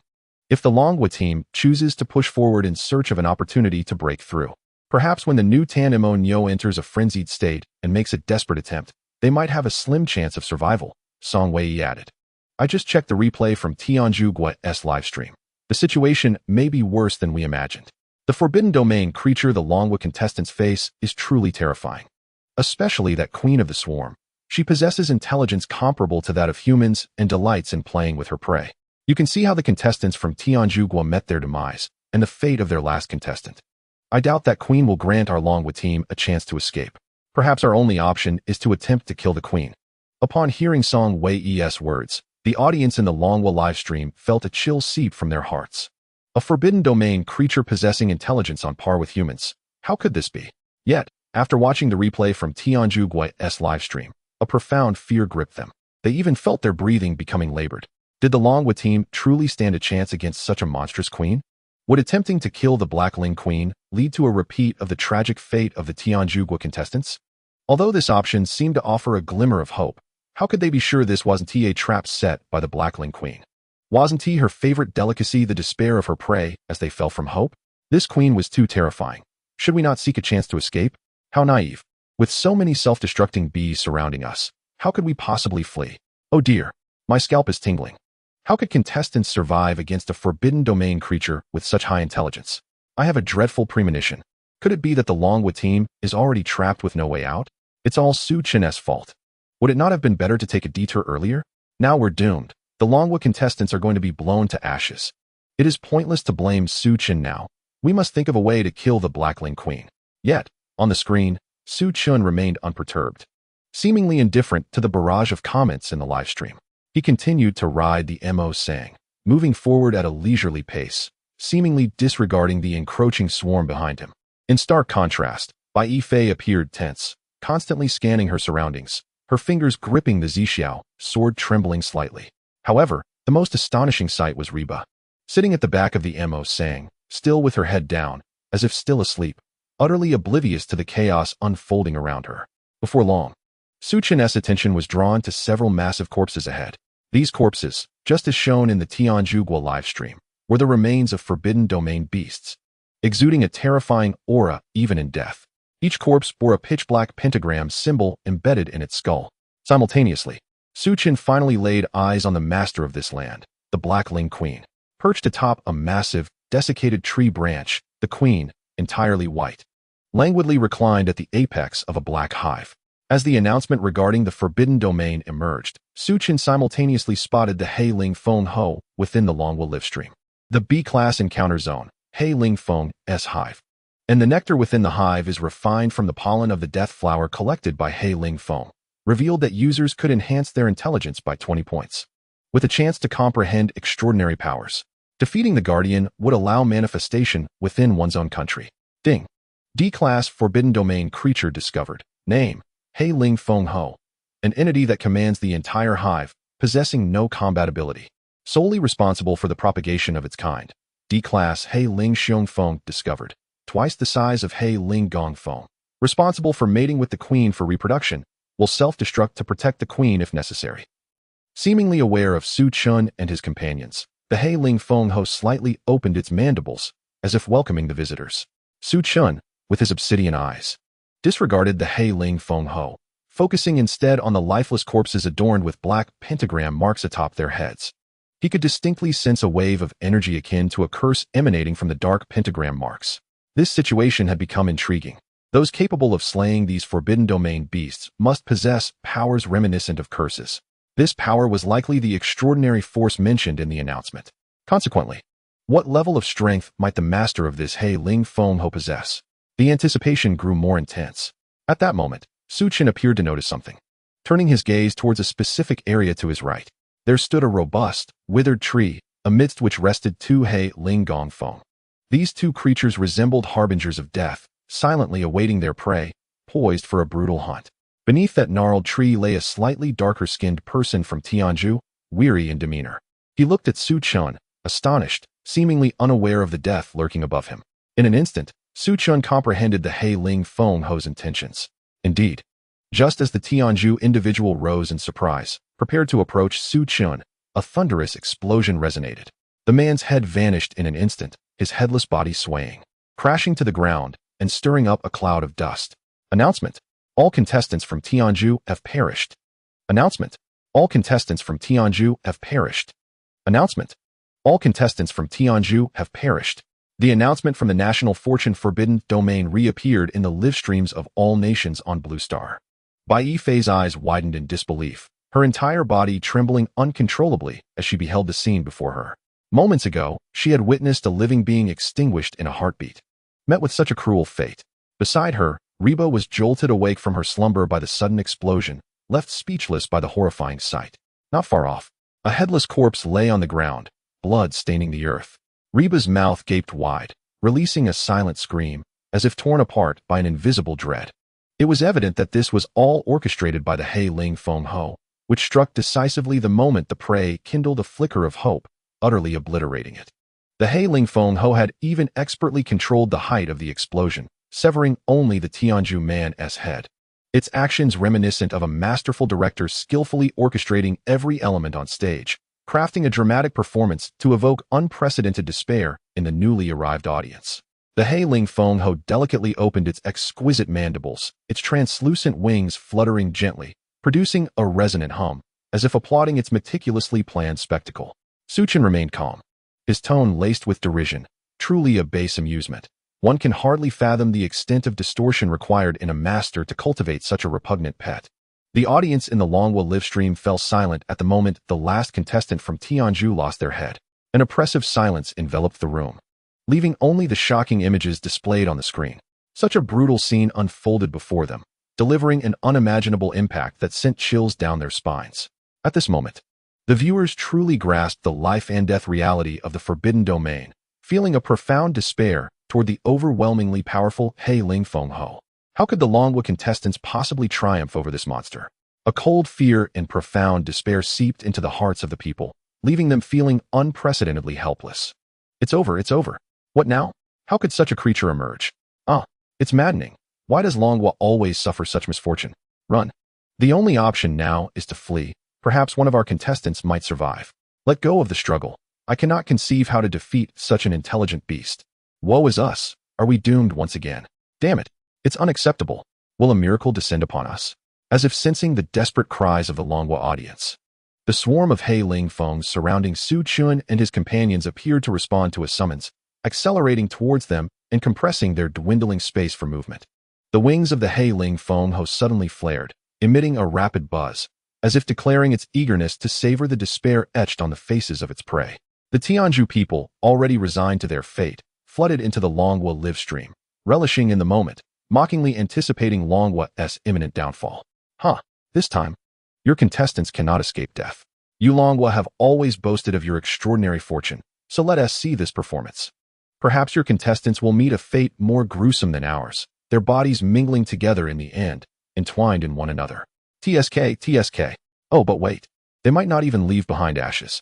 Wouldn't it be splendid if the entire Blue Star descended into hell, placing everyone on the same starting line? As the people of Longhua despaired, Su Chun leaped down from Mozong's head, his demeanor relaxed and unhurried. He slowly raised his right hand to pull down the black satin, his his misty azure eyes calmly observing the approaching swarm of Hei Ling Fongs. The 6 eyes absorbed all information within a 360-degree radius. Perched upon the hive was a Hei Ling Fong Ho, alongside 6 Hei Ling Xiong Fongs, which posed no immediate threat. Surrounding them were 20 Hei Ling Gong Fongs within a 100-meter radius, the primary targets that needed to be addressed. The Hei Ling Gong Fongs primarily relied on internal chemical reactions for explosive impacts. The source of their instructions from the Hei Ling Fong Ho likely originated from their heads, and the slender neck connecting their heads to their bodies constituted a significant vulnerability. If he could intertwine his hands with curse energy, aided by the presence of Tsang, he should be able to easily sever their heads from their bodies. Thus, the critical factor lay in separating the heads from their bodies before the Hei Ling Gong Fongs received the explosive command from the Hei Ling Fong Ho. 1120 should not prove too difficult. Let me discover the limits of my physical capabilities. With this thought, Su Chen sank his body, adopting a side stance, and began to stretch side to side. He slightly raised the corners of his mouth, revealing a set of pristine, well-aligned teeth, sketching a confident smile.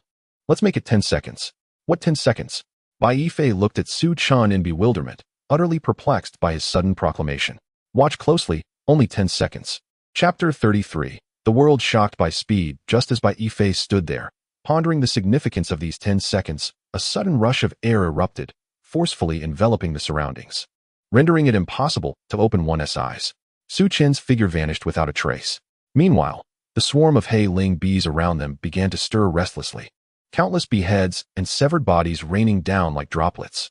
2 seconds had just passed, gazing at the fallen remnants of the Hei Ling bees, akin to raindrops, and the fleeting shadows weaving through the desolate forest. Bai Yifei's expression froze instantly, her eyes widening, mouth slightly agape. A profound astonishment and a hint of confusion radiated from her face. What was happening? How could her eyes perceive it so clearly? Yet her mind remained baffled. Beside her, Reba's eyes were equally round, pupils dilated, filled with disbelief. It was as if she had been struck by lightning, rigidly seated on the back of Mo Sang.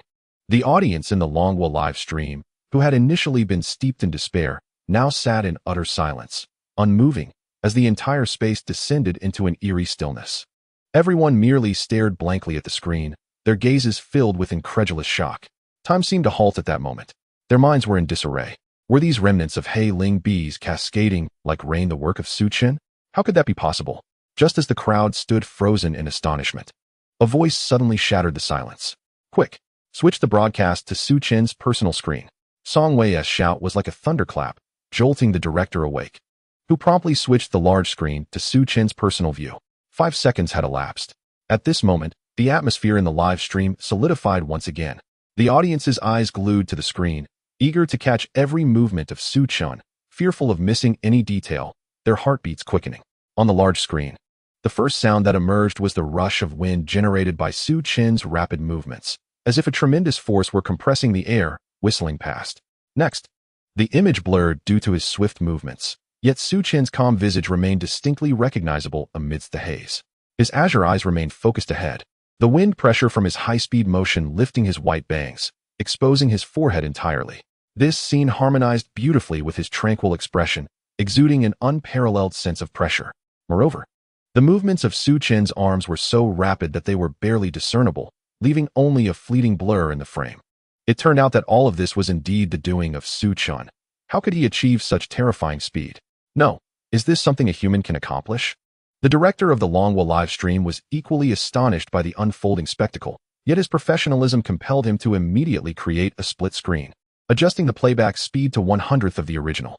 In the slowed-down split screen, the world appeared to be frozen, with only Su Chen continuing his high-speed actions. At 100 times slower playback, Su Chen's speed remained shockingly fast, yet it was now barely possible to discern his movements. As Su Chen's figure swept past each Hei Ling worker bee, his hand struck with lightning precision, swiftly grasping the bee's head, gently pulling it off as if plucking ripe fruit. He then proceeded to focus on harvesting the next Hei Ling worker bee, disregarding the severed bodies around him.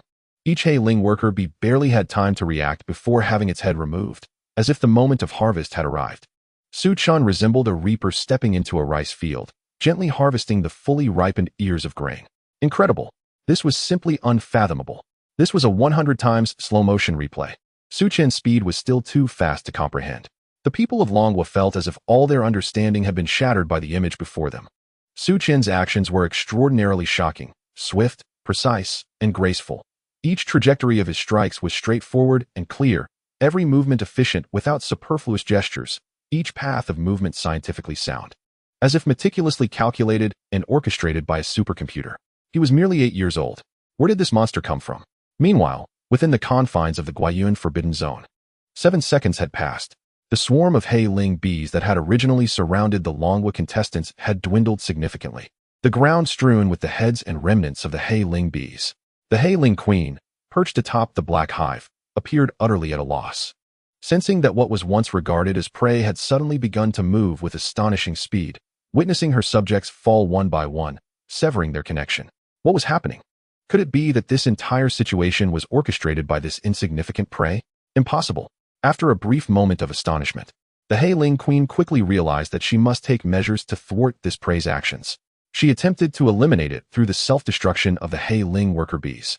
However, she despairingly discovered that she could not capture even a glimpse of the elusive prey.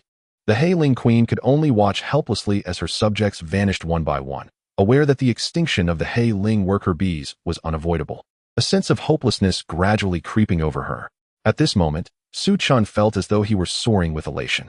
Beneath his calm demeanor, the power of his curses surged like a volcanic eruption, operating at full throttle, allowing him to precisely detach the heads of one Hei Ling worker bee after another. This marked the first time Su Chun fully activated the 6 eyes, drawing upon all his curse power, wielding this enchanting strength.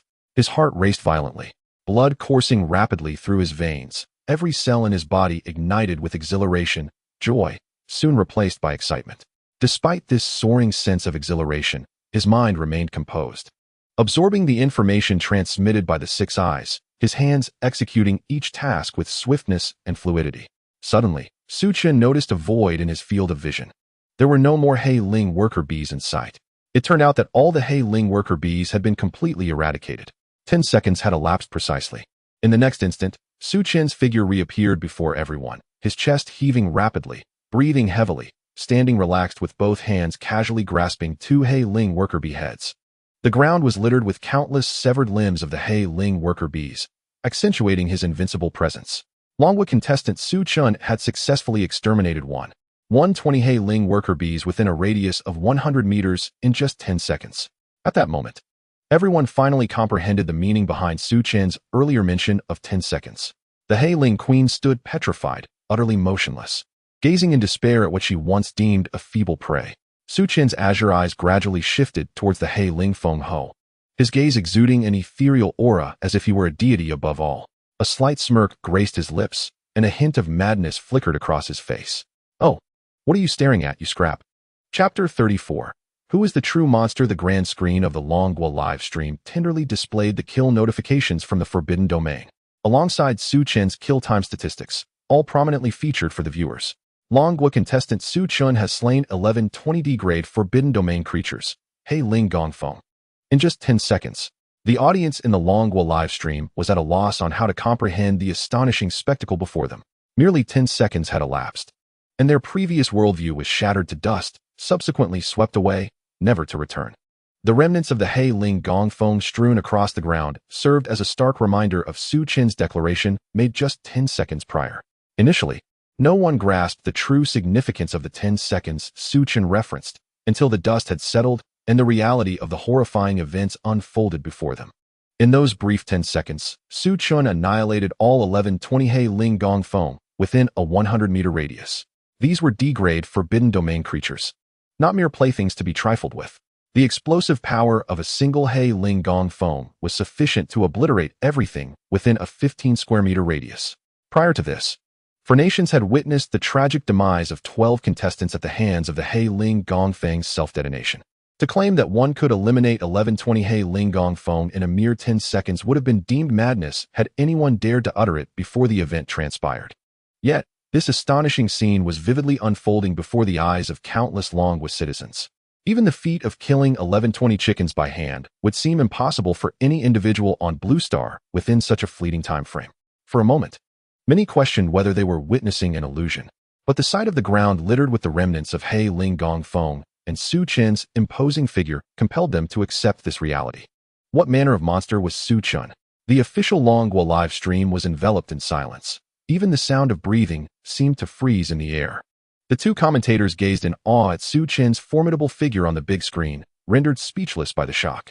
The host Bai Lu was momentarily stunned, and it took her a while to regain her composure, an overwhelming excitement surging within her, accompanied by an involuntary gulp. She understood that as a host, she must not allow the atmosphere of the live stream to falter. Yet faced with the unfolding scene, she struggled to find appropriate words to convey her thoughts. Bai Lu's mind replayed Su Chen's recent actions in a continuous loop.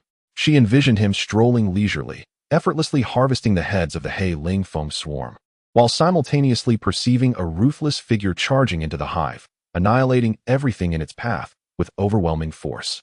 These two contrasting sensations intertwined within Su Chen, crafting an unfathomably powerful presence. Was this truly an accomplishment attainable by a mere human? At last, Xing Tian regained his senses, breaking the silence that enveloped the live stream. In 10 seconds, a human heart could beat 10 times, pumping approximately 800 milliliters of blood. In 10 seconds, a human could sprint roughly 100 meters at their fastest. In 10 seconds, the quickest punches could number 111. Yet, Su Chen had exterminated 11 20D grade forbidden domain creatures in that same span. Was this truly an achievement possible for a human? Xing Tian began to seriously doubt if Su Chen was indeed an ordinary human. Could he be the ultimate creation of some laboratory in Longhua? Or perhaps he was not a native of Blue Star, but a traveler from another planet fortuitously arriving in Longhua? The immense wind pressure generated in such rapidity seemed insurmountable for the human body to endure. Not only Xing Tian, but Song Wei too felt an overwhelming sense of unreality. This was simply too unscientific. How could an 8-year-old child accomplish such a feat? Reflecting on his own childhood at that age, he was merely gathering firewood or tending to cattle for a landlord. The disparity was staggering. What was the source of Su Chen's extraordinary strength? Surely, it could not be attributed to some prenatal training. Upon hearing the commentator Xing Tian's questions, the viewers in the Longhua live stream awakened from their stupor, the initial shock giving way to an unprecedented exhilaration. Su Chen was simply magnificent. In the forbidden domain, these creatures had slaughtered humans with the ease of crushing an ant, and now Su Chen mirrored that efficiency, effortlessly exterminating all these forbidden creatures. The citizens of Longhua erupted in fervent cheers, their emotions running high. The live stream's big screen was instantly inundated with barrage comments. Heavens! I am at a loss for words. I share the same doubts as Xing Team. Is Su Chen truly still human? I am dumbfounded. It feels as though he effortlessly dispatched these 11 20D grade forbidden domain creatures as one would slice vegetables. Are these even forbidden domain creatures? Were those earlier sightings mere illusions? Has Su Chen already transcended our dimension? Absolutely astounding. How did Su Chen achieve this? The commentators at the live stream's commentary desk were left in utter disbelief. Goodness, my scalp is tingling. Did you all notice that every He Ling Gong phone was dispatched by Su Chen in a single blow, without any extraneous movements? Is this the true extent of Su Chen's power? From now on, Su Chen is my father. Su God, Su Dad, please accept my homage. Within the forbidden domain. Upon hearing Su Chen's query, the He Ling Feng Ho exhibited no reaction, seemingly trapped in an abyss of despair. Observing this, a subtle smile crept across Su Chen's lips as his calm azure eyes gazed upon the petrified He Ling Feng Ho, and he slowly advanced towards the He Ling Feng nest. Coincidentally, his foot landed upon a fallen He Ling Gong Feng's head, yet it did not alter his steady march. With a crisp crack, the head of the He Ling Gong Feng was crushed beneath his foot. That sharp sound was akin to a bolt of lightning, rousing the He Ling Feng Ho from its stupor. In a state of panic, it flapped its wings desperately, attempting to escape from this perilous place. Simultaneously, the remaining 6 He Ling Xiong Feng in the hive surged towards Su Chen at an astonishing speed, evidently striving to secure a final chance for the He Ling Feng Ho to flee. Yet, all of the He Ling Feng Ho's actions proved utterly futile. Su Chen's figure vanished from the spot once more, and the space occupied by the 6 He Ling Xiong Feng contorted in an instant. Subsequently, 6 twisted remnants of the He Ling Xiong Feng plummeted helplessly to the ground. Meanwhile, Su Chen appeared like a specter upon the withered branch supporting the hive, gently grasping the slender neck of the He Ling Feng Ho. Despair radiated from the He Ling Feng Ho's compound eyes as it frantically flapped its wings in a final struggle. Gazing at the He Ling Feng Ho's tormented visage, Su Chen gently seized its head, a smile gracing his lips as he remarked, "This place seems rather weak, doesn't it? His lips curled upwards, and with both hands moving in synchronized rhythm, he prepared to speak. Before his words could escape, the head of the Hei Ling Feng Ho was brutally severed from its body.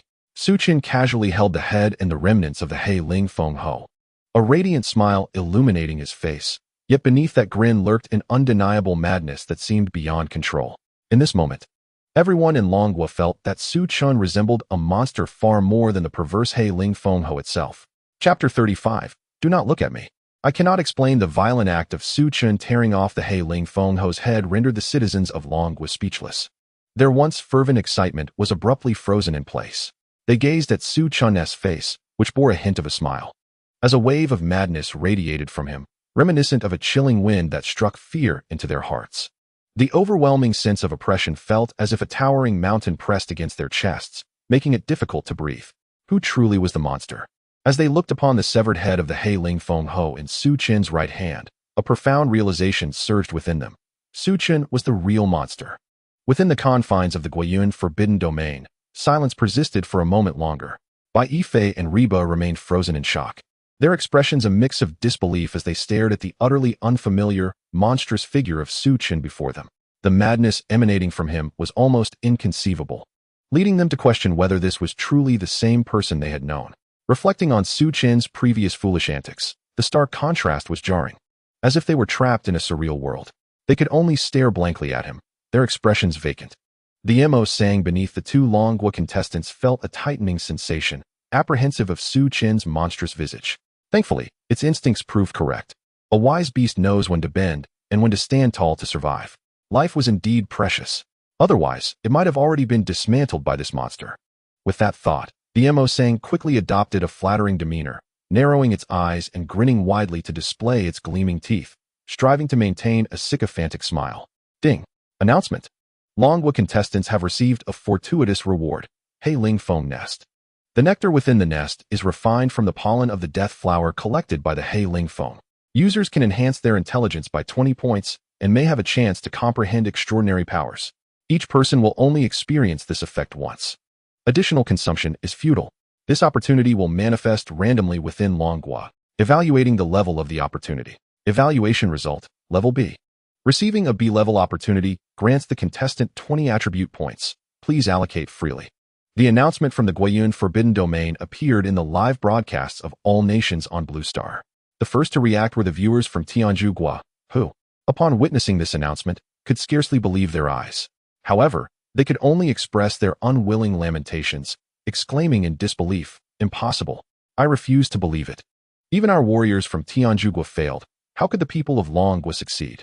Our warriors are the strongest. We still possess the holy water. Surely, it was the sacrifice of our warriors that allowed Longwa to gain this advantage. Yes, that must be it. The sacrifices of our warriors have severely weakened the forbidden creatures. You Longwa people are thieves. You deserve to descend into hell." Initially, the audience from Longwa was still reeling from the shock of Su Chun's final act, but upon seeing the barrage of comments from Tianju Gua, they wasted no time in retaliating with fervor. "Wow, you folks from Asan truly have a unique way of thinking. I'm laughing out of frustration. Wasn't Ta Sin the one who proclaimed that Longwa would be the next loser? How come you can't handle the defeat now? I admit your physical prowess is superior. Your holy water is indeed formidable. We in Longwa are unworthy to bear it. Have faith, Asan, even when disaster strikes. Your holy water will enable your resurgence. Farewell, Asan. Take care. No need to see you off. I'm off to worship Sushin now."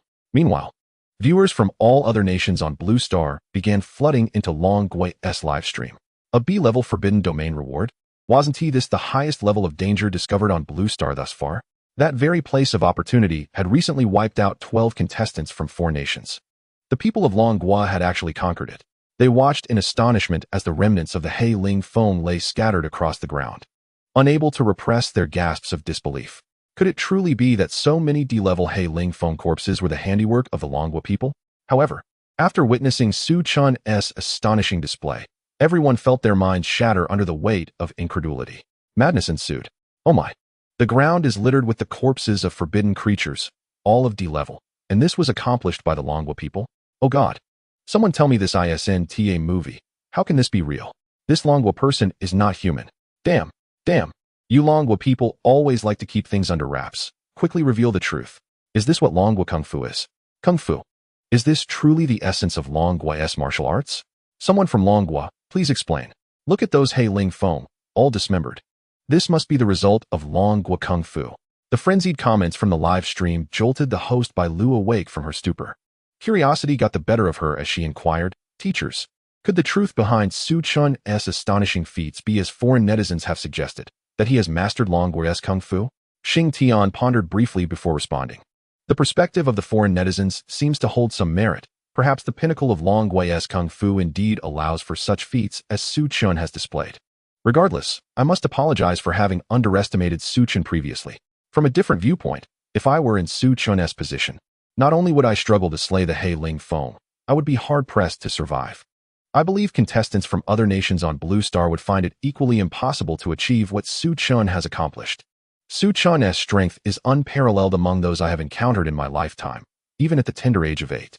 Yet he remains shrouded in an air of mystery that is difficult to penetrate. Perhaps Elder Song can elucidate this for us. After finishing, Xing Tian turned his gaze towards Song Wei-yi, as if anticipating something. Could Elder Song unveil the secrets of national martial arts? Was the culmination of national martial arts truly what Su Chun has demonstrated today? And how did the mere 8-year-old Su Chun accomplish all this? Feeling the inquiring gaze from Xing Tian, Song Wei-yi felt a surge of panic. He did not know. How could he possibly comprehend why this monster Su Chun was so powerful?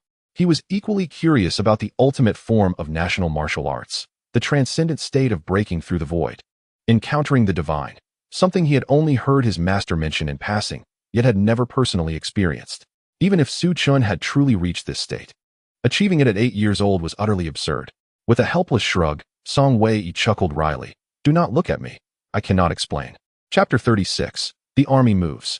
The Hei Ling foam nest materializes in the great city of Dejing, Longgua, at Research Institute 749, Room 301 of the laboratory. Haha, Song Wei-yi, that old fellow, is usually quite boastful. Why is he suddenly silent now? This is clearly a manifestation of extraordinary power. Moreover, the B-grade reward from the National Luck Forbidden Zone is about to materialize in Longgua.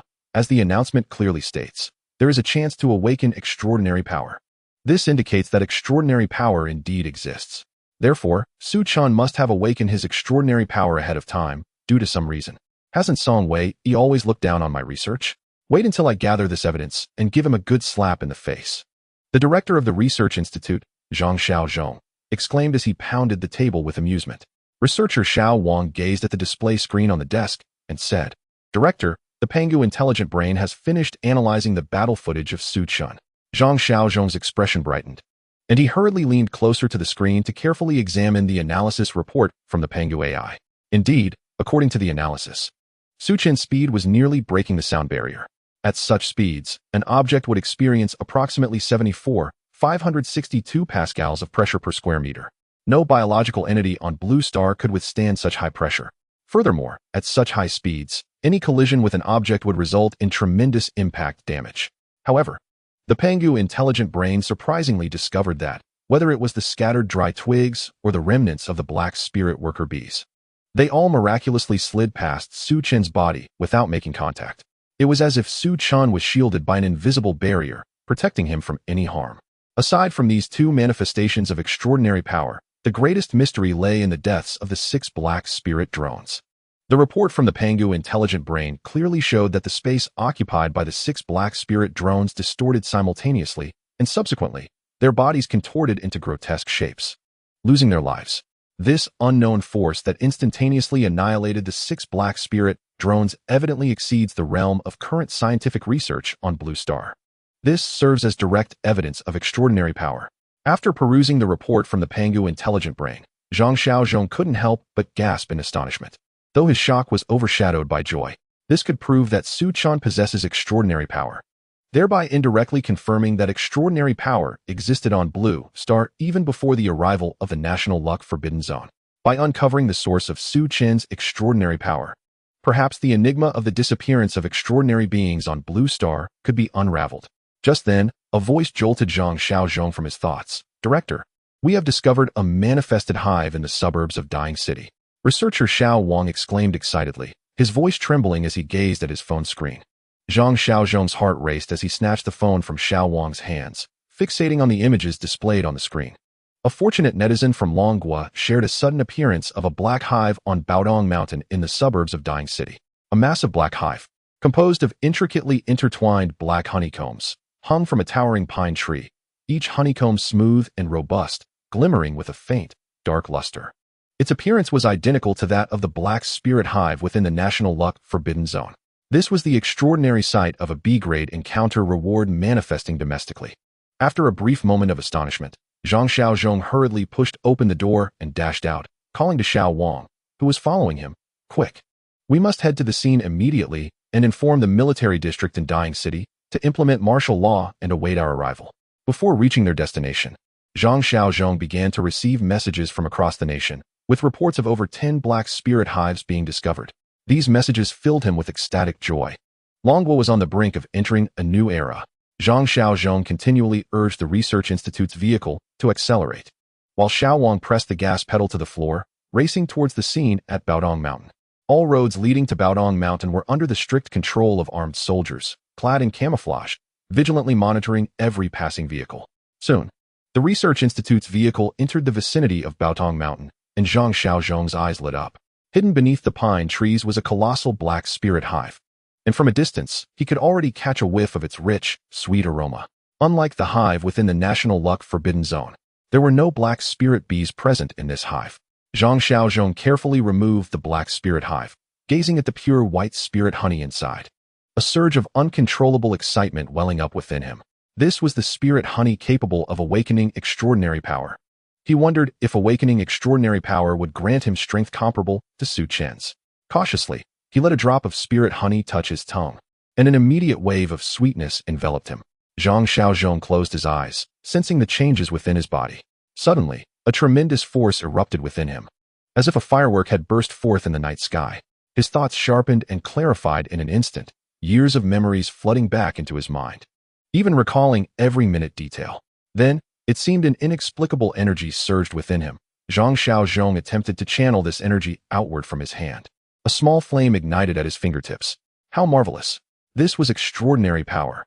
Zhang Xiaozhong could feel that if he channeled all his strength, the flame would grow larger, at least transforming into a torch. Wait, something seems amiss. Although he had awakened extraordinary power and felt significantly stronger than before compared to Su Chen, it appeared they resided in entirely different dimensions. Was there truly such a vast disparity in extraordinary power? To what extent had Su Chen's strength reached? Zhang Xiaozhong couldn't help but gasp in surprise. He had a premonition that Su Chen's power might merely be the tip of the iceberg, his true strength as unfathomable as an abyss. Meanwhile, within the National Luck Forbidden Zone, Su Chen felt a twinge of dissatisfaction, as if the climax had abruptly ceased, leaving him somewhat disheartened. These black spirit bees were simply too weak. As long as his speed surpassed their neural reaction time, this was nothing more than a tedious slaughter. If their master were present, perhaps it would be more exhilarating. He sensed no presence nearby that could pique his interest. It seemed that the distorted master behind this pet was not in the vicinity. Su Chen's hands relaxed slightly, and the head and remnants of the black spirit queen slowly fell from the air, crashing to the ground with a dull thud. This sound shattered the frozen atmosphere of the scene. Following that came an excited shout. Yay, done! Su Chen extended his right hand, giving a thumbs up, and flashed a triumphant smile at his two teammates, who were left in a daze. The mood shifted dramatically, as if everything that had just transpired was merely an illusion, leaving only the gleeful face of a mischievous child. Chapter 37. Bai Yifei's extraordinary power. Upon seeing Su Chen's triumphant grin, Bai Yifei felt as if she had returned to reality, inexplicably relieved. That troublesome Su Chen was back. The oppressive aura exuded by the monstrous Su Chen was overwhelming. How did Su Chen accomplish all of this? Bai Yifei gazed absent-mindedly at Su Chen perched upon the gnarled branch of a dead tree. At this moment, a familiar prompt from the role-playing system appeared in Su Chen's eyes. Role-playing degree, 40. Wudo Wujian's physical strength, 40. Cursed energy, 40. Skills mastered include instantaneous technique, song, song's derivative applications, limitless technique, and the comprehension of black flash. The essence of black flash lies in the spatial distortion that occurs when the discrepancy between a physical strike and cursed energy impact is within 0.0000001 seconds. Its power averages at 25 times the norm, manifesting as a fleeting black lightning. Moreover, black flash possesses a hidden attribute. It allows the user to momentarily enter a zone akin to an athlete, rendering cursed energy as easy to manipulate as a part of the body for a brief period. Comprehension of barrier technique is also noted. Barrier technique, also known as zhang, permits the user to infuse cursed energy or techniques into other entities to create barriers with varied functionalities. These barriers can protect non-sorcerers during battles or restrict specific entities from entering or exiting. Additionally, barrier technique is a fundamental element in comprehending domain-type techniques. Overall strength evaluation S. I thought this time I could comprehend reversal technique, but it seems I must wait until my role-playing degree reaches 50. Nevertheless, the two skills of Black Flash and barrier technique are indeed quite practical. Merely possessing the strength evaluation of 40 from Wudo Wujian already grants an S rating. I eagerly anticipate what my evaluation will be when my role-playing degree reaches 100. The role-playing system gradually faded from Su Chen's view. The crimson subtitles of the National Fortune Forbidden Domain system reappeared. Contestant, Su Chen, gender, male, nationality, Longhua, physique, strength, agility, intelligence, ability. Overall strength evaluation, 20 unallocated free attribute points. Su Chen looked at the symbols appearing before him, feeling a twinge of frustration. What does this mean? He had an ominous premonition. Could it be that the attribute points would be allocated without any noticeable effect? Last time, he allocated points to physique. This time, he decided to try strength. He would explore each attribute, convinced that at least one would yield results. As he allocated all 20 points to strength, Su Chen bewilderedly spread his fingers, still feeling no change in his body. Ugh, what a worthless trinket. Fine, next time I shall try agility. The live commentator, Xing Tian, in the Longhua live broadcast room, was momentarily taken aback as the contestant panel re-emerged on the screen. Contestant, Su Chen, gender, male, nationality, Longhua, physique, strength, agility, intelligence, ability, overall strength evaluation, 0 unallocated free attribute points. Contestant, Reba, gender, female, nationality, Longhua, physique, 6, strength, 3, agility, 2, intelligence, 13, ability, none. Overall strength evaluation, D, 20 unallocated free attribute points. Contestant, Bai Yifei, gender, female, nationality, Longhua, physique, 10, strength, 9, agility, 15, intelligence, 20, ability, Wudong heart method, Wudong body method, Wudong sword method, Wudong medical tradition, overall strength evaluation, C, 20 unallocated free attribute points. Su Chen's panel still did not display specific values. What was happening? The initial claims of being too young and weak were clearly untenable. What did the symbols signify? Was Su Chen's strength so formidable that the national fortune system still could not assess it? Xing Tian was startled by his own sudden thought. Wait, why does Su Chen have 0 free attribute points? Could it be that he had already allocated them, and yet the panel showed no changes? This revelation made Xing Tian increasingly believe that his earlier conjecture might be the hidden truth. In the National Fortune Forbidden Domain, Su Chen's attention had shifted to the B-grade reward, the Black Spirit Honeycomb. He plucked the black, spherical honeycomb, dipped his finger into the honey, and tasted it. The honey was uniquely fragrant, enticing him to indulge further. But why was there no sensation of an increase in intelligence? Was this B-grade reward a sham? Unwilling to accept defeat, Su Chen dipped his finger again and tasted the honey, yet still felt no change in his body. Where was the promised chance to awaken the extraordinary? Su Chen had initially harbored high hopes of awakening an impressive extraordinary power. Now, it appeared that everything within the National Fortune Forbidden Domain was mere dross, unworthy of trust. A collection of worthless trinkets. Glancing at Bai Yifei, who was lost in thought not far away, Su Chen gently tossed the black honeycomb, which swiftly flew toward her. Realizing that Bai Yifei was still in a daze, he kindly called out, "Bai Jiang, catch." Upon hearing the nickname, Bai Yifei's confusion deepened. A gust of wind rushed toward her, and in a daze, she only realized the black honeycomb was upon her when it was right in front of her. Instinctively, she extended her hands and caught the honeycomb securely. However, the inertia caused some honey to spill from the honeycomb, splattering onto Bai Yifei's face. Her expression shifted. That little rascal. He must have done this on purpose. Su Chen seemed to notice the change in Bai Yifei's expression. Are you angry? I'm not angry. Well, I didn't do anything, did I? After hearing this, Bai Yifei couldn't help but feel a vein throbbing on her forehead. This little brat was infuriating as ever. It was hard to imagine that the remnants of the black spirit bees scattered about were the handiwork of this little rascal. Wait. Gazing at the black honeycomb in her hands, Bai Yifei suddenly recalled something. This B-grade reward indeed had the potential to awaken extraordinary powers. ignoring the irritating Su-chan. She extended her finger and tasted the honey. Immediately, she felt a peculiar force coursing through her body, evolving further. Bai Yifei's mouth slightly parted, and a wisp of white mist began to rise from her rosy lips, causing the surrounding temperature to drop several degrees.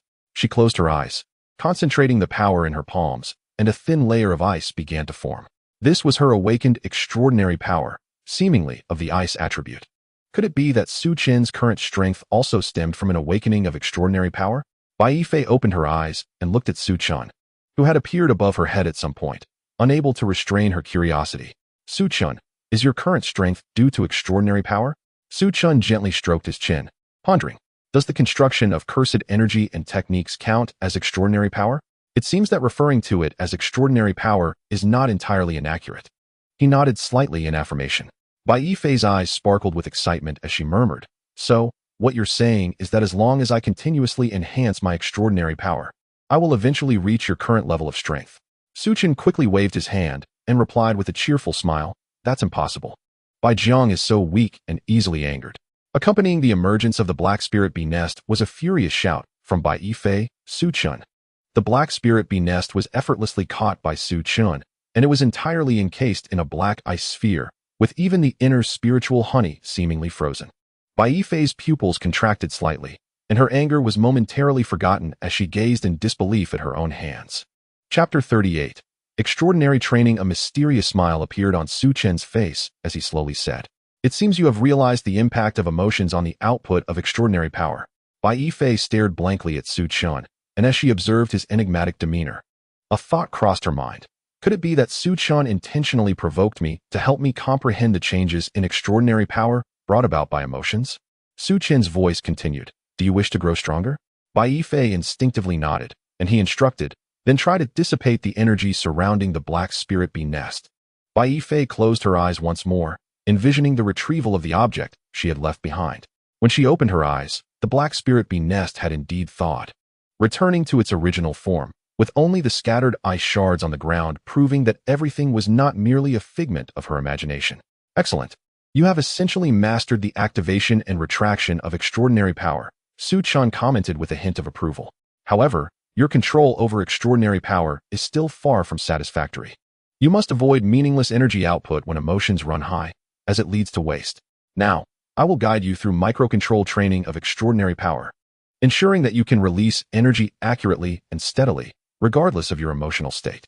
After speaking, Su-chan dropped a drop of spiritual honey into Bai Yifei's palm and instructed her to try to envelop it and form a sphere. Bai Yifei attempted several times, but failed each time, as the shapes she conjured were irregular. She had not anticipated that creating a perfect sphere would be so challenging. Nevertheless, she persevered, focusing intently on her attempts. In the Dragon Kingdom's live broadcast studio, hosted by Lu widened her beautiful eyes, holding her breath as she gazed at the ever-changing ice crystal in Bai Yifei's hand, unable to contain her astonishment. Is this the extraordinary power? The contestant Bai Yifei had awakened an ability related to freezing. It was unexpected that the B-class fortuitous reward could indeed awaken extraordinary power. Could it be that the manifested Black Spirit Bee Nest in our country has a similar effect? Xing Tian replied, "That is certainly the case. I believe if the research institutions in our country can unlock the mysteries of the extraordinary, a monumental transformation comparable to the Industrial Revolution awaits the Dragon Kingdom. We will lead the entire Blue Star henceforth." However, what astonished me the most was Su-chan. He seemed to possess an extraordinary understanding of this power, and it appeared he implicitly acknowledged that his strength stemmed from extraordinary power. Yet, it remains a mystery what kind of extraordinary power that is. It feels as though despite Bai Yifei's awakening, her strength still pales in comparison to Su-chan's. The audience in the Dragon Kingdom's live studio was awakened by Xing Tian's words, realizing that Bai Yifei's displayed freezing ability could not be compared to Su-chan's prowess. Currently, Bai Yifei's strength was insufficient to survive amidst the swarm of black spirits.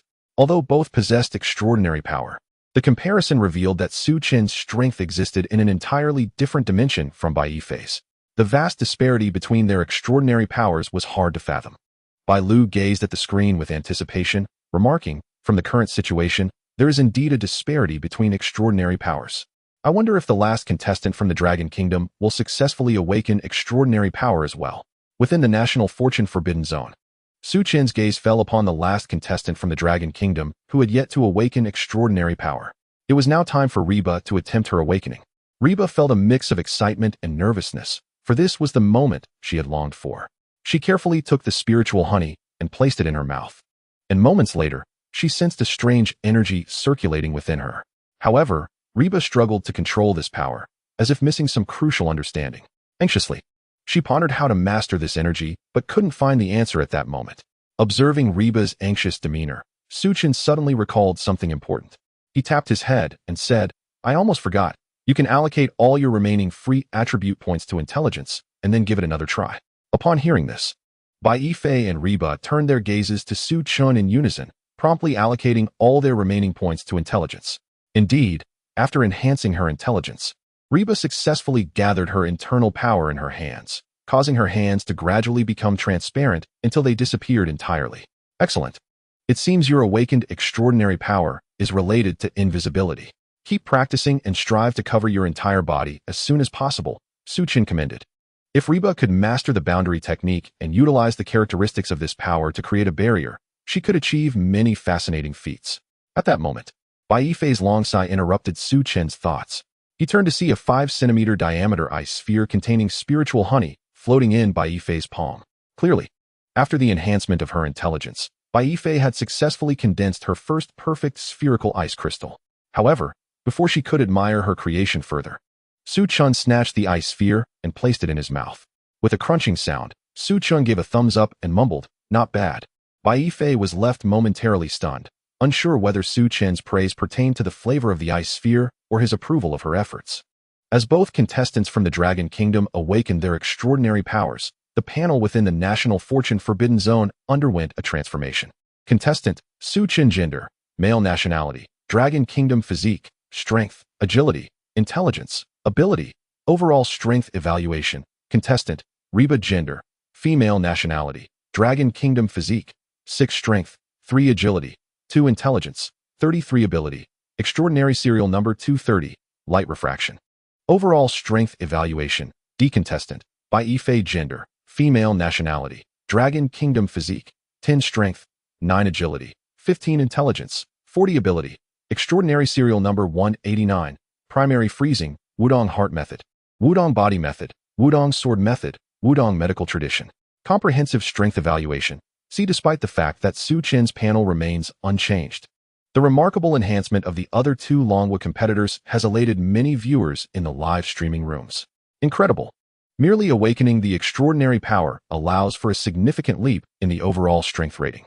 I can already envision the stunning spectacle when the extraordinary powers of these 2 Longwa competitors ascend to even higher realms. Yet, why is it that my Su Goddess panel remains stagnant? Could it truly be that Su Goddess data has overwhelmed the National Fortune panel? It is highly plausible. Have you not noticed that Su Chen's understanding of the extraordinary far surpasses that of anyone else? I now suspect that Su God might surprise us yet again. Su God, you are eternally my deity. I eagerly await Su God to lead us to victory effortlessly. The sun hangs high in the midday sky, its scorching rays illuminating the earth. Mo Sang bears the 3 Longwa competitors onward through the sweltering, desolate woods. Bai Jiang, hurry up. Su Chen lazily lounges atop Mo Sang's head, incessantly urging, "Quiet, just a moment." Bai Yifei concentrates intently on the palm of her right hand, striving to envelop a drop of spirit honey into a spherical ice crystal. She has successfully condensed over 10, each time with increasing speed, yet occasionally falters under Su Chen's relentless prodding. At last, another satisfying spherical ice crystal forms in her palm. As soon as the ice crystal appears, Su Chen snatches it and tosses it into his mouth, resuming his annoying exhortations with a crunching sound. Bai Jiang, hurry up. Bai Yifei feels a vain pulse on her forehead, now severely doubting whether Su Chen regards her as an ice-making machine simply to savor the frozen spirit honey. Wait, why must I wrap the spirit honey to practice? Would it not suffice to directly condense the power into a spherical ice crystal? With this thought, Bai Yifei smiles and, with a slight twitch at the corner of her mouth, inquires, "Su Chen, may I ask you a question? If I exhaust the spirit honey and directly condense a spherical ice crystal, would it not achieve the effect of practicing micro-control of extraordinary power?" "Of course." "Why do you ask? Then why do you insist on having me wrap the spirit honey for practice? Is it simply because you desire to taste the frozen spirit honey? How could that be? Am I that kind of person?" "You clearly are." Baifei internally scoffs, feeling utterly exasperated by having fallen for this mischievous little brat's antics once again. Suddenly, in the B-grade extraordinary encounter site, a mummified beast with a lion's head and serpent's tail opens its eyes wide, the dried pupils astonishingly etched with a pitch-black pentagram, emanating a mysterious aura. It gazes in the direction Su Chun has departed, a dark glimmer passing through its eyes. Chapter 39. Pureblood Battle Group within the confines of the National Fortune Restricted Area. In an unknown city, the midday sun casts its golden rays upon the European-style streets, adorning the city in a brilliant attire. The buildings lining the streets appear particularly striking under the sunlight, each brick and tile seemingly narrating ancient tales. In this city, various subhumans traverse the thoroughfares, most clad in mercenary attire, as if the fantastical stories of Blue Star are being reenacted in reality. Among them are the cat people, whose appearances resemble humans yet feature feline ears and tails, their petite and slender forms brimming with latent explosive power. One can also observe figures of the lizard people, with their upper bodies resembling resilient lizards while their lower halves take on human forms. The skin of the lizard people bears colors akin to hard rock, and they carry an array of heavy weaponry, showcasing their formidable prowess as warriors. Conversely, human mercenaries are exceedingly rare in this city, as most humans don humble garb, engaged in various menial tasks. Their lowly status seems incongruous with the essence of the city. In a corner of the city, within a cake shop operated by humans, a youth of distinctive demeanor elegantly savors a piece of cake. His red hair glows in the sunlight, burning like fierce flames, while his eyes resemble those of an ancient western dragon, golden vertical pupils instilling awe. The red-haired youth delicately brings a piece of black spirit honey cake to his lips, then closes his eyes, seemingly relishing this moment of satisfaction and bliss. The black spirit honey cake, crafted by humans, truly suits my palate. I recall that the new harvest of spirit honey should be approaching. How delightful. His voice is deep and resonant.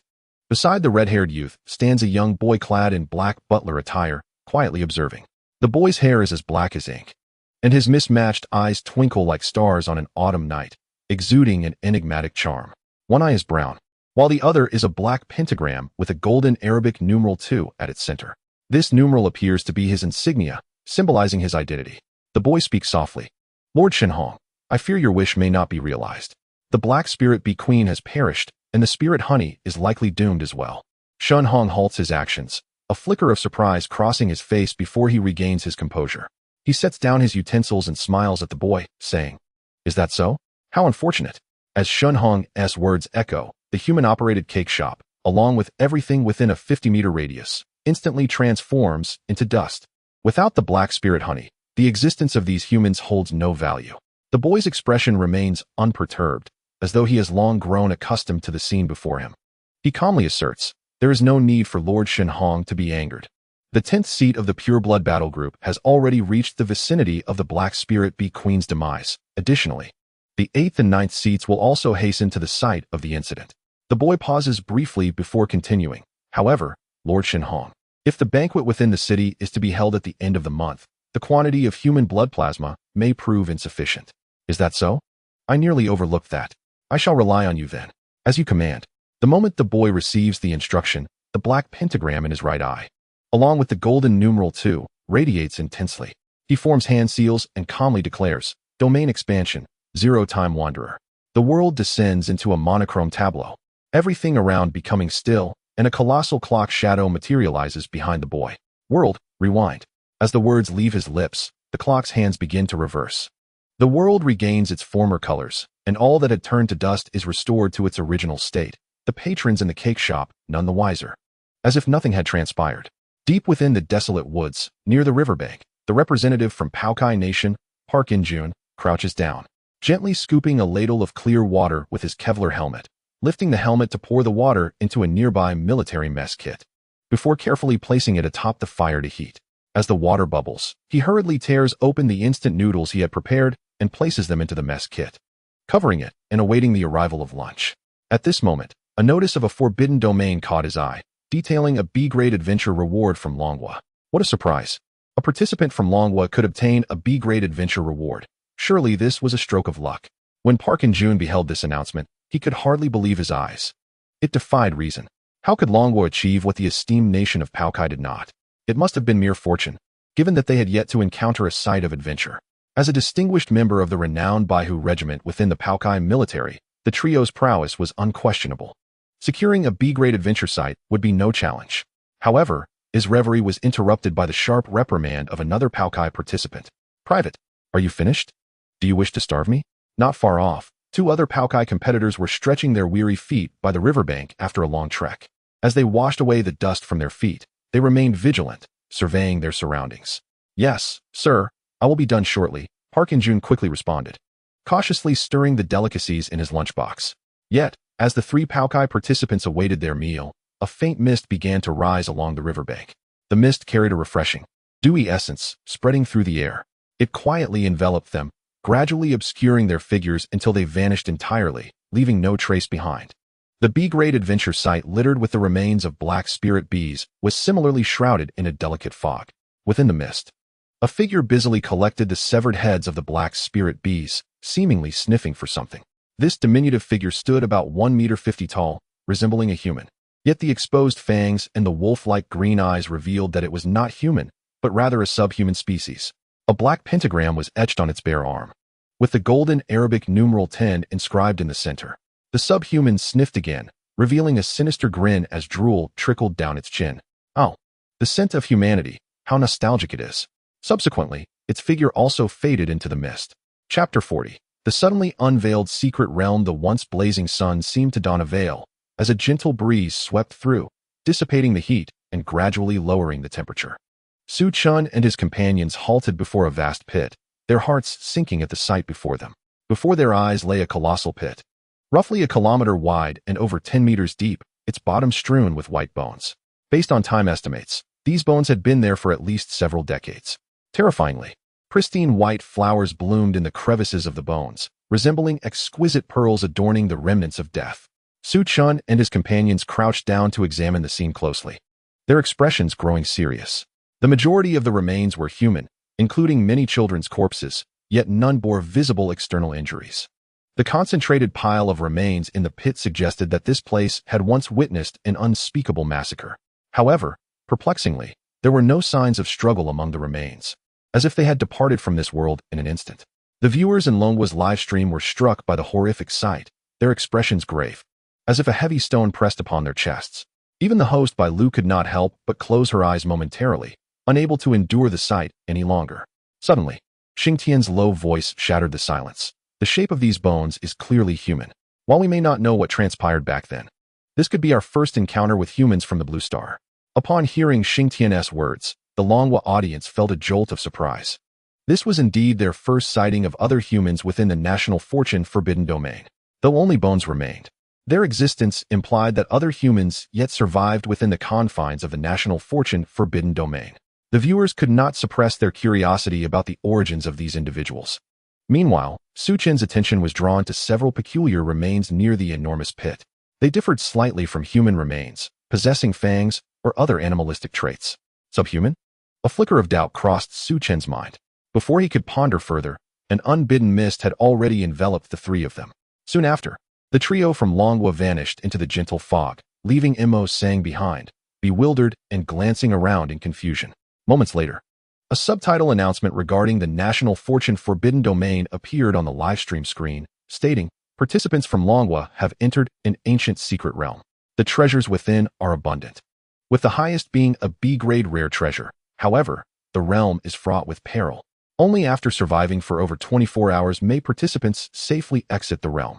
The three of them felt their vision completely obscured by the mist, yet just moments later, the fog dissipated, revealing a scene that left them momentarily stunned.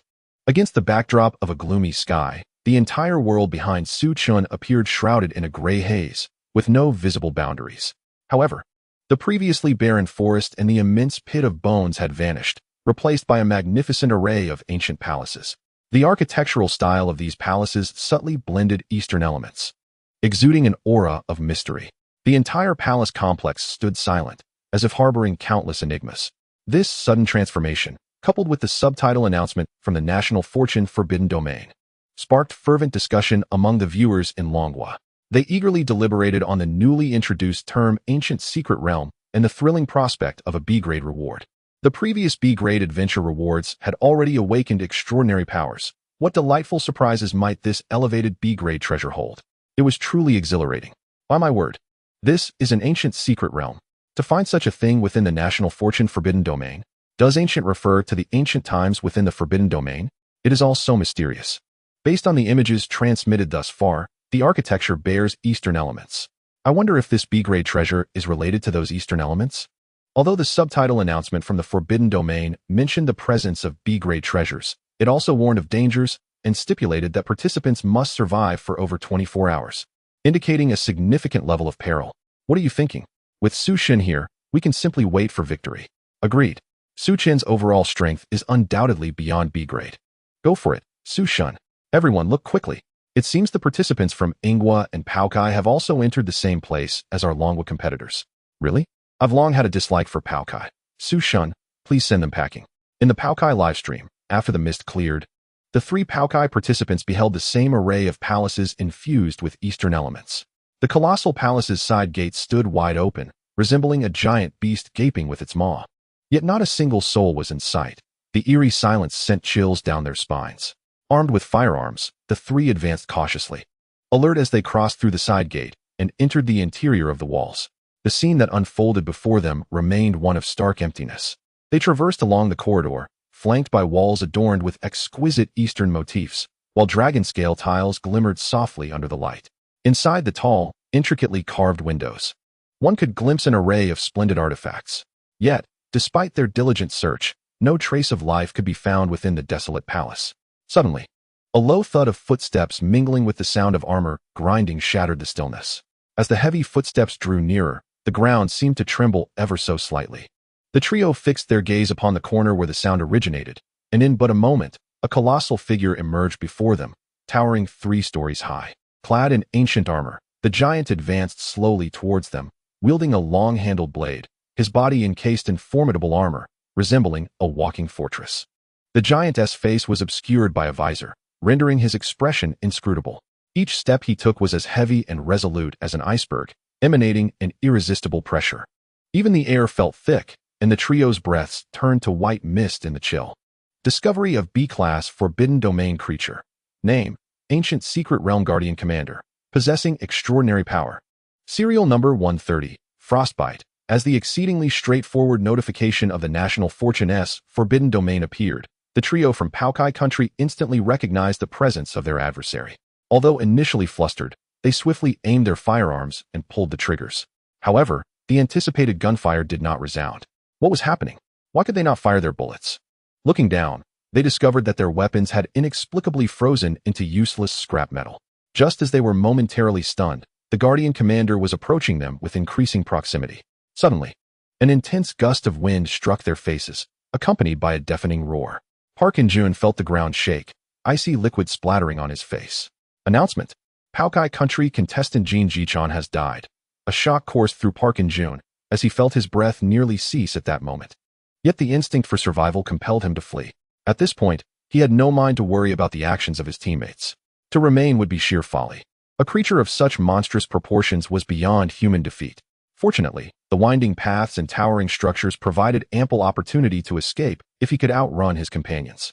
Indeed, just as he predicted, he had not sprinted far before encountering another glaring notification from the National Fortune's Forbidden Domain. Announcement: Paokai country contestant Lee Jae-hyuk has died. Upon witnessing the news of his teammate's demise, Park In-jun fled with even greater desperation, swiftly turning corners and distancing himself from that perilous area. The surroundings fell silent once more, save for the frantic beating of his heart echoing in his ears. After a moment had passed, the area remained devoid of any movement, and even the crisis penalty notification failed to materialize. Park In-jun breathed a sigh of relief. Given that this was the ancient secret realm, perhaps the crisis penalty would not descend upon him. However, the swift loss of 2 teammates left him with a profound sense of dread as he gazed down at the firearm rendered to scrap metal by the frost. An overwhelming sense of powerlessness washing over him. This B-Class Forbidden Domain creature possessed extraordinary power, leaving no room for survival. Just as Park In-jun was lost in his thoughts, he caught sight of 2 women and a child with white hair not far off. They were contestants from Longwa, and he recognized the 2 women from the intel provided to Paokai country prior to entering the Forbidden Domain. To his surprise, the last contestant from Longwa was a child. It seemed the miraculous rewards previously gained by Longwa relied heavily on the white-clad woman from Wudong. Fortune appeared to be on his side. Perhaps by aligning with the Longwa team, he could find a way out. After all, Longwa had always enjoyed good luck. If anything unexpected occurred, he might even take the white-haired child hostage for his own protection. Park In-jun drew his military blade and stealthily followed the contestants from Longwa. Chapter 41. Who thinks of me? Within the ancient secret realm, 3 contestants from Longwa walked slowly down a corridor. Towering columns adorned with lifelike dragon carvings flanked them on either side, as if the designs could come alive. At the corridor's end stood a majestic main hall, guarded by 2 imposing stone lions that loomed like sentinels. The lions' mouths were slightly ajar, revealing sharp teeth, as if ready to unleash a thunderous roar at any moment. Moments later, the figures of the 3 contestants from Longwa appeared in the expansive clearing before the main hall. Achoo! Who is thinking of me? Su-chun rubbed his nose, pondering lightly. I doubt anyone is truly missing me. There are probably quite a few cursing me, like that white sauce in front of me. Bai Yifei glanced back at Su-chun, surprised. Does he really sneeze too? She mused. Is he plotting something again? Bai Yifei felt she had to be on constant guard against Su-chun, lest she unwittingly fall into one of his traps. Su-chun donned an innocuous smile and pointed behind Bai Yifei. Bai Jiang, someone is looking for you. Just as Su-chun's words left his mouth, a chorus of synchronized, powerful footsteps and the clinking of armor reached Bai Yifei's ears. Following the sound, she squinted, her pupils constricting.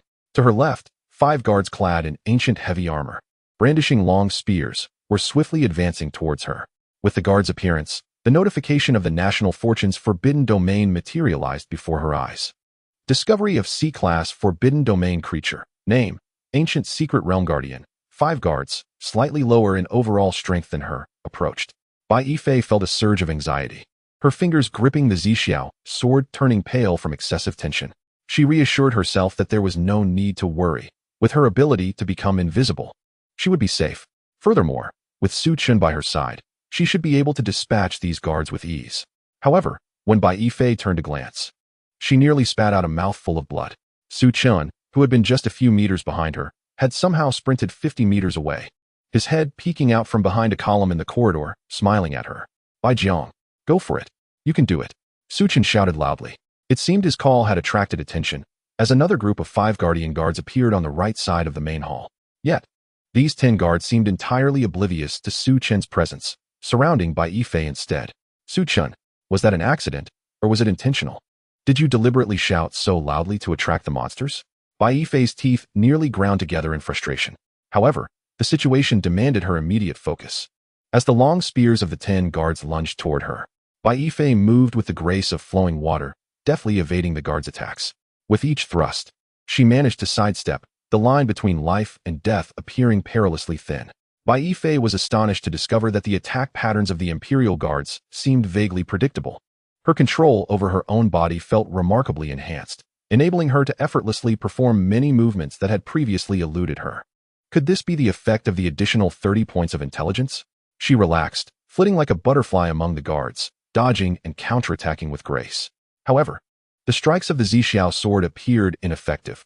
Even when piercing the gaps in the guard's armor, they elicited no response. A moment of clarity washed over Bai Yifei. To effectively strike her enemies, she must harness her extraordinary power. She began to channel the chilling energy within her, allowing it to spread to the Zixiao sword.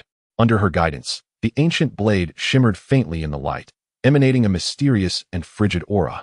As she wielded her extraordinary power, the sword glowed brilliantly, freezing everything it touched. The Imperial Guards became gradually encased in frost, their movements slowing until they were ultimately frozen in place like statues of ice. The 10 C-Class Forbidden Domain creatures were rendered utterly immobile, resembling ice sculptures. Bai Yifei exhaled a long breath of white mist. Despite the intense exertion, she felt no warmth, as if she were enveloped in an icy wilderness. Clap, clap, clap. Su-chun applauded with an approving expression. Not bad. After this test, your mastery of extraordinary power has reached a passing level. Bai Yifei rolled her eyes dramatically, ungrateful for Su-chun's praise. He could have easily dealt with these guards himself, but had deliberately lured them out for her to confront. Was it merely a test of her control over her extraordinary powers? A sudden realization struck her. Perhaps Su-chun was simply shirking responsibility and looking for an easy way out. Gazing at Su-chun's seemingly harmless smile, her suspicion that her conjecture might be the truth deepened. At that moment, Reba, who had appeared out of nowhere, rushed over with a joyful expression, clasping Bai Yifei's cold hands and exclaiming, "Aunt, you are truly amazing." Bai Yifei felt a sense of comfort. Reba was delightful. Unlike that troublesome little brat who always provoked annoyance.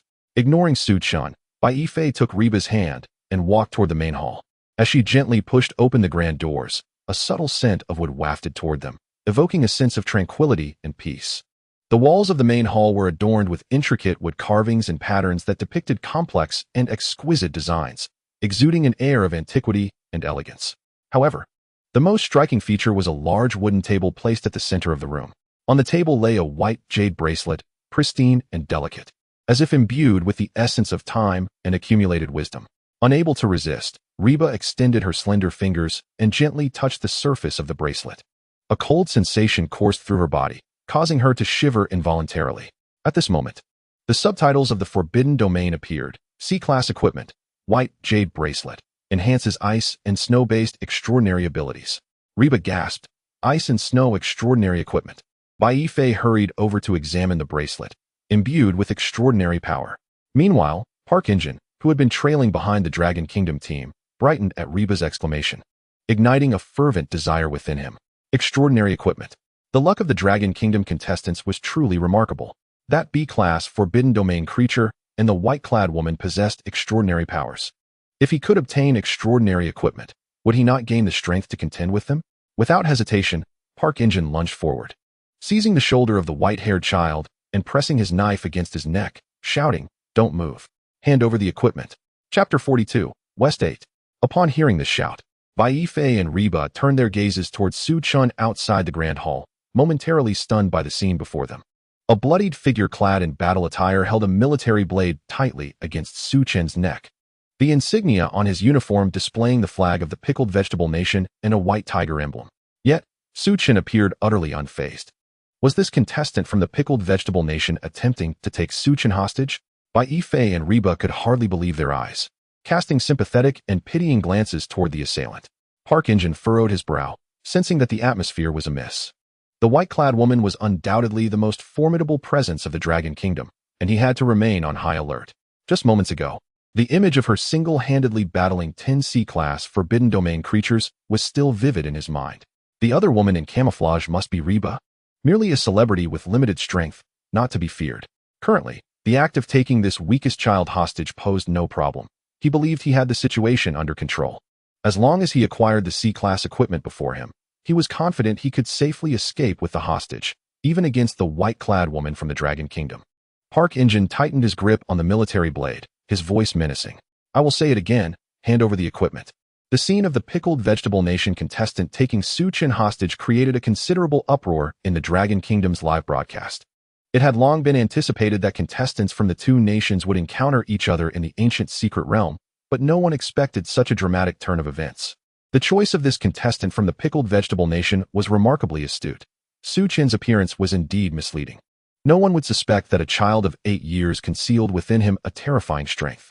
Many viewers in the Pickled Vegetable Nation's live stream were acutely aware of Su-chan's fearsome reputation. Upon witnessing their contestants' reckless actions in taking Su-chan hostage, they could not help but curse. "West 8. What do we do? Our Su-god has been taken hostage. Can anyone tell me what to do? I'm waiting, urgent." The contestant from the Pickled Vegetable Nation is utterly shameless, taking a child hostage and even threatening a woman. "I want to fight. Stop joking with me."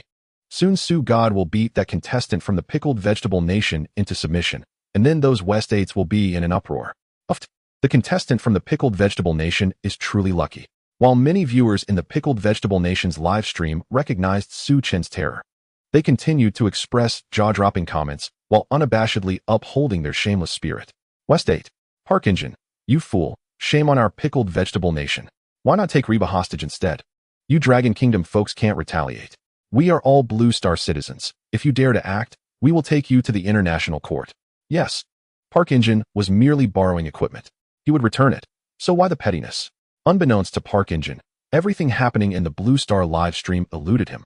However, he sensed that his second threat seemed to carry no weight.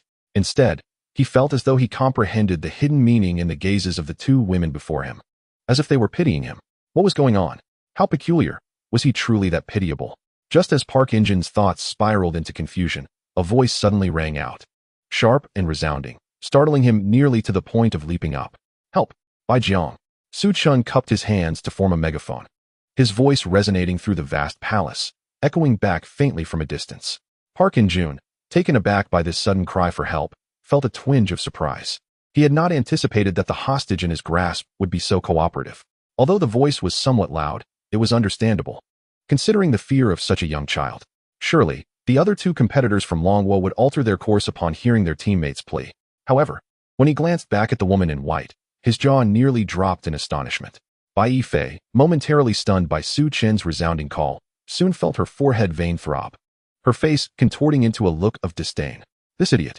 What nonsense is he up to now? So annoying, she exclaimed, tightly gripping Reba's hand and calmly advising her. Reba, ignore that fool. Be careful, foolishness can be contagious. Let us continue to observe the effects of this equipment. Reba softly responded. Oh. The two turned away, disregarding the kidnapped Su Chun and the South Korean Park In-jun. What was happening? Was she calling me an idiot? Was this an attempt to provoke me? Did these two from Longwo not care about their teammates' fate? Park In-jun found himself engulfed in confusion. Alas, how heartless.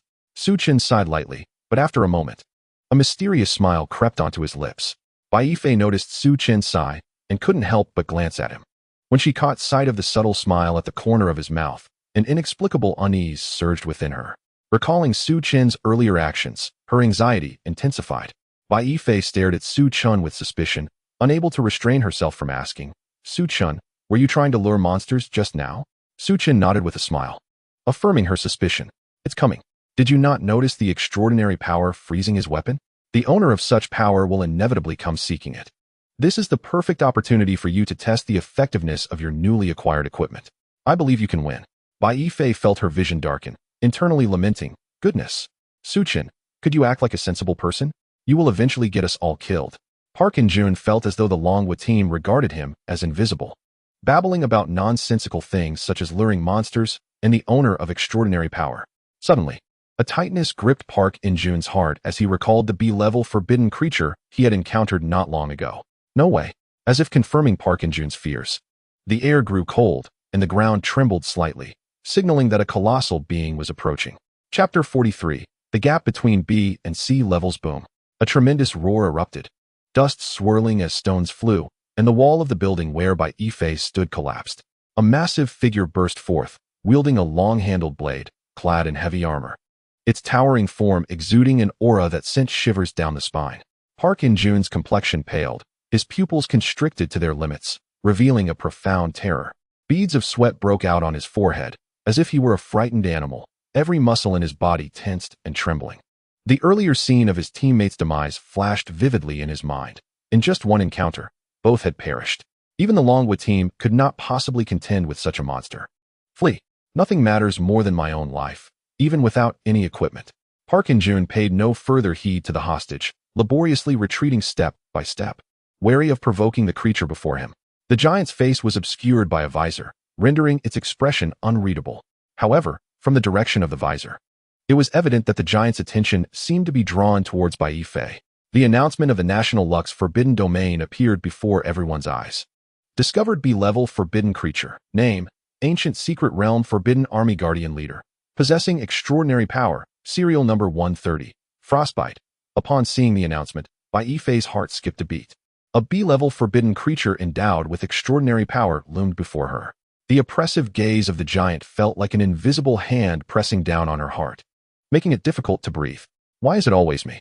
It was Su Chun calling you after all. Bai Yifei muttered internally, glancing around, only to find that no one remained nearby, all having distanced themselves from this perilous place. Without a moment's hesitation, she donned the newly acquired white jade bracelet. A chilling aura coursed through her body, seemingly merging with her internal strength, growing more formidable. Simultaneously, the contestant panel from the National Lux system materialized, indicating some changes. Contestant: Bai Yifei. Gender: female. Nationality: Longwo. Constitution: 10 strength, 9 agility, 15 intelligence, 40 equipment. C-level white jade bracelet ability. Extraordinary serial number 189. Basic frost, Wudong heart technique, Wudong body technique, Wudong sword technique, Wudong medical tradition. Comprehensive strength evaluation. See, upon equipping this item, Bai Yifei's overall strength evaluation immediately ascended by 1 level. now only a single tier below the B-level forbidden creature before her. Bai Yifei's previously anxious heart steadied. It seemed she could indeed fight, merely one level shy. The audience in the Longwa livestream did not exhibit excessive concern. After all, the strength evaluation of contestant Bai Yifei was only one tier below that of the B-level forbidden creature that had appeared, suggesting minimal risk. The live broadcast host, Bai Lu, gazed at the white jade bracelet on Bai Yifei's wrist with sparkling eyes, unable to contain herself as she remarked, "Two commentators, given the enhancement from the equipment. Should contestant Bai Yifei be in any danger?" Song Wei smiled at Bai Lu, seeing through her yearning eyes, and slowly replied. The white jade bracelet undoubtedly provides contestant Bai Yifei with a significant boost, as evidenced by the strength evaluation on her contestant panel. Unfortunately, if the extraordinary equipment from the ancient secret realm could manifest in the real world, we might explore the mysteries of extraordinary power more deeply. At present, extraordinary power remains somewhat unfamiliar to us. It is unclear how great the disparity is between extraordinary serial number 189, Basic Frost, and B extraordinary serial number 130, Frostbite. I believe that even if contestant Bai Yifei is not a match, we still have contestant Su Chun, so escaping should not pose a problem. Xing Tian nodded in agreement, stating, "There is no need for excessive worry. I believe Su Shin's strength exceeds B. With him backing us, I feel quite at ease." Furthermore, the moment extraordinary power emerged, I had a premonition that a forbidden creature possessing extraordinary power would eventually appear. However, I did not expect the ancient secret realm to surprise me. Not only presenting a forbidden creature with extraordinary power, but also revealing equipment infused with extraordinary power. It remains uncertain whether the extraordinary ancient secret realm before me bears any connection to launching, for its architectural style bears a striking resemblance to the ancient edifices of Longwa. The audience in the Longwa live stream, not only intrigued by the extraordinary powers that continuously manifest, also harbors unwavering confidence in Su Chen's formidable strength. It is astonishing to discover that even the beings from the Forbidden Domain possess extraordinary powers. It appears that the civilization of the National Fortune Forbidden Domain world is indeed predominantly guided by such powers. The armor of the Forbidden Domain creature before me closely resembles that of ancient Longwa, leading me to initially believe I had traversed time. Indeed, the architectural embellishments here are remarkably akin to those of ancient Longwa, though the records from that era do not mention such extraordinary powers. This formidable entity seems to possess considerable strength. I hope our contestant does not falter. Fear not, there is absolutely no possibility of that, even if my aunt falters. Su Shen remains. Everyone has witnessed Su Shen's prowess, which transcends human capabilities. We await Su Shen to lead us to an effortless victory. At this moment, Bai Yifei is fully focused, oblivious to the clamor of the live stream's barrage of comments. Her eyes fixate intently on the colossal being before her, her extraordinary power swiftly circulating, as an aura of icy chill emanates from the Zixiao sword. However, after a brief moment, the leader of the Forbidden Guards continues to gaze silently at Bai Yifei, making no move. A sense of unease washes over Bai Yifei, as if something is amiss. Her gaze sweeps quickly around, promptly noticing that a thin layer of ice has formed on the ground and walls unbeknownst to her. This is beyond her individual capabilities. The only plausible explanation is the doing of the Forbidden Guard leader. What could be his intention? In that instant of contemplation, the massive being suddenly springs into motion, wielding its gigantic blade with astonishing speed towards Bai Yifei. Instinctively, she attempts to evade, yet she is horrified to discover that her body feels somewhat rigid, as a layer of thin ice has formed between her feet and the ground. A force slightly binds her feet to the earth, rendering her momentarily unable to move freely. How could this be? Has she truly been frozen? With her power within the ice and snow domain, is it possible that such a vast disparity exists despite only a difference of 59 sequence numbers? In that moment, Bai Yifei could only muster all her strength to evade the blow, yet she had already fallen into the trap meticulously set by her opponent. It was too late. She felt an immense pressure of wind rush towards her, even lifting a few strands of hair from her forehead as the gigantic blade descended. Just as despair began to envelop Bai Yifei, an inexplicable force pulled her sideways, enabling her to narrowly escape the lethal strike of the Forbidden Guard leader. A resounding thud reverberated, as though the very heavens trembled at the impact. The bluestone floor of the room shattered under the tremendous force, creating a vast pit. And even the thin ice that had formed earlier was completely shattered in that instant. Bai Yifei's heart raced. She deeply felt the ferocity of that blow. Had she not evaded in time, she would have likely been reduced to fragments along with the ground. There was no time for contemplation, as the Forbidden Guard leader strode towards her with the force of a mountain collapsing. Chapter 44. The Extraordinary Disparity. By Ife took a deep breath, a resolute glimmer flashing in her eyes. She understood that if she maintained her distance from the Forbidden Guard leader, she would remain at a disadvantage due to the disparity in extraordinary powers, rendering her passive. She must close the gap to seize her chance at victory.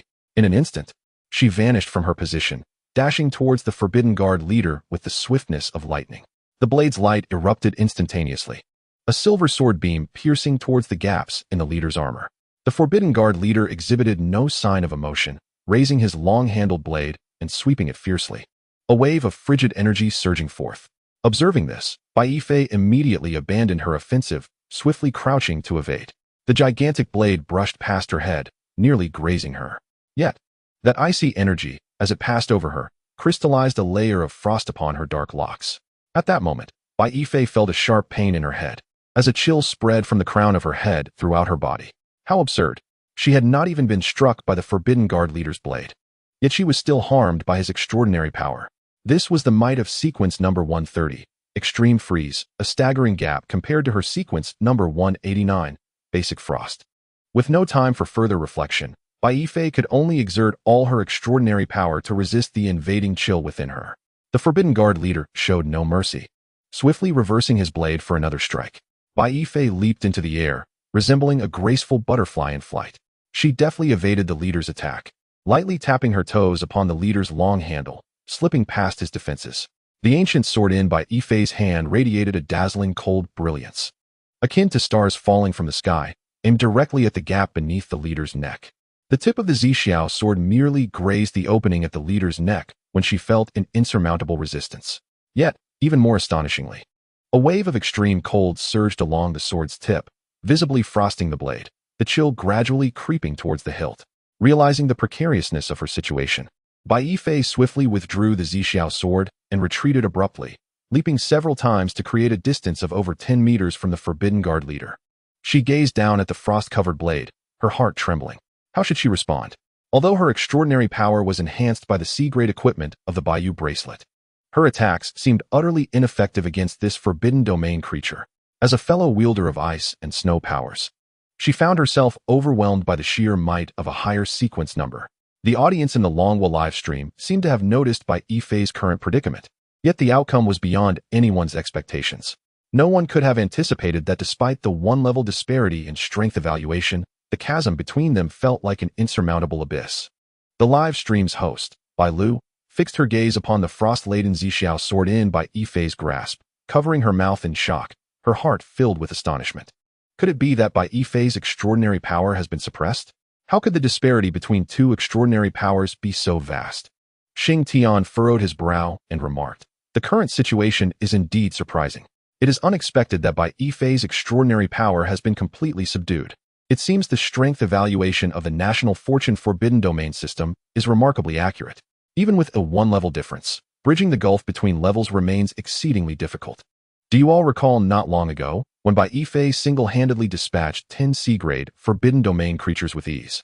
Here, her adversary, merely one level above her, surrounded her with 10 others, yet was effortlessly defeated. I believe the disparity between Baife and this B-grade Forbidden Domain creature is equally apparent.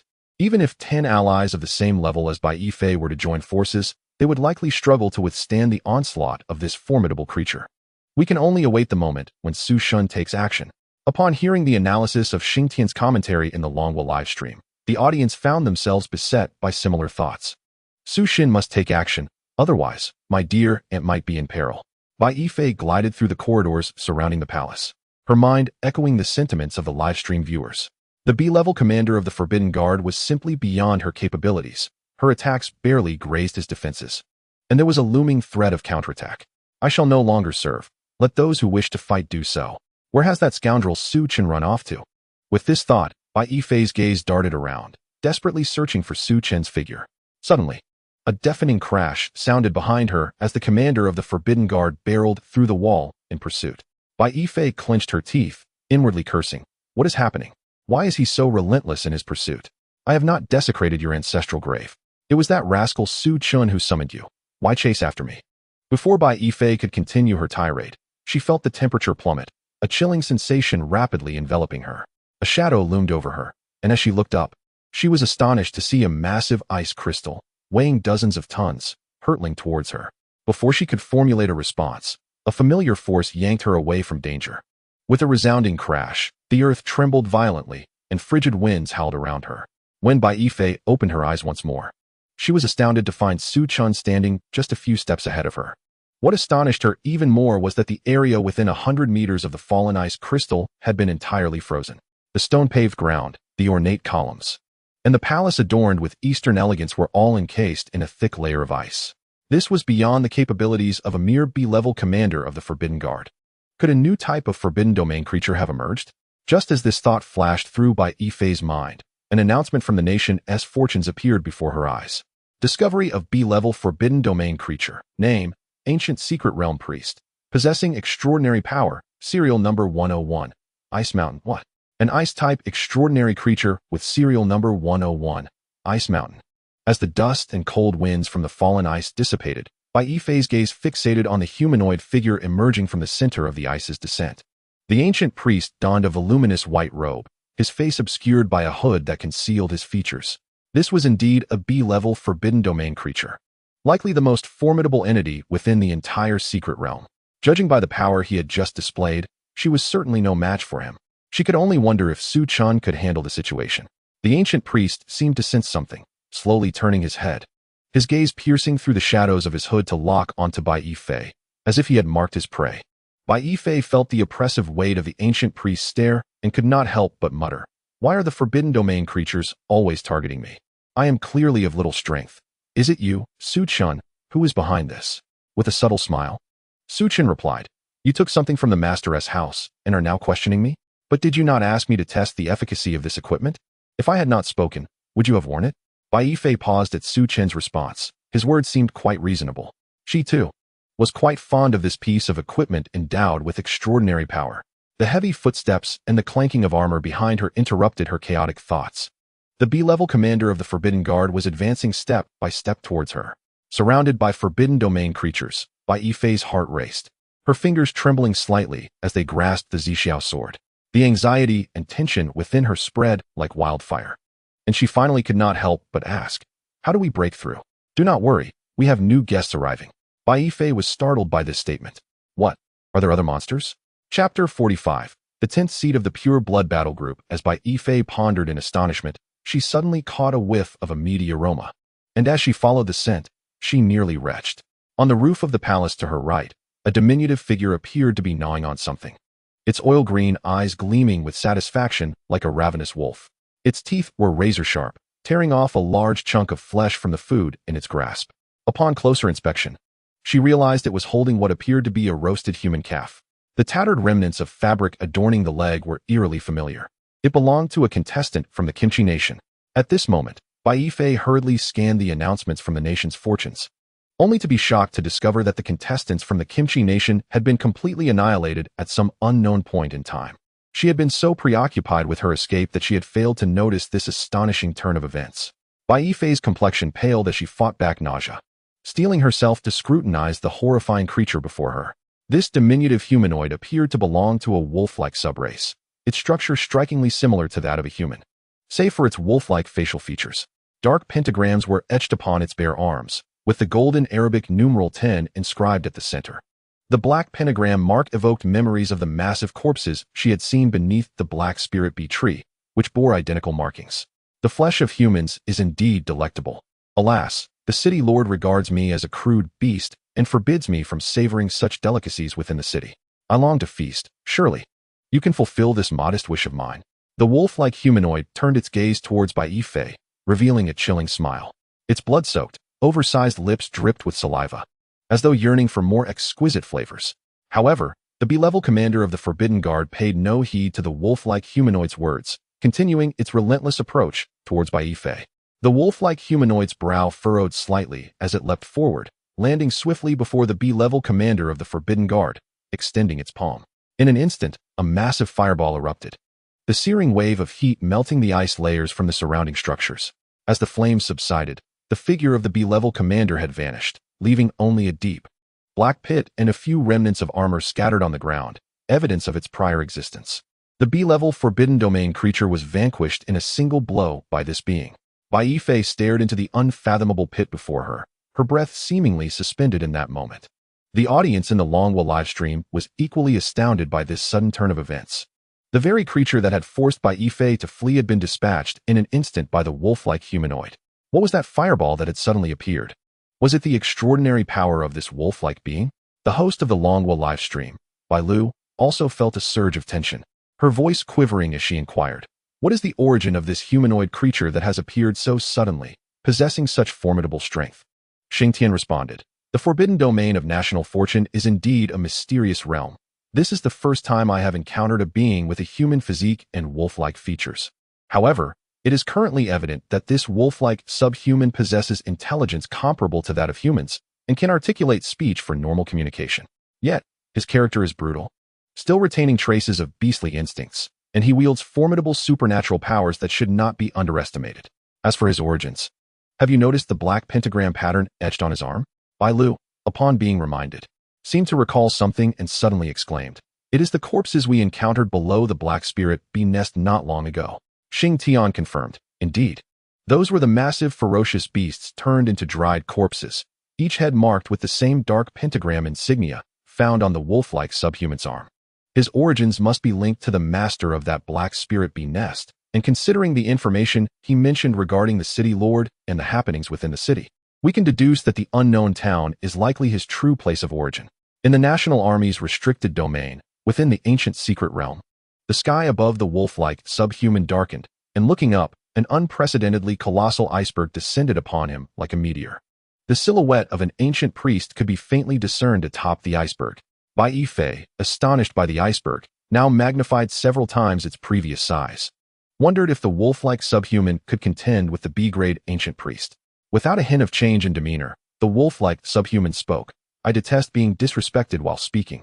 With a sudden motion, he swung his arm, unleashing a spherical flame that surged towards the impending iceberg, igniting the entire sky in an instant.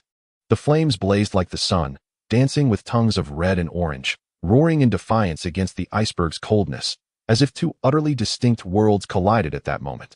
The scorching energy intertwined with the chilling air, culminating in a deafening roar. Accompanied by the explosive sound, a thick mist of steam rapidly enveloped the surroundings. After a considerable time, as the vapor gradually dissipated, the wolf-like subhuman still held his arm aloft, with the sky ablaze with intense flames, while the massive iceberg and the ancient priest had vanished without a trace. The highest combat power of the ancient secret realm, the B-grade ancient priest, was obliterated by a single strike from the wolf-like subhuman. As the flames in the sky began to fade, the wolf-like subhuman slowly lowered his arm, licking the drool from the corner of his mouth, revealing a sinister grin towards his prey. "By the way, the city lord once taught me that when encountering prey, one should introduce oneself first, as it is a matter of politeness. I am from Chihongcheng, the 10th seat of the Pure Blood Battle Group, Huagu. Supernatural serial number 55, Explosive Flame." Upon hearing Huaji's declaration, Su Chen could not help but display a mysterious smile.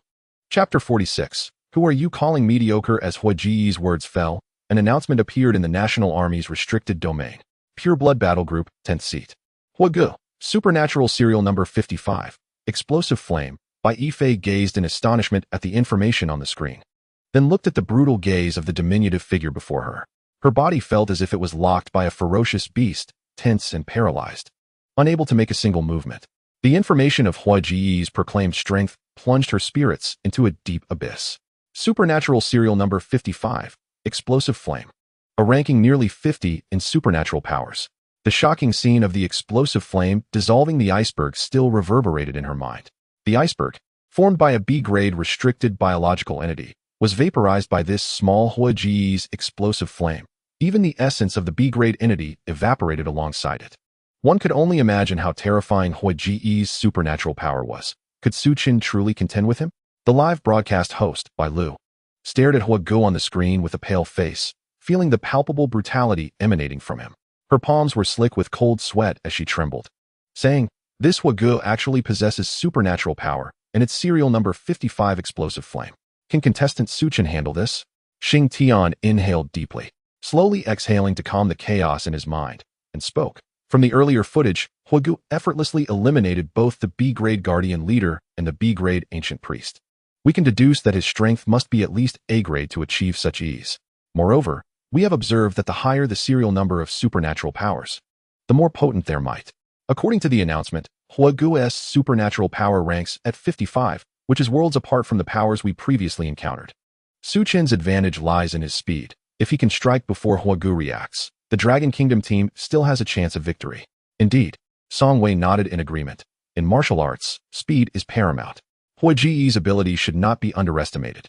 But there is still a certain amount of time required for him to activate his supernatural powers. Su Chen may not be without opportunity to defeat him. The audience in the Dragon Kingdom live broadcast room, even without the analysis from the two commentators, could discern that this short-statured Huagu was not an easy opponent. Nonetheless, everyone remained optimistic about Su Chen. Wow. This Huagu seems incredibly strong, evaporating such a massive iceberg with a single strike. If this guy appeared on Blue Star, he would be a human bomb. I feel like our Dragon Kingdom team's luck is a bit erratic. Why do we keep encountering such powerful beings?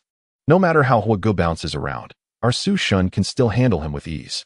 Agreed. He might not even have time to react before Su Chen takes off his head. Believe in Su Chen, go for it. Huaji's nose twitched slightly, revealing a look of indulgence. However, I must thank the three of you. I rarely get to taste black spirit honey. Thanks to you, I can finally fulfill my long-cherished wish. You haven't fully digested it yet, have you? Which one of you shall I start with? Although Huagu appeared arrogant, he remained vigilant. He understood that anyone capable of annihilating the Black Spirit Peaks must possess some hidden trump card. His oil-green eyes scanned the area. The one who could turn invisible emitted a weak aura and was not worth concerning himself with. While the ice wielder before him was also weak and incapable of exterminating the Black Spirit Peaks. That left only the little demon, the one being he could not fathom. From this little demon, he sensed no aura, but his instincts as a beast warned him not to underestimate this adversary. Time seemed to freeze at that moment. Bai Yifei, upon hearing Huaji's words, felt a chill in her heart. It appeared that the other party truly pursued them for the Black Spirit honey. And he could even detect Reba's presence. Reba's supernatural power allowed her to become invisible by refracting light, but her scent could not be concealed. What should they do next? Does Su Chen have a plan? Bai Yifei could not help but glance at Su Chen, who stood not far away, hands in his pockets. A mysterious smile gracing his lips, seemingly unfazed by the Huagu before him. Suddenly, a brilliant blaze illuminated the sky as a colossal fireball erupted, instantly engulfing Su Chen's figure. Concurrently, with the undulation of the fireball, a violent shockwave radiated outward. The scorching heat howled mercilessly, assailing everything in its vicinity. The palace's doors, windows, and roof tiles were all mercilessly swept away by this overwhelming force. Bai Yifei summoned her extraordinary power, straining to withstand the searing heat wave.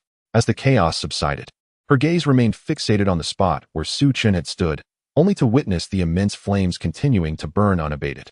Her pupils dilated to their maximum. Her heart raced, and her body trembled uncontrollably. A wave of dread and panic surged from the depths of her being, sweeping over her like a tidal wave. Where was Su Chen? Could it be? This was inconceivable. Su Chen could not have been consumed by the flames like this. The audience in the Longwa livestream room was equally astonished by this shocking scene. Just moments ago, they had anticipated Su Chen's incredible speed would allow him to vanquish his opponent, yet now, the burning inferno on screen seemed to silently proclaim Su Chen's defeat. This was impossible. With Su Chen's speed, he should have been able to evade it. Had Su Chen truly failed? If he had, the remaining two from Longwa would surely meet the same fate, signaling Longwa's defeat and their complete withdrawal from the contest. As this terrifying possibility dawned on everyone, a sense of unease began to spread. Within the ancient secret realm, Hodge gazed at the blazing flames before him and couldn't help but scoff. It seems I worried for nothing. I thought someone capable of exterminating the Hyling Fang would possess substantial power. A trace of disdain curled at the corners of his mouth. It appeared to be nothing remarkable after all. However, at that moment, a stunning spectacle unfolded. Everyone stood frozen in place, witnessing the incredible sight. A child's foot emerged unscathed from the flames, firmly planted on the ground, the flames swirling around it, yet unable to touch. Accompanying this was Su Chen's teasing voice. You say it's nothing remarkable? Then, he stepped forth from the inferno, not a single hair harmed. The raging flames seemed to be nothing more than a gentle breeze to Su Chen, causing him no distress whatsoever. Chapter 47. No problem, because you are quite weak. Hodge's green eyes fixed intently on Su Chen, a hint of annoyance lacing his low growl. Little brat. Bai Yifei's eyes widened in astonishment. Her mouth slightly agape as she stared blankly at Su Chun, who emerged unscathed from the roaring flames. Her expression of shock appeared frozen in time. What was happening? Wasn't Su Chen's ability speed? The flames had no effect on him. Was this truly the extent of Su Chen's extraordinary power? Bai Lu, the host of the Longwa livestream, was equally flabbergasted by Su Chen's astonishing display, rendered speechless as she stood rooted to the spot. How had Su Chen accomplished all of this? How could a person be immune to flames? Was Su Chen truly not human? Within the ancient secret realm, Su Chen smiled. His tone laced with mockery as he remarked, "You are merely the 10th seat. If I were to extinguish you, would the 9 stronger individuals come seeking me as well?" What a perplexing thought. Hodge's eyes widened in rage, his grin becoming increasingly sinister. "What, are you afraid?" Su Chen's smile persisted, revealing a row of pristine teeth as he confidently replied, "Not at all. It's becoming more interesting." Hodge's smile gradually faded. He coldly regarded Su Chen. Flames igniting in both palms, each hand emanating a dazzling blaze. "More interesting, is it? You are the one completely devoid of a sense of danger." Su Chen remained unfazed, hands in pockets, his smile unwavering in the face of his adversary's actions. Hodge wasted no time. He raised his hands in prayer, and a colossal burning sword of fire erupted from his palms, as if aiming to pierce the heavens. The firelight painted his face crimson. The heat wave generated by the flames rushing towards Su Chen, threatening to consume everything in its path. Then, with a sudden downward strike, accompanied by a low bellow, he declared, "Explosion slash." The sword-shaped fire column cleaved towards Su Chen, imbued with boundless destructive force and searing intent to kill. A deafening roar erupted, shaking the very heavens and earth. Everything around them was instantly bathed in a crimson hue, the intense heat wave swirling dust and debris, rapidly expanding outward. Moments later, as the smoke cleared, a charred gash marred the ground, the once smooth bluestone surface now torn apart by the relentless flames, forming a deep and terrifying chasm. The chasm extended straight to Su Chen's feet, as if blocked by an invisible barrier, preventing further advancement and instead branching off to either side. The flames continued to flicker weakly along the surface of the chasm, emitting a searing heat. "Not bad. You can actually shape the flames," Su Chen remarked mockingly. Still standing unscathed, Hodge's heart sank. He had returned empty-handed. His gaze upon Su Chen grew increasingly grave. His explosive flames had missed their target, seemingly thwarted by some unseen force. "Then I must ensure a direct hit. Let us try close combat." Hodge lunged towards Su Chen with the swiftness of a lightning bolt. Flames ignited in his hands, the scorching fire blossoming as arrow-shaped flames were released in rapid succession, falling like raindrops in a fiery storm. "Explosive flame rain," Hodge intoned quietly. In an instant, Su Chen's figure was enveloped in this torrid downpour of fire, the raging flames igniting everything in his vicinity. The inferno erupted violently, obscuring all sight within the flames, rendering Su Chen's figure invisible. But that was not the end. All these maneuvers were merely to obscure Su Chen's vision. Hodge's figure emerged behind Su Chen, extending his hand through the raging flames, feeling his palm make contact with Su Chen's body. A sinister grin curled at Hodge's lips as he shouted, "Great explosive flame." An even larger fireball erupted at Su Chen's location, expanding violently and consuming everything closest to it. The edges of the fireball shimmered with orange and gold hues, flickering with intense heat. Boundless heat waves radiated outward, akin to a raging beast devouring all life. The force of the explosion ravaged the secret realm, instantly drawing nearby structures into a vortex of destruction. Hodge's figure appeared atop a distant palace, the hot air swirling debris past him. He did not glance back at the aftermath. Instead, he turned and slowly walked toward his next prey. This time, Hodge was utterly convinced he had evaded Su Chen's perception and struck his target directly. Su Chen had been reduced to ashes in the explosive flames. His gaze revealed a hint of disdain, and a cold smirk played at the corners of his lips. "Is this all there is?" To put it plainly, he was blinded by an inexplicable sense of superiority that came with newfound extraordinary powers. Humans are merely sustenance. How could true strength possibly emerge? Huogu paused briefly, extending his little finger to dig at his earwax before gently blowing it away, and continued, "The grotesque arrogance of humanity truly nauseates me. I believe you have already witnessed what true strength and authenticity entail." Upon finishing his words, Huoji's emerald eyes suddenly locked onto Bai Yifei's pale face like a predator, drool cascading from his lips like a relentless stream. Bai Yifei gazed helplessly at the terrifying figure approaching her step by step. She felt as if an invisible hand was tightly gripping her throat, rendering her voiceless, her breath nearly stifled. The searing flames illuminated the profound fear in her eyes, akin to a raging inferno wreaking havoc in her heart, incinerating her last vestiges of hope. So, this is the immense power of the extraordinary. What has become of Su Chun? Under such explosive force, can he truly endure? The audience in the Longwa livestream room grew increasingly tense. At such high temperatures, any organic matter would vaporize instantaneously, even steel would melt. Could Su Chun possibly continue unscathed? Suddenly, a familiar voice resonated in everyone's ears once more. This again? Didn't we just go through this? Try to remember. Su Chen's figure emerged from the dissipating dust, still unscathed. He casually waved his hand, nonchalantly murmuring, "The ash is quite thick." Hua Ji's expression froze as he turned to gaze incredulously at Su Chen's silhouette amidst the dust. What is happening? I clearly made contact with him. Could his unknown extraordinary power have negated it? Very well, let me test the depths of your capabilities with my strongest technique. Ignoring the dazed Huagu, Su Chan walked directly to Bai Yifei, raised his hand to shake her awake from her shock, and then comfortably remarked, "Hey, Bai Chan. It's so hot, I'd like one of those." Bai Yifei's mind, momentarily frozen, took a while to comprehend Su Chen's words. "Are you alright? We're still in battle. Do you want me to make you ice cubes to eat? You really don't regard your opponent as a person, do you?" Huagu observed Su Chen's somewhat unusual demeanor, and a spark of realization flickered in his mind. Perhaps this brat was not as relaxed as he appeared. It seems he too has his limits. Hua Ji's expression turned predatory as he growled, "Are you stalling for time? Futile. I will eliminate you and the one beside you together." Su Chun, somewhat surprised, shrugged and replied with a smile, "Stalling? Not at all. You needn't worry, just go ahead." Huagu perceived Su Chun's statement as mere bravado and mocked, "You are so foolish to bring along a burden just to buy a little time." Su Chun helplessly spread his hands, a confident smile gracing his lips. "No problem at all. Because you are quite weak." Chapter 48. It's all right. I am the strongest. Hua Ji's eyes widened in disbelief at Su Chen's cheerful expression, questioning if he had misheard. Weak? A torrent of fury erupted from his chest, as if it were set to annihilate everything around him.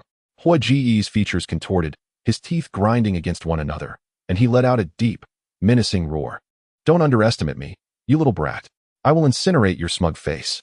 A tempest of flames erupted around Hua Ji's body, the scorching heat saturating the air. He raised both hands once more, gathering countless flames into a colossal sphere.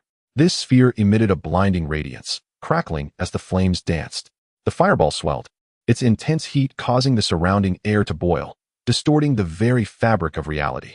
The ferocious flames seemed poised to consume everything, rendering the sky unbearably hot. Bai Yifei felt as if she were on the verge of being charred, her gaze fixated on the expanding fireball above Hua Ji's head, its color shifting from red to white, a scorching pressure akin to the sun bearing down upon her. At that moment, she felt as though the entire world was about to be engulfed in flames, facing an impending cataclysm. Bai Yifei's body weakened, and she slumped to the ground. She turned her gaze, staring blankly at Su Chen's back, questioning how he could deem this monster weak. The creature before her was more formidable than any she had encountered, far beyond her realm of comprehension. If unleashed upon Blue Star, his abilities could obliterate a city of 1 million inhabitants. The audience in the Longwa livestream room was collectively awestruck, staring at the colossal fireball that resembled the sun. It was utterly hair-raising, sending chills down their spines as they felt as though they were staring into the depths of hell. Even through the screen, even across a world, everyone sensed the oppressive heat. Is this the power of the extraordinary? Such strength, once unleashed, could instantaneously reduce a towering building to ashes. Can Su Chen prevail? Su Chen seemed to sense Bai Yifei's unease. He turned, maintaining that confident smile. "It's all right, I am the strongest." With Su Chen's declaration, a blinding white light enveloped the entire world. Bai Yifei instinctively squinted her eyes, astonished to find that her body felt no changes. The temperature around her remained unchanged, and the air bore no ripples. She strained to look ahead, witnessing the searing flames ravaging the surroundings, violent gusts sweeping everything in their path. Yet, it was as if an invisible barrier separated Su Chun and everything around him from the chaos, creating a stark division. One side was a cataclysm poised to annihilate the world, while the other remained a tranquil afternoon.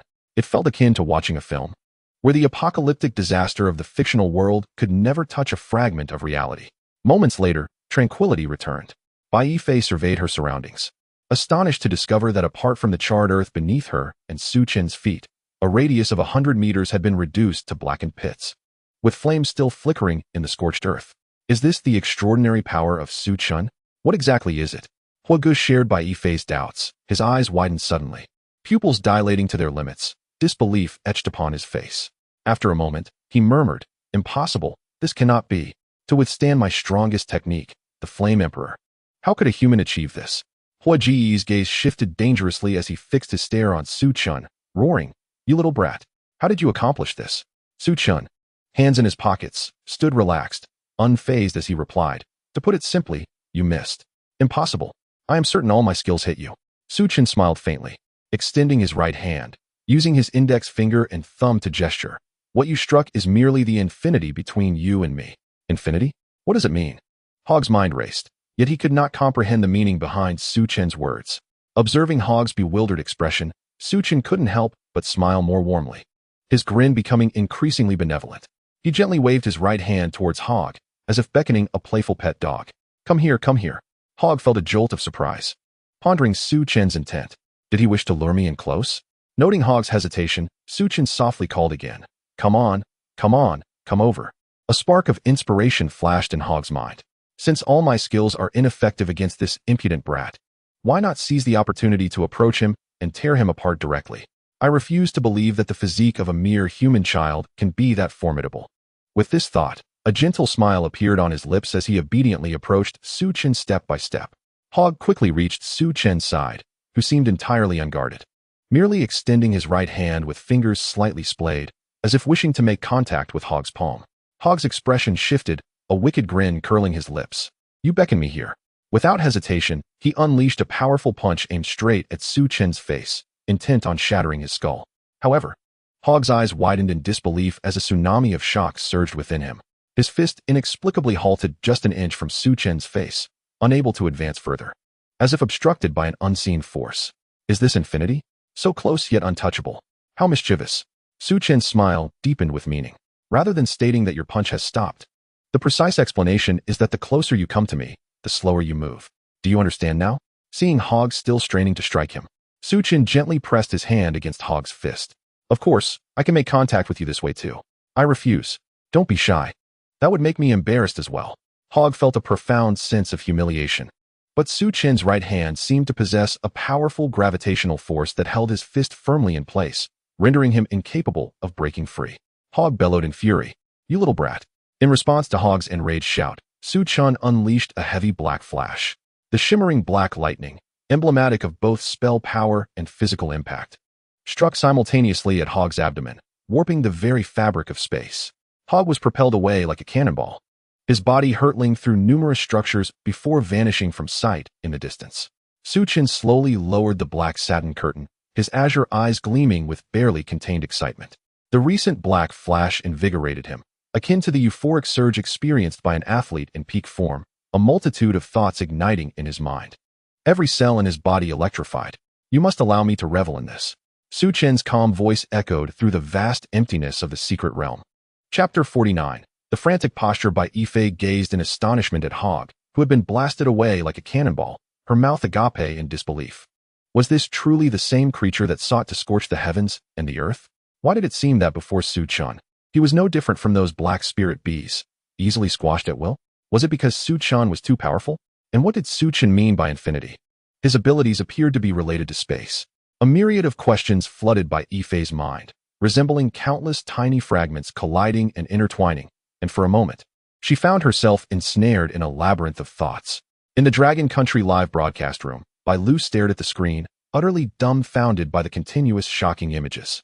The astonishment on her face was unmistakable. Even her speech faltered, her words becoming somewhat stuttered and unclear. This was clearly far from the demeanor expected of an official host. Yet under the circumstances, Bai Lu's composure was already remarkably high. Had it been any other host, they would likely have been rendered speechless by the shock. Bai Lu steadied her emotions and spoke. "To both commentators, I feel my brain is insufficient right now. I am at a loss for words." "Indeed," Song Wei nodded, equally astonished. "Even someone like me, who has lived for so long, is left speechless by the shock. However, I can discern a glimmer of understanding." According to what Su Chen stated, Hog's attacks never truly struck the Su Chen player. They were always en route to him, but could never reach their destination. This phenomenon reminds me of Achilles' paradox, as if a divine being had infinitely segmented space, ensuring that there always exists a minuscule space that prevents any object striving for the endpoint from reaching it. And Su-chun has brought this fantastical world into reality. I cannot fathom what further surprises the Su-chun player has in store for us. Xing Tian's face betrayed a complex expression as he solemnly remarked, given the capabilities Su-chun has thus far displayed, it seems that the thermal weapons of Blue Star may no longer be effective against him. The extent of extraordinary power reaching such terrifying heights is truly unimaginable. These beings endowed with extraordinary strength resemble walking human-shaped nuclear bombs. It appears the future of Blue Star is already visible. The extraordinary will dominate the global stage, and the nation with the strongest extraordinary individuals will wield greater influence. Nevertheless, our Su-chun seems yet to reveal his full potential. At least we remain unaware of the nature of that recent strike imbued with black lightning. The bullet comments in the Dragon Country live broadcast room erupted, with everyone incredulous at the unfolding scenes. No one anticipated that Su-chun's strength was so deeply concealed, his extraordinary power seemingly related to the fabled concept of space. Moreover, Su-chun's final strike, crackling with black lightning, left everyone sensing that he harbored even deeper secrets. His might appeared as unfathomable as an abyss. Wow. My God, I knew my Su-chun was extraordinary. He nearly scared me to death at first. Such a massive fireball was effortlessly blocked. Indeed, that being called Hog was like a humanoid cannon. In the end, he was still blasted away by my Su-chun. I once thought Su-chun's ability was speed, but I was mistaken.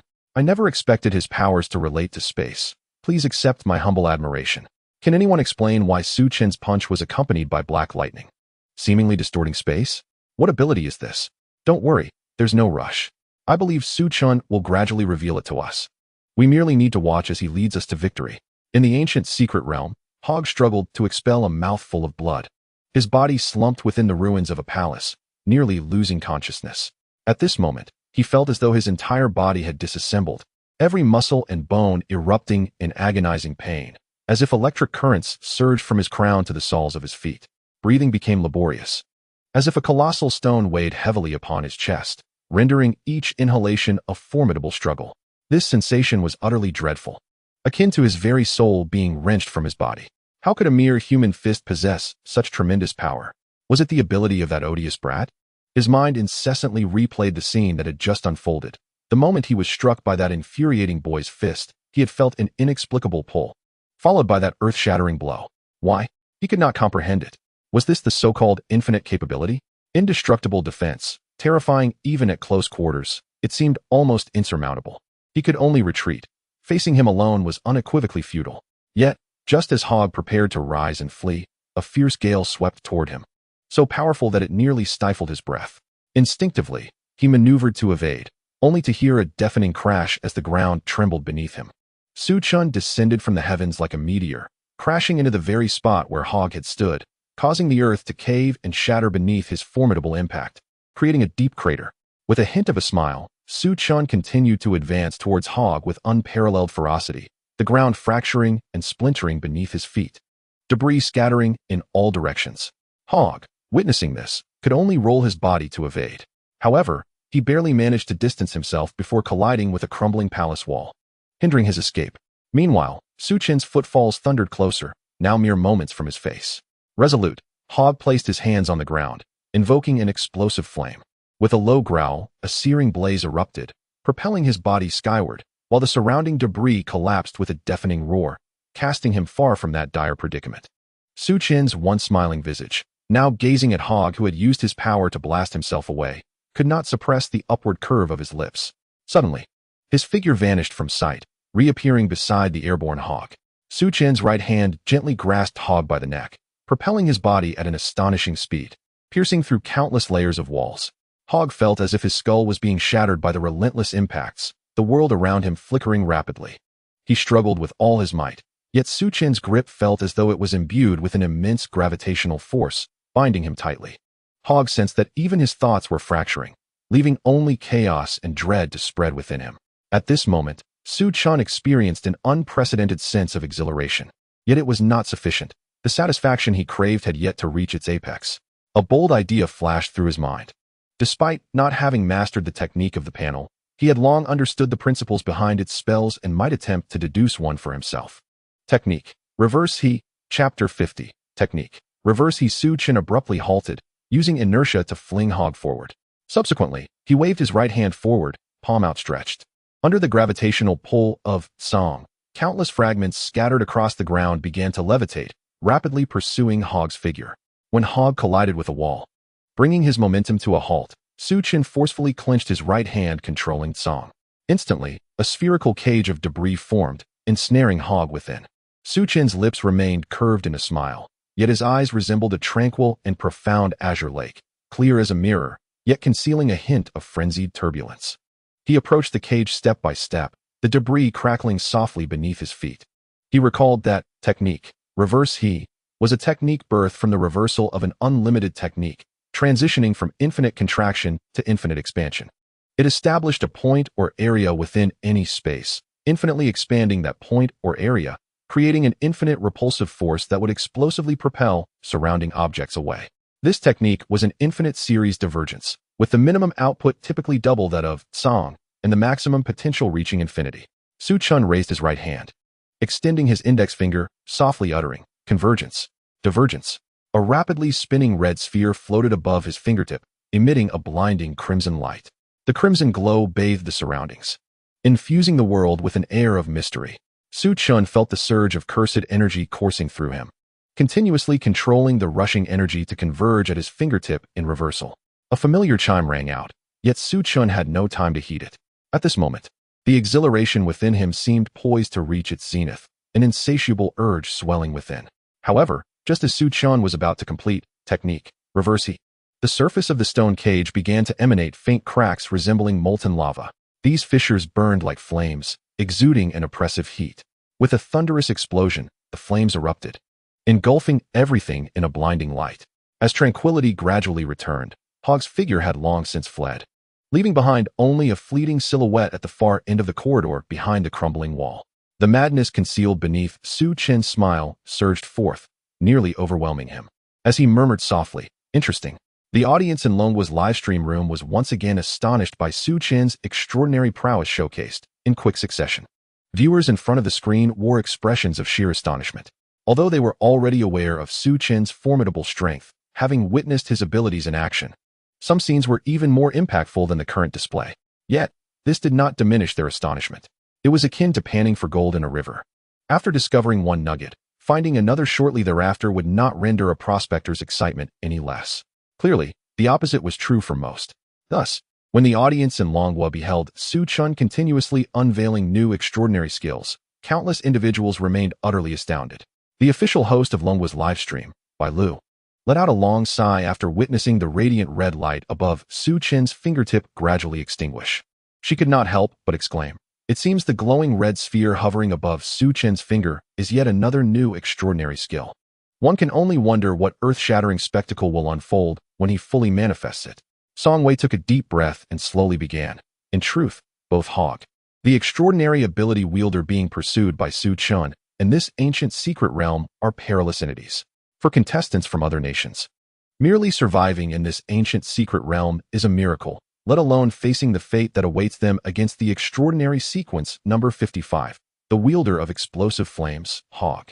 Undoubtedly, the outcome is one of total annihilation. The fate of the players from Baokai Gua is evident for all to see. However, Su Chen has long transcended the realm of his competitors from other nations. To this day, we have yet to discern the limits of Su Chen's capabilities. Even if his next extraordinary skill were to penetrate the very fabric of the secret realm, I would not be surprised. Have you noticed a certain issue? The mastery with which Su Chen wields his extraordinary abilities seems almost too refined. Xing Tian suddenly interjected, expressing his belief that Su Chen is not merely capable of continuously showcasing new extraordinary skills. Rather, it appears that all the extraordinary skills he has displayed do not seem to be those he has only just comprehended. Instead of mastery, I would argue that precision is a more fitting descriptor. In comparison to Hog's exertion of extraordinary power, Su Chen's abilities do not exude an exaggerated grandeur, but rather convey a sense of perfect appropriateness, devoid of any excess. There exists a sensation of handling the lightest of weights with the utmost gravity. Regardless of how spectacular Hog's skills may appear, they inevitably crumble before Su Chen. Moreover, During Hog's final close-range assault on Su Chun, one could keenly perceive Su Chun's precise control over his extraordinary power. Even amidst such a sudden attack at such proximity, he was able to defend flawlessly. Xing Tian's words startled everyone. Indeed, Su Chen's current proficiency with the skills he has demonstrated is remarkable, so much so that precision is an apt description. Could it be that Su Chun is a once-in-a-millennium genius in the application of extraordinary power? In the ancient secret realm, just as Hog was about to turn the corner into the corridor, Su Chen's figure suddenly appeared directly above him, quietly floating. His azure eyes gazed down upon Hog like those of a deity, and Hog was abruptly engulfed by a sensation of impending doom. As if the entire world had dimmed in an instant, his body was instantaneously crushed to the ground by an immense gravitational force, an invisible power that made it nearly impossible for him to breathe. His body felt as though it might disintegrate, deeply sinking into the earth as the ground beneath him began to crack under the tremendous pressure, fissures spreading outward. Hog struggled to turn his head, catching a glimpse of Su Chun hovering above, and his heart was filled with terror. No, this is impossible. How could a mere human possess such formidable strength? Despair surged from within him like a tidal wave, gradually consuming him. As if understanding Hog's final unspoken question, Su Chun replied, a smile gracing his lips. Infinity is omnipresent. I have merely brought what you deemed impossible into reality. Subsequently, Su Chun gently descended onto Hog's back, leaned down, and with his right hand shaped into a finger gun, he softly pressed it against the back of Hog's head. A rapidly spinning crimson orb reappeared at his fingertips, illuminating his azure eyes, which were as profound as the night sky, filled with a madness capable of tearing the world asunder. He softly inquired, "What do you suppose will happen when it encounters this void?" His voice was calm and resonant. Chapter 51. Shattering the secret realm. A brilliant red hue illuminated the sky, and in the blink of an eye, this red spread outward, ultimately enveloping the entire world in a radiant glow. At this moment, everything fell silent, as if the ancient secret realm had descended into an eerie stillness. Yet, this silence lasted less than a fleeting second. In an instant, a deafening roar reverberated throughout the secret realm. The earth began to tremble, and the immense shockwave swept outward with ferocious wind pressure, carrying debris and dust that danced wildly in the air, nearly engulfing the entire secret realm. The audience in the Longwa livestream stared in disbelief at the scene shrouded in swirling dust. Everyone wore expressions of incredulity. What was Su Chen's move? It seemed even more violent than Hog's recent display. It sent shivers down their spines. What on earth? Can anyone explain what Su Chen's extraordinary power truly is? Was he flying just now? What is this earth-shattering move? I have no idea. We'll have to wait for Su Chen to explain, but I am certain he can fly. This is unbelievable. Is Su Chen suddenly becoming so violent? Is this an up-close and personal ultimate move? Do you think Hog has any chance of survival? What are you thinking? Given the commotion caused by Su Chen's move, if Hog is left with even a fragment of himself, I will eat a snack live on air. Agreed. You can be bolder. I estimate that Hog won't even leave behind ashes. How will other countries' competitors cope after witnessing Su Chen's ferocity? In the ancient secret realm, as the dust gradually settled, the onlookers beheld an unfathomably deep pit, its edges forming a vast circle. The once cobbled stone surface and the remnants of the surrounding palace had vanished without a trace, leaving only a pitch-black abyss staring back at them. Hog's figure had also completely disappeared, as if he had turned to dust along with the earth that had vanished. Simultaneously, Su Chun remained quietly suspended above the deep pit, his azure eyes calm and profound, as if he were unperturbed by the outcome before him. At this moment, Bai Yifei was overwhelmed with astonishment. Her expression froze, approaching a state of rigidity. Is it truly possible for a human to create such a profound pit in an instant? The once seemingly invincible Hog had been effortlessly erased by Su Chun's strike. Although she had long known Su Chun was powerful, the magnitude of this event surpassed her comprehension. Su Chun appeared as a divine being walking among mortals, and she could hardly fathom what could possibly pose a challenge to him. Bai Yifei glanced at Su Chun, who remained composed, hands in his pockets, floating above the deep pit, as if the previous strike had been nothing more than a casual gesture. Once again, her heart raced. Given Su Chen's current state, it seemed he could unleash another cataclysmic blow at any moment. Thank goodness Su Chun is from Longwa, our ally. If he were an enemy, the despair would be unimaginable. Bai Yifei took a deep breath, striving to quell her inner turmoil, yet her mind raced with countless thoughts, and it would take time to process the scene before her. Meanwhile, in the Longwa livestream, everyone who witnessed the horrifying scene after the dust settled fell into silence. Such a situation was exceedingly rare. Both Longgua's audience and foreign viewers who had been following the Longhua team ceased all communication at that moment. This was sufficient proof of the profound impact the deep pit had on everyone. However, this silence lasted only a few fleeting seconds before it was shattered once more. What on earth? What did I just witness? Su Shen's strike is simply terrifying. Can anyone tell me how deep this pit is? By the heavens! If the strike delivered by Su Shen were to occur on the Blue Planet, the aircraft carriers of the Eagle Nation would undoubtedly be obliterated. One might even dare to speculate that the Pentagon itself could face complete annihilation. Is Su Shen akin to a walking nuclear warhead? It is astonishing to witness such a breathtaking moment in one's lifetime. I have already captured a screenshot. This image shall serve as my wallpaper henceforth. For Su Shen is simply magnificent. At this moment, I am immensely curious about the reaction of foreigners upon witnessing this spectacle. Meanwhile, in the official livestream room of the Long Nation, Bai Lu stared in awe at the images unfolding on the screen, utterly at a loss for words. If Su Chen's previous feats evoked shock after shock, this time, she found herself bereft of any expression, unable to comprehend the magnitude of the event. This strike from Su Chen has surpassed the capabilities of most conventional weaponry on the Blue Planet, suggesting that he himself embodies a strategic-level weapon. Although momentarily stunned, Bai Lu's composure was quickly restored by the professionalism of the host. With traces of astonishment still lingering on her face, she hastily remarked, "The extraordinary power contained within Su Chen's strike is truly terrifying. While we are yet to ascertain Hog's precise strength, the earlier commentary indicated he is at least of A-class caliber. Yet, this formidable adversary was dispatched by Su Chen with the ease one might swat a fly, which feels all too surreal. Furthermore, judging by Su Chen's current state, it appears he has not exerted his full strength. At this moment, I entertain a bold hypothesis. Has Su Chen reached the pinnacle of his power within this death forest, devoid of worthy opponents?" Song Wei, though equally taken aback by the shocking display of Su Chen's prowess, cautiously interjected, "Bai Lu's unwavering confidence in our nation's competitor is commendable.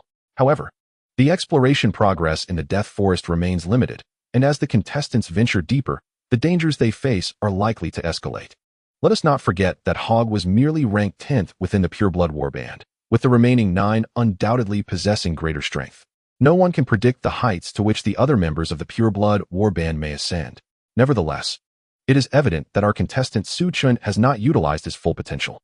Xing Tian expressed his own astonishment, stating, "I never imagined the world could change so dramatically.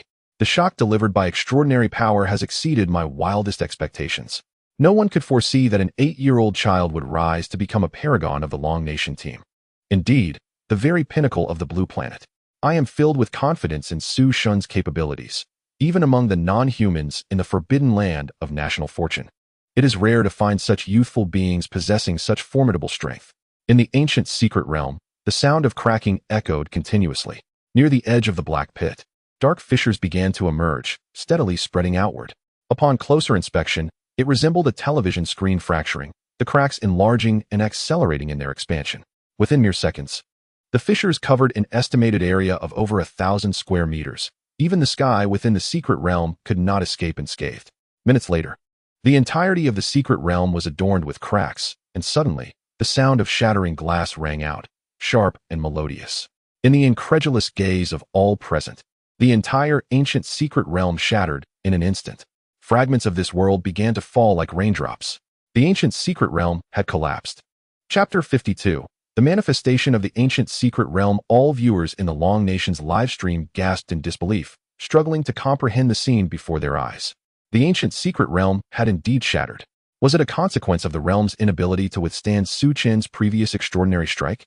It seems that the power of Su Chen's attack surpassed all expectations. The hosts Bai Lu and the 2 commentators felt numb, staring blankly at the large screen, at a loss for words, content to silently observe Su Chen's display. Amidst the astonished gazes of the crowd, as the fragments of the secret realm fell away, the once gloomy sky regained its original form, revealing the massive pit littered with bones anew, as if a veil had lifted. It was simply unbelievable. The ancient secret realm had crumbled under the force of Su Chen's strike.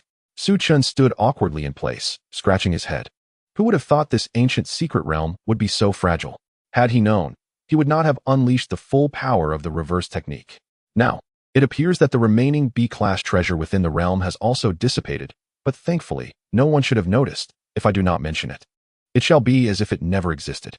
However, As the notification from the Forbidden Land of National Fortune arrived, Su Chun let out a slight sigh of relief.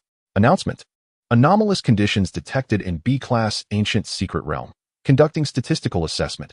Congratulations to the Long Nation contestant for utilizing unconventional means to clear the B-Class Ancient Secret Realm. The Long Nation has acquired ownership of the B-Class Ancient Secret Realm. The B-Class Ancient Secret Realm will manifest within the Long Nation. Reward: the Long Nation contestant receives 1 B-Class treasure chest. Holy moly! A B-Class Ancient Secret Realm manifesting within the Long Nation. What does this imply? Will the treasures and resources from within the Ancient Secret Realm materialize in the Long Nation? Can someone elucidate the significance of the Ancient Secret Realm manifesting in the Long Nation? Goodness! Will the equipment within the B-Class Ancient Secret Realm also materialize? The Bayou Bracelet, and even rarer B-Class treasures. How exhilarating! One wonders if the research institutions of the Long Nation could decipher the extraordinary secrets of the Ancient Secret Realm, leading to the mass production of extraordinary equipment. I have made a decision. From this moment forth, I shall prepare for cultivation. Science can wait. I eagerly await the day when everyone has the opportunity to enter the Ancient Secret Realm. The viewers in the Long Nation's livestream erupted with excitement. This Ancient Secret Realm from the Forbidden Land of National Fortune harbors mysterious resources yet to be unveiled by the research institutions of the Long Nation. These resources are unlike anything possessed by other nations on the Blue Planet, elements never before encountered by its inhabitants. Unlike the previously awarded spirit trees and spirit honey, the Ancient Secret Realm boasts a comprehensive power system from the extraordinary world. Should the research institutions of the Long Nation uncover some of its extraordinary mysteries, the nation will undoubtedly ascend far above the rest of the Blue Planet, marking a monumental milestone in its history. The tides of an era are about to surge forth. The official response from the Long Nation was remarkably swift, promptly initiating emergency protocols, mobilizing the nation's resources and forces to ensure that the Long Nation would be the first to enter the Ancient Secret Realm. After all, this ancient relic holds the fate of the entire nation in its hands. Although manifested within the territory of Longhua, one must remain vigilant against the spies hidden within the nation and those with nefarious intentions seeking to pilfer resources. Thus, the Longhua authorities promptly activated their emergency response plan. In stark contrast to Longhua, the nation of Paokai has now faced calamity akin to that which befell the previously obliterated Tian's Hugwo. Once not expansive, their territory has been engulfed by a cataclysmic tsunami, submerging at least 1/3 of their landmass.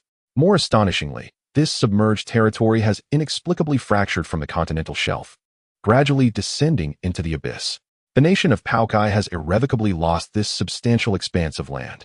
Concurrently, the already scarce arable land has begun to succumb to desertification, and the rivers, which are the primary source of freshwater, have started to dry up and change course, as if a divine punishment had been bestowed upon them. A country that once thrived on the Blue Planet has been abruptly severed from its fortunes, transformed into a barren wasteland, likely to remain in such a state for decades to come. The citizens of Paokai weep bitterly, with many casting blame upon Longhua, asserting that as a great nation, Longhua should have protected the contestants from Paokai. They believe the death of Park In-jun is a direct consequence of the indifference shown by Longhua's participants. The contestants from Longhua are deemed the indirect perpetrators of Park In-jun's demise, and the plight of Paokai is attributed entirely to the actions of Su Chun from Longhua. Despite their formidable strength, why did they allow Park In-jun to perish? In their state of despair, the citizens of Paokai selectively forget Park In-jun's previous actions. Their anguish demands an outlet, leading to a bewildering array of fantasies. They insist that the contestants from Longhua must take responsibility for the death of Park In-jun, claiming that their inaction makes them complicit in his death. Indeed, the people of Paokai demand accountability from Longhua, threatening to take legal action in international courts to expose their true nature to the entire Blue Planet. Longhua must compensate Paokai, transferring the extraordinary resources they have acquired, or face military sanctions. Moreover, they insist that the criminals from Longhua be handed over for trial in Paokai. As these statements echoed in the Longhua livestream, the chat room was swiftly inundated with a deluge of Longhua viewers. Have you lost your minds, you bonzomen? Who do you think you can sanction? Keyboard warriors? Is it just your boy bands you rely on? Have you even consulted your Eagle Nation parent? Incredible. I am truly astounded by the shamelessness of the bonzoman. My dear Su Shin couldn't be bothered with your contestants, and now you lay the blame on us. It is only natural. The thought processes of the people from Bonjagoa differ significantly from those of normal individuals. Now I understand why our ancestors refrained from reclaiming Bangzhou. They must have feared being infected by the foolishness of the Bangzhaman. What are you in such a hurry for? You could attempt to petition the United Nations for heritage recognition. If successful, perhaps the fortunes of your nation could be restored. Shortly thereafter, the citizens of Paokai found themselves overwhelmed by the derision of Longhua viewers, resorting to incessant curses. The disparity in both the level of engagement and the number of participants between the two sides was staggering. However, the people of Longhua soon grew weary of the shameless rhetoric from Paokai, as news of the manifestation of ancient secret realms began circulating domestically. The citizens of Longhua were filled with excitement, eagerly awaiting the scientific team to unveil the mysteries of the secret realm. Chapter 53. The self-disciplined puppet. In a tranquil area on the outskirts of Dying City in Longhua, a mysterious cluster of ancient palaces suddenly materialized. They appeared to have emerged from the mists of time, exuding a profound historical aura. A thin veil of mist enveloped the palatial complex, shrouding it in an ethereal embrace. As the midday sun illuminated the scene, the outlines of the palaces gradually became discernible. Zhang Xiaozhong felt unusually busy that day. Having just returned from Baodong Mountain to the Research Institute, he received yet another notification to urgently proceed to the site of the ancient secret realm manifestation. Upon his arrival, he found the entire area cordoned off by the military. Soldiers were stationed at key entrances, weapons in hand, standing vigilant. Zhang Xiaozhong could hardly contain his excitement as he stepped inside the palace, only to discover it was completely deserted, enveloped in silence. It resembled a long-dormant treasure trove, patiently awaiting the key to its secrets. Only the lingering mist in the air added a touch of intrigue to the palace. As Zhang Xiaozhong ventured deeper into the palace, he felt as though he had entered a world in slumber. The columns of the corridor were adorned with dragon motifs, the roof was covered with dragon-scaled tiles, and the walls were illustrated with exquisite Eastern designs. It was indeed identical to the ancient secret realm within the domain of national fortunes. However, these details did not capture Zhang Xiaozhong's attention, for what he most coveted was the palace that housed the white jade bracelet. After traversing a winding corridor, he finally beheld the palace flanked by two stone lions at its entrance. He hastened towards it and gently pushed open the grand doors, which creaked in protest, releasing a chilling gust of air. The first sight to greet him was a large wooden table, upon which lay the white jade bracelet he had longed for. As he extended his finger to touch it, an icy aura coursed through him, sending a shiver down his spine. He could hardly believe that the extraordinary equipment from the realm of national fortunes could manifest in reality. He pinched his cheek, feeling as if he were ensnared in a dream. However, as he prepared to place the white jade bracelet into his carrying case, his gaze was irresistibly drawn to an ancient book resting beneath it. Unremarkable in appearance, the book's cover matched the color of the wooden table. Zhang Xiaozhong carefully secured the white jade bracelet in his box before cautiously opening the enigmatic tome. Instantly, his eyes widened and his mouth fell agape, shock etching itself upon his face. Each page bore the marks of time. Although the script was somewhat blurred, it remained discernible as the ancient writing of Longhua. To his astonishment, the content detailed the methods for creating two types of self-disciplined puppets, the guardians and commanders of the secret realm.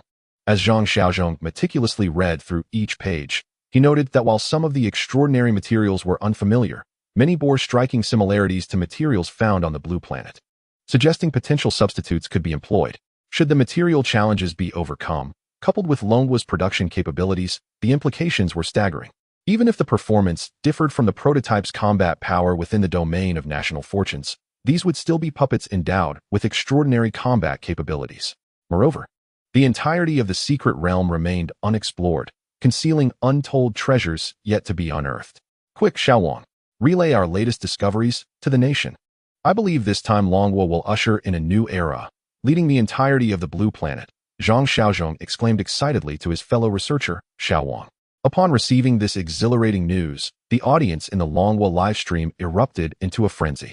The barrage of comments has become utterly indecipherable, as the sheer volume floods the screen with a rapidity akin to an avalanche, enveloping it entirely. Goodness, am I seeing this correctly? I can scarcely believe my eyes. Just moments ago, an astonishing announcement emerged from the official website of Longhua, revealing the discovery of equipment endowed with extraordinary powers, alongside significant documents pertaining to the supernatural. You heard that right. I too witnessed it. Could that equipment, imbued with remarkable strength, possibly be the exquisite jade bracelet that our host, Bai Lu, has longed for? How delightful. It is highly probable, and I eagerly anticipate the day when Bai Lu dons this jade bracelet. Remarkably, while other nations grapple for survival, we in Longhua have already acquired extraordinary equipment. I am curious to see what transformations the supernatural documents might bring to Longhua. Truly, Su Shun is formidable, single-handedly propelling our nation to unprecedented heights. In stark contrast, the inhabitants of other nations on launching are certainly not as jubilant. Observing the frenzied barrage of comments in Longhua's livestream, they are enveloped in envy and jealousy, akin to having consumed an excessive amount of vinegar, as if even their breaths are tinged with that sourness. Among them, the nations of Tianzhu and Paokai are particularly afflicted. Tianzhu has long considered itself the supreme power in the universe, while Paokai believes the entirety of the cosmos belongs to them. Now, both nations have witnessed their competitors perish within the confines of the national fortune forbidden zone. To make matters worse, they have faced unimaginable calamities, plunging their lands into chaos. With national resources dwindling, major cities are mired in disorder. As they gaze upon Longhua poised for ascendance, their jealousy is more painful than death itself, especially for the people of Paokai, who stubbornly attribute the demise of their champions to Su Shun. In this moment, their hearts are not merely filled with jealousy, but with a profound hatred, yearning for Su Chen's imminent downfall. Simultaneously, they silently pray for Longhua to inevitably encounter a catastrophic fate. However, those nations still possessing competitors are acutely aware of the dangers and cruelties of the national fortune forbidden zone. Most citizens merely hope their champions will survive. For reaching the end and completing the main quest still offers a chance for rewards. The areas within the forbidden zone housing treasures are perilous in the extreme. Only through survival is there hope, for not every nation is graced with a prodigy like Su Chun to safeguard them. In the Longhua livestream, Bai Lu's breath quickens. Her complexion flushed, clearly still immersed in joy and excitement. Yet, as the host, she cannot remain in blissful revelry. For the competitors within the national fortune forbidden zone require everyone's attention. Bai Lu steadies her emotions and addresses the audience. Dear viewers, let us take a moment to calm ourselves. Together, let us anticipate the surprises the B-grade treasure obtained by our competitors in the forbidden zone will bring us. Tomorrow, I shall take a day off. The author is going to receive treatment. Chapter 54. Opening the B-grade treasure in the National Fortune Forbidden Zone. Su Chun has just become aware that the information regarding his role-playing system has updated once again, likely triggered by the notification he heard during the recent battle. Role-playing degree, 50. Wu Tiaowu's physical strength, 50. Cursed energy, 50. The skills he has mastered are as follows. Technique, Shunzhuan Tsong. Derivative application of Tsong, unlimited technique. Black Flash, barrier technique, comprehended, reverse technique. The reverse technique is a manipulation of cursed energy, applying it in a multiplicative manner to transform negative energy into positive energy. As it is positive energy, its effects stand in stark contrast to the negative energy of cursed techniques. Thus, it can heal wounds, alleviate fatigue, repair cells, regenerate severed limbs, and operate techniques by reversing their activation. He has also grasped the diffraction skill, technique, Fanzhuan He. He is born from the reversal of the unlimited technique, transitioning from infinite contraction to infinite expansion. By designating a point or area in any space, one can infinitely expand that point or area, creating an infinite repulsive force that propels surrounding objects outward with explosive effect. As it directly affects space, the repulsive effect can be said to be instantaneous, with the maximum repulsive force centered around he reaching positive infinity. Overall strength evaluation, SS. This most formidable attack technique of Wu Tiaowu, known as Z, is conspicuously absent from the role-playing systems list. Su Chun remains unperturbed. The principle of Z is quite evident, a fusion of Tsong and He. Perhaps, given another chance, he could attempt to merge this ultimate technique. Furthermore, by continuously applying the reverse technique to repair cells damaged from casting techniques and alleviate fatigue, he can seamlessly activate the unlimited technique. At last, Wu Tiaowu's strongest shield is complete. However, at this moment, Bai Yifei glances at Su Chun, whose demeanor is slightly lost in thought, struggling to accept the reality before her. She never imagined that within the body of this 8-year-old child lay such immense power. Even ancient secret realms crumbled under his strike. Who, then, is the true Su Chun, the harbinger of annihilation or the mischievous child who sabotages his teammates? Feeling Bai Yifei's unwavering gaze upon him, Su Chun experiences a twinge of guilt. How is it that he has yet to see the so-called B-grade treasure materialize? The announcement from the National Fortune Forbidden Zone had clearly stated that Longwa's competitors had obtained a B-grade treasure. Surely this is not due to him having damaged the ancient realm, prompting the National Fortune System to confiscate it. Su Chun turns to Bai Yifei, forcing a somewhat stiff smile, and remarks, "Let me clarify, the damage to this ancient secret realm cannot be attributed to me. All blame should lie with that rogue Gojo. It must be his rampant arson that rendered the realm so fragile." Bai Yifei quickly comprehends Su Chin's underlying intentions and reflects, "Do you honestly believe the National Fortune System would be as unscrupulous as you?" At that moment, she begins to feel a sense of reality. The image of the strongest figure in her mind gradually dissipates, and Su Chan now resembles a child who shirks responsibility for his mistakes. Bai Yifei coolly responds, "Do not forget, the National Fortune Forbidden Zone is being live-streamed in its entirety. So, where is our B-grade treasure?" Upon hearing this, Su Chin's heart sinks. His smile freezes, and he awkwardly scratches his head. Luckily, at that moment, a faint voice cuts through his embarrassment. "Is this B-grade treasure what you were referring to?" The figure of Reba gradually materializes, holding an ancient wooden box. The box, with its muted and stable hue, exudes no hint of extravagance, its grain intertwining with an aura of serene antiquity. It is evident that the treasures contained within this box are anything but ordinary. Bai Yifei joyfully rushes forward and envelopes Reba in a warm embrace. "I was so worried about you. Where have you been?" I found myself in a state of bewilderment, as if an intense wave of heat had lifted me off my feet. Upon regaining consciousness, I discovered that I was within an unfamiliar palace, with a wooden box conveniently placed upon a table. The moment I grasped the wooden box, the entire ancient secret realm collapsed and vanished in an instant. Embracing Reba, Bai Yifei could not help but reflect on her fortune, thinking how fortunate it was to have Reba, the lucky charm, by her side. Otherwise, this treasure box might have disappeared along with the crumbling secret realm. Next came the task of opening this seemingly B-level treasure box. As Bai Yifei's emotions settled, she gently opened the wooden box. At that very moment, an announcement from the National Fortune Forbidden Domain reappeared. "Congratulations to the Longwa contestant for successfully opening a B-level treasure chest. All contestants receive a boost of 10 attribute points. Acquired a crystal of extraordinary power. Serial number 130, Cryogenesis. Those without extraordinary power can directly comprehend this extraordinary ability upon use. Ice and Snow extraordinary ability users can fuse the crystal to enhance their extraordinary serial number. Acquired a fragment of dragon scale, as the announcement from the National Fortune Forbidden Domain faded. The panels of the three Longwa contestants materialized before the spectators. Contestant, Su Chin gender, male nationality, Longwa physique, strength, agility, intelligence, ability, overall strength evaluation. Contestant, Reba gender, female nationality, Longwa physique, 16 strength, 13 agility, 12 intelligence, 43 ability, extraordinary serial number 230, light refraction. Overall strength evaluation. D contestant, Bai Yifei gender, female nationality, Longwa physique, 20 strength, 19 agility, 25 intelligence, 50 equipment, sea level white jade bracelet ability, extraordinary serial number 189, basic freeze.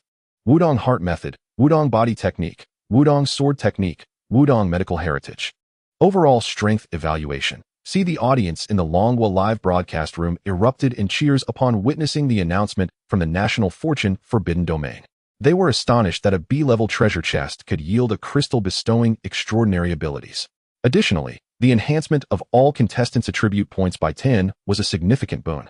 This comprehensive enhancement was monumental for the contestants. The unknown utility of the fragment of dragon scale sparked endless speculation among the people of Longwa. Goodness, Reba is truly a lucky charm. Her fortune is remarkable. Without her, our contestants would have returned empty-handed. Did Reba save the blue planet in her previous life? Absolutely. Moreover, the items obtained from this B-level treasure chest are genuinely impressive. The increase of 10 points to all attributes is nothing short of extraordinary. The crystal of extraordinary ability is exceedingly desirable. According to the description, it seems only my aunt can utilize it, as both Reba and Su Chin already possess extraordinary power. Will my aunt now soar to new heights? That is inevitable. However, what I am most curious about is whether the ancient secret realm manifested within Longwa will also contain B-level treasure chests. I, too, wish to acquire an extraordinary crystal. Could it be that the dragon scale is from the legendary dragon of Longwa's ancient tales? Is there truly a dragon horse in the National Fortune Forbidden Domain? What level of power might that possess? I am eager to see the expressions of those foreign contestants upon witnessing the information revealed by the treasure chest. I can hardly wait, haha. In stark contrast to the excitement of the Longwa populace, Su Chun felt an unusual discomfort. Initially, he held a sliver of hope. But now, with the enhancement of all attributes by 10, he felt no tangible change within himself. Su Chun sighed deeply. Perhaps being excessively powerful is a burden in itself. Chapter 55. The Resurrection of the Fallen. By Ife took a deep breath, then slowly exhaled, releasing a swirling mist of cold white vapor. The extraordinary crystal in her hand emanated a chilling aura that swiftly spread from her palm up her arm and enveloped her entire being. This frigid sensation ignited her extraordinary power within, causing an icy torrent to surge through her veins. Bai Yifei felt as though her thoughts were becoming frozen, heavy, and sluggish. The temperature of the surrounding air plummeted rapidly, and a thin layer of ice gradually formed on the nearby ground, expanding outward. After a moment, the tumultuous, extraordinary power within her began to settle. She sensed that within a radius of 50 meters from herself, countless minute water vapor particles floated in the air. It seemed she could condense them into ice at will for her own use. As Bai Yifei's thoughts sparked into action, several ice spikes materialized and hovered in the air. She gazed at these emerging ice spikes, momentarily unable to believe the magnitude of her newfound strength. No longer was she required to engage in close contact to trigger her abilities. Now she could manipulate her extraordinary power from a distance to strike at her foes. The announcement from the National Fortune Forbidden Domain reappeared. Contestant, Bai Yifei. Gender, female. Nationality, Longwa. Physique, 20 strength, 19 agility, 25 intelligence, 50 equipment, sea level white jade bracelet ability. Extraordinary serial number 120, frost congealment, Wudong heart method, Wudong body technique, Wudong sword technique, Wudong medical heritage. Overall strength evaluation, B. As Bai Yifei's contestant panel reappeared, the host Bai Lu in the Longwa live broadcast room could not hide her astonishment at the screen displaying the contestants panel once more. She exclaimed, "The overall strength of contestant Bai Yifei has remarkably risen to B level. Furthermore, her extraordinary serial number has changed. The crystal of extraordinary ability obtained from that B-level treasure chest has brought about such a significant enhancement." Xing Tian nodded slowly and remarked, "From the extraordinary serial number, it is evident that Bai Yifei's extraordinary power has surpassed that of the B-level Forbidden Army commander in the ancient secret realm not long ago. I believe if Bai Yifei were to encounter the Forbidden Army commander again, she could easily overpower him. For an ordinary person to possess the strength Bai Yifei currently holds is indeed a rare occurrence. The overall strength of contestants from other countries in the Blue Planet has likely not yet reached Bai Yifei's current level.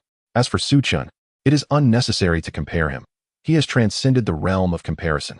Upon hearing the analysis from the commentary, the audience in the Longwa live broadcast room fell momentarily silent. They then turned their attention back to the ice spikes floating around contestant Bai Yifei, igniting a fervent discussion. However, their discourse did not last long, as their attention was once again captivated by the fragment of dragon scale in Reba's hand. Could this fragment of dragon scale truly belong to the dragon mentioned in Longwa's ancient mythology? The broken dragon scale in Reba's hand displayed astonishingly clear details on the screen. The dragon scale was exquisite and smooth, glimmering with a faint yellow hue under the sunlight. Its surface bore clearly visible patterns. As if one could sense the majesty of its former owner, the passage of time had left no trace upon it. However, this fragment of Longlin now only remains half, with the edges of the scales displaying an exceptionally neat cut. It is difficult to imagine what kind of force could sever this piece of dragon scale. Although the announcement from the Guiyun Forbidden Domain did not disclose any information regarding this damaged Longlin, anyone who gazed upon it could feel its extraordinary aura.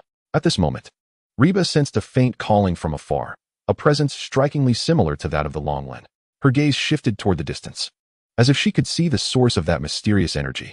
The sensation of this calling grew stronger, the two energies resonating with one another, forming a bond of destiny that set her soul trembling.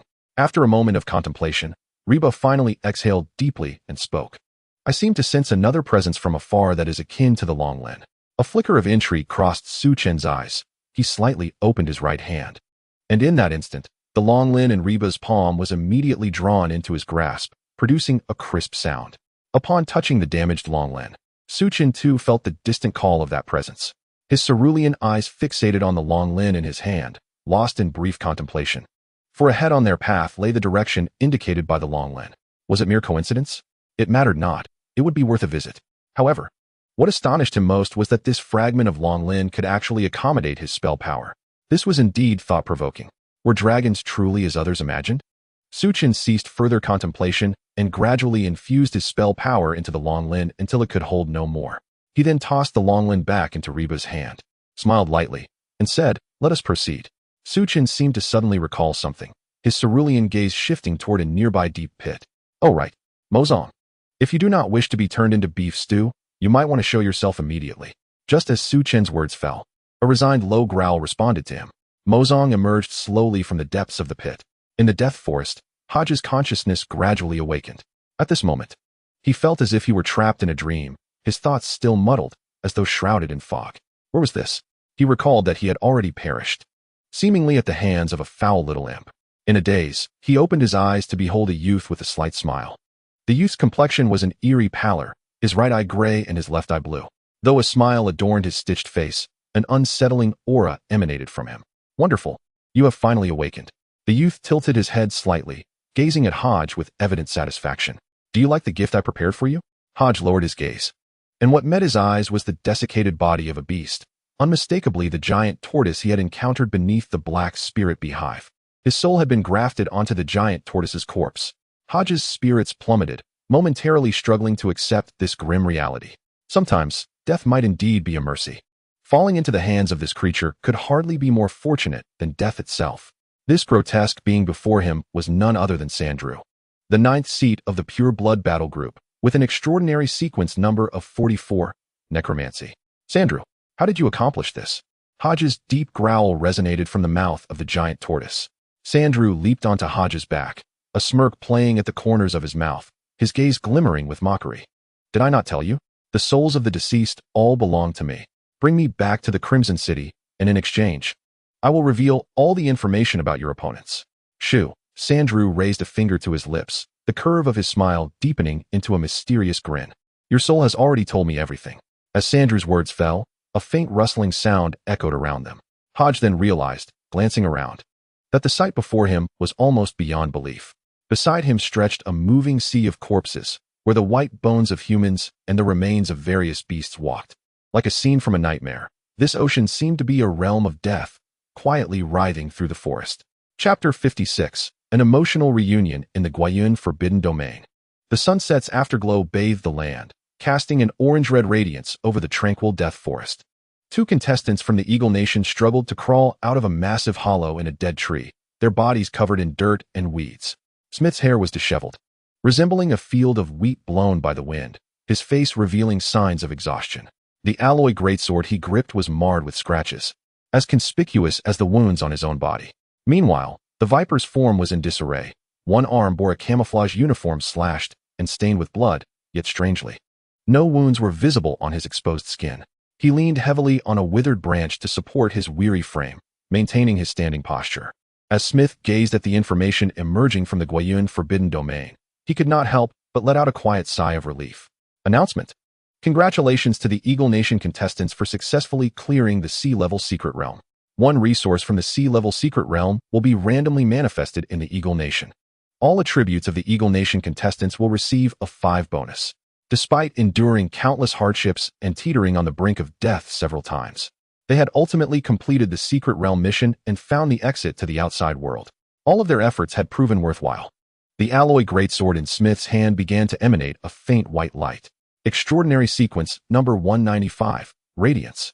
A power capable of infusing weapons with divine attributes and possessing healing abilities. Merely acquiring this extraordinary power instantly elevated his strength rating to sea level.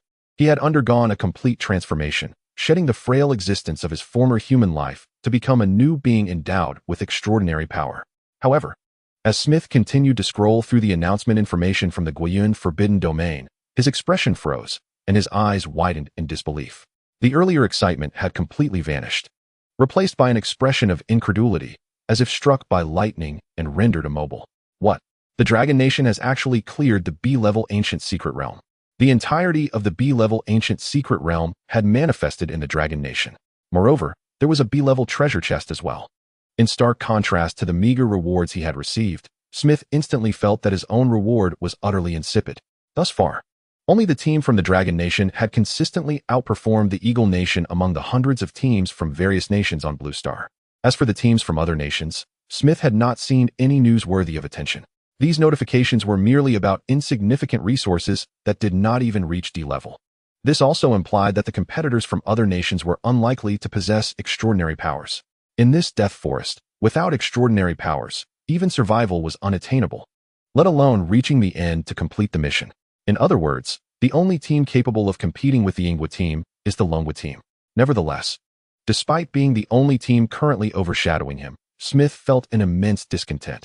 His proud ego would not allow anyone to surpass him. He blamed his useless teammates for their weakness, considering them nothing but a burden. Fortunately, one of them was already dead. At that moment, the voice of Viper interrupted Smith's thoughts. If only John could have held on until now. Smith raised an eyebrow, his expression revealing a hint of displeasure. This Viper, devoid of any extraordinary powers, seemed no different from the fallen John. A teammate unable to keep pace with him was merely a liability. He spoke coolly, suggesting they move on, as darkness was swiftly approaching. He did not wish to spend the night in the Death Forest. After saying this, Smith deftly sheathed his alloy greatsword on his back and strode forward without looking back. Viper watched Smith's retreating figure, his expression shifting uncertainly. A chill crept down his spine, the coldness gradually invading his heart. Suddenly, a voice echoed in his mind, urging him on. The extraordinary power Smith had acquired was rightfully his. Eliminate him. Reclaim what belonged to him. Otherwise, he would be destined to meet the same fate as John, ruthlessly abandoned by Smith, perhaps even dying at his hands. However, the faint rustling in the nearby withered woods jolted Viper from his terrifying thoughts. He felt a wave of icy dread wash over him, horrified by his own dark musings. The voice that had emerged from deep within him was akin to the whispers of demons from hell, tempting him into the abyss of sin. Meanwhile, Smith also sensed the unusual atmosphere surrounding him. He quickly unsheathed his alloy greatsword, surveying his surroundings with vigilance. A pungent stench began to infiltrate his nostrils, reminiscent of death pervading the air. Smith swallowed hard, recalling having encountered this familiar yet unsettling odor before. His heart raced with heightened alertness, the alloy greatsword in his grasp emanating a faint white glow. Soon, the two men witnessed a chilling sight amidst the withered woods. Why abandon me? A familiar voice reached their ears, and a figure clad in Ingwa camouflage reappeared before them. It was John Damon, the Ingwa contestant they had confirmed as dead not long ago. John Damon's visage had lost all vitality and color. His pallid skin was marred by corpse spots, and his lifeless gray eyes stared blankly at Smith. Smith's heart tightened as he recalled the source of the foul odor, the unmistakable stench of decay he often encountered on the battlefield. His complexion turned pale, beads of sweat forming on his forehead, his muscles tensed, and his body involuntarily trembled. Fear and unease intertwined within him. Yet, the white glow of the alloy greatsword offered him a semblance of security. Fortunately, there was only this one adversary before him. He should have no trouble handling it with his strength. However, just as Smith's mind began to settle, the rustling from the surrounding withered woods intensified. Dozens of the remains of beasts emerged from the thickets, encircling them. These long-dead carcasses exuded a nauseating stench. Their muscles had nearly rotted away, leaving only thin scraps of skin clinging to their skeletal frames. Yet their movements remained surprisingly agile. Smith's heart plummeted. Not far off, a youth whose face was riddled with stitches sat cross-legged atop a giant desiccated tortoise's back, observing the poignant reunion between the humans with keen interest. Hogg turned his head, regarding Sandro with disdain, and said with a hint of mockery, "What a morbid sense of humor. Just a few humans to eliminate. Don't be hasty. This is merely to prepare a surprise for the human who killed you. I hope he appreciates it." Sandro licked his lips slightly, a glimmer of inexplicable anticipation flashing in his eyes. Chapter 57. The plea of the Ingwa contestant a gift? Hogg gazed at Sandro, his expression betraying a flicker of confusion. Did Sandro intend to use these feeble humans against that foul little creature? How could that be possible? These individuals who could not withstand a single attack from him could hardly breach the infinite defenses of that detestable creature. Sandro was too naive. If he could successfully return to Chishua City and find that esteemed individual, there was a possibility of revival. He had no desire to accompany the fool Sandro to his demise. Seated atop Hogg's back, Sandro seemed to sense Hogg's trepidation and spoke coolly. "Do not presume to comprehend my intentions with your pitiful intellect. In this world, any extraordinary power relies on the wielder's skill. I acknowledge that little creature's abilities are somewhat troublesome. However, I merely need to eliminate him before he activates his powers. unless he can maintain his abilities at all times, which is an impossibility in this world. The national fortune forbidden domain. Night fell, the bright moon hung high, illuminating the entire death forest. In this tranquil night, an eerie atmosphere permeated the forest. The trees cast elongated shadows, swaying with the gentle breeze. The dry leaves on the forest floor rustled as countless souls traversed silently within. Unlike the first night in the death forest, the once bloodthirsty and ferocious beasts no longer fought amongst themselves, but instead engaged in a brutal struggle with the deceased. Roars. The sounds of trees collapsing and the shattering of boulders echoed across this desolate land. The beast horde exerted every effort to resist. Yet they were inevitably met with merciless slaughter in the face of the endless army of the dead. Countless beasts fell before the indifferent dead, only to rise slowly, joining the ranks of the newly deceased in this sea of death. The confrontation between the living and the dead was destined to end in failure. Only a few B-class or higher forbidden domain creatures, through their formidable strength, barely managed to break through the encirclement and escape unscathed. Contestants from various nations were also caught up in this disaster of the undead. Viewers in the live broadcast rooms across Blue Star nations keenly observed the impending calamity that threatened to engulf the entire death forest. Everyone anxiously fixated on their screens, concerned for the plight of their national contestants. However, the frequent announcements of national fortune forbidden domains displaying the total annihilation of entire teams tightened their hearts. Oh, God! Can anyone explain what is happening? Why are these rotting corpses moving? Aren't they akin to the undead that only exist in movies and novels? Indeed, they are the undead. Look, the announcement from the Kiki Kingdom just confirmed the complete destruction of their team. Yet, astonishingly, these three contestants have miraculously risen again. More terrifyingly, their bones are exposed. Clearly not alive. God save us. I hope our nation's competitors can successfully escape. It is no longer a challenge that humanity can withstand. Indeed, even numerous beings from the forbidden domains have perished. What is happening? Surely, the participants from launching will not be completely annihilated tonight. It is unlikely they will be entirely wiped out. As you can see, many competitors from various countries have managed to flee, and the undead do not seem to pursue them any further. Moreover, these undead appear to have a specific destination in mind. I wonder what their ultimate objective is. The grand screen in the official live stream of Longwa occasionally shifts to the broadcasts from other countries in launching. Upon witnessing such a horrifying scene, the host, Bai Lu, could not help but shudder. Her face was a mask of profound shock, her eyes wide, fixated on the images displayed on the screen. The resurrection of the dead? Such terrifying events can transpire. Is this what the world of the extraordinary entails? It seems to draw ever closer to the realms depicted in the novels of launching. Bai Lu could not suppress a gulp as she spoke, questioning the nature of what was unfolding. For the horrors of the previous night's death forest had not included such dreadful undead. The impact of these deceased beings upon Bai Lu's heart far surpassed any creature she had encountered in the realm of national fortune's forbidden domain. It is a primal fear that the living instinctively feel in the presence of the dead, incomparable to those previous beings from the forbidden domains. The sheer quantity of these undead is beyond imagination, surging forth like a tide, densely packed, as if a dark cloud enveloped the entire field of vision. This sight instills a profound sense of despair and helplessness, as if one is being consumed by boundless darkness. Song Wei inhaled deeply, his expression grave. It was evident that he was far from at ease. After a moment, he spoke, expressing incredulity at how the second night of the death forest had transformed into this. The emergence of these undead was clearly an abnormal phenomenon. If such undead disasters were to frequently occur during the nights in the death forest, the beings dwelling within the forest would have long been extinguished. I have a conjecture. The uprising of these undead must be related to extraordinary power. However, what troubles me most is whether our Longwa competitors can navigate this undead catastrophe as safely as before. I am not overly concerned about Su Chun. But what of the other two competitors?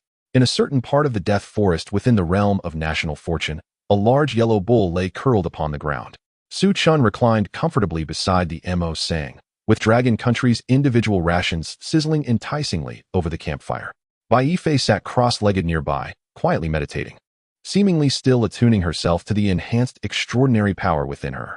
Reba occasionally stirred the embers with a dry twig, the dancing flames casting a bright glow upon Su Chen's face, which was adorned with a dark satin-like sheen.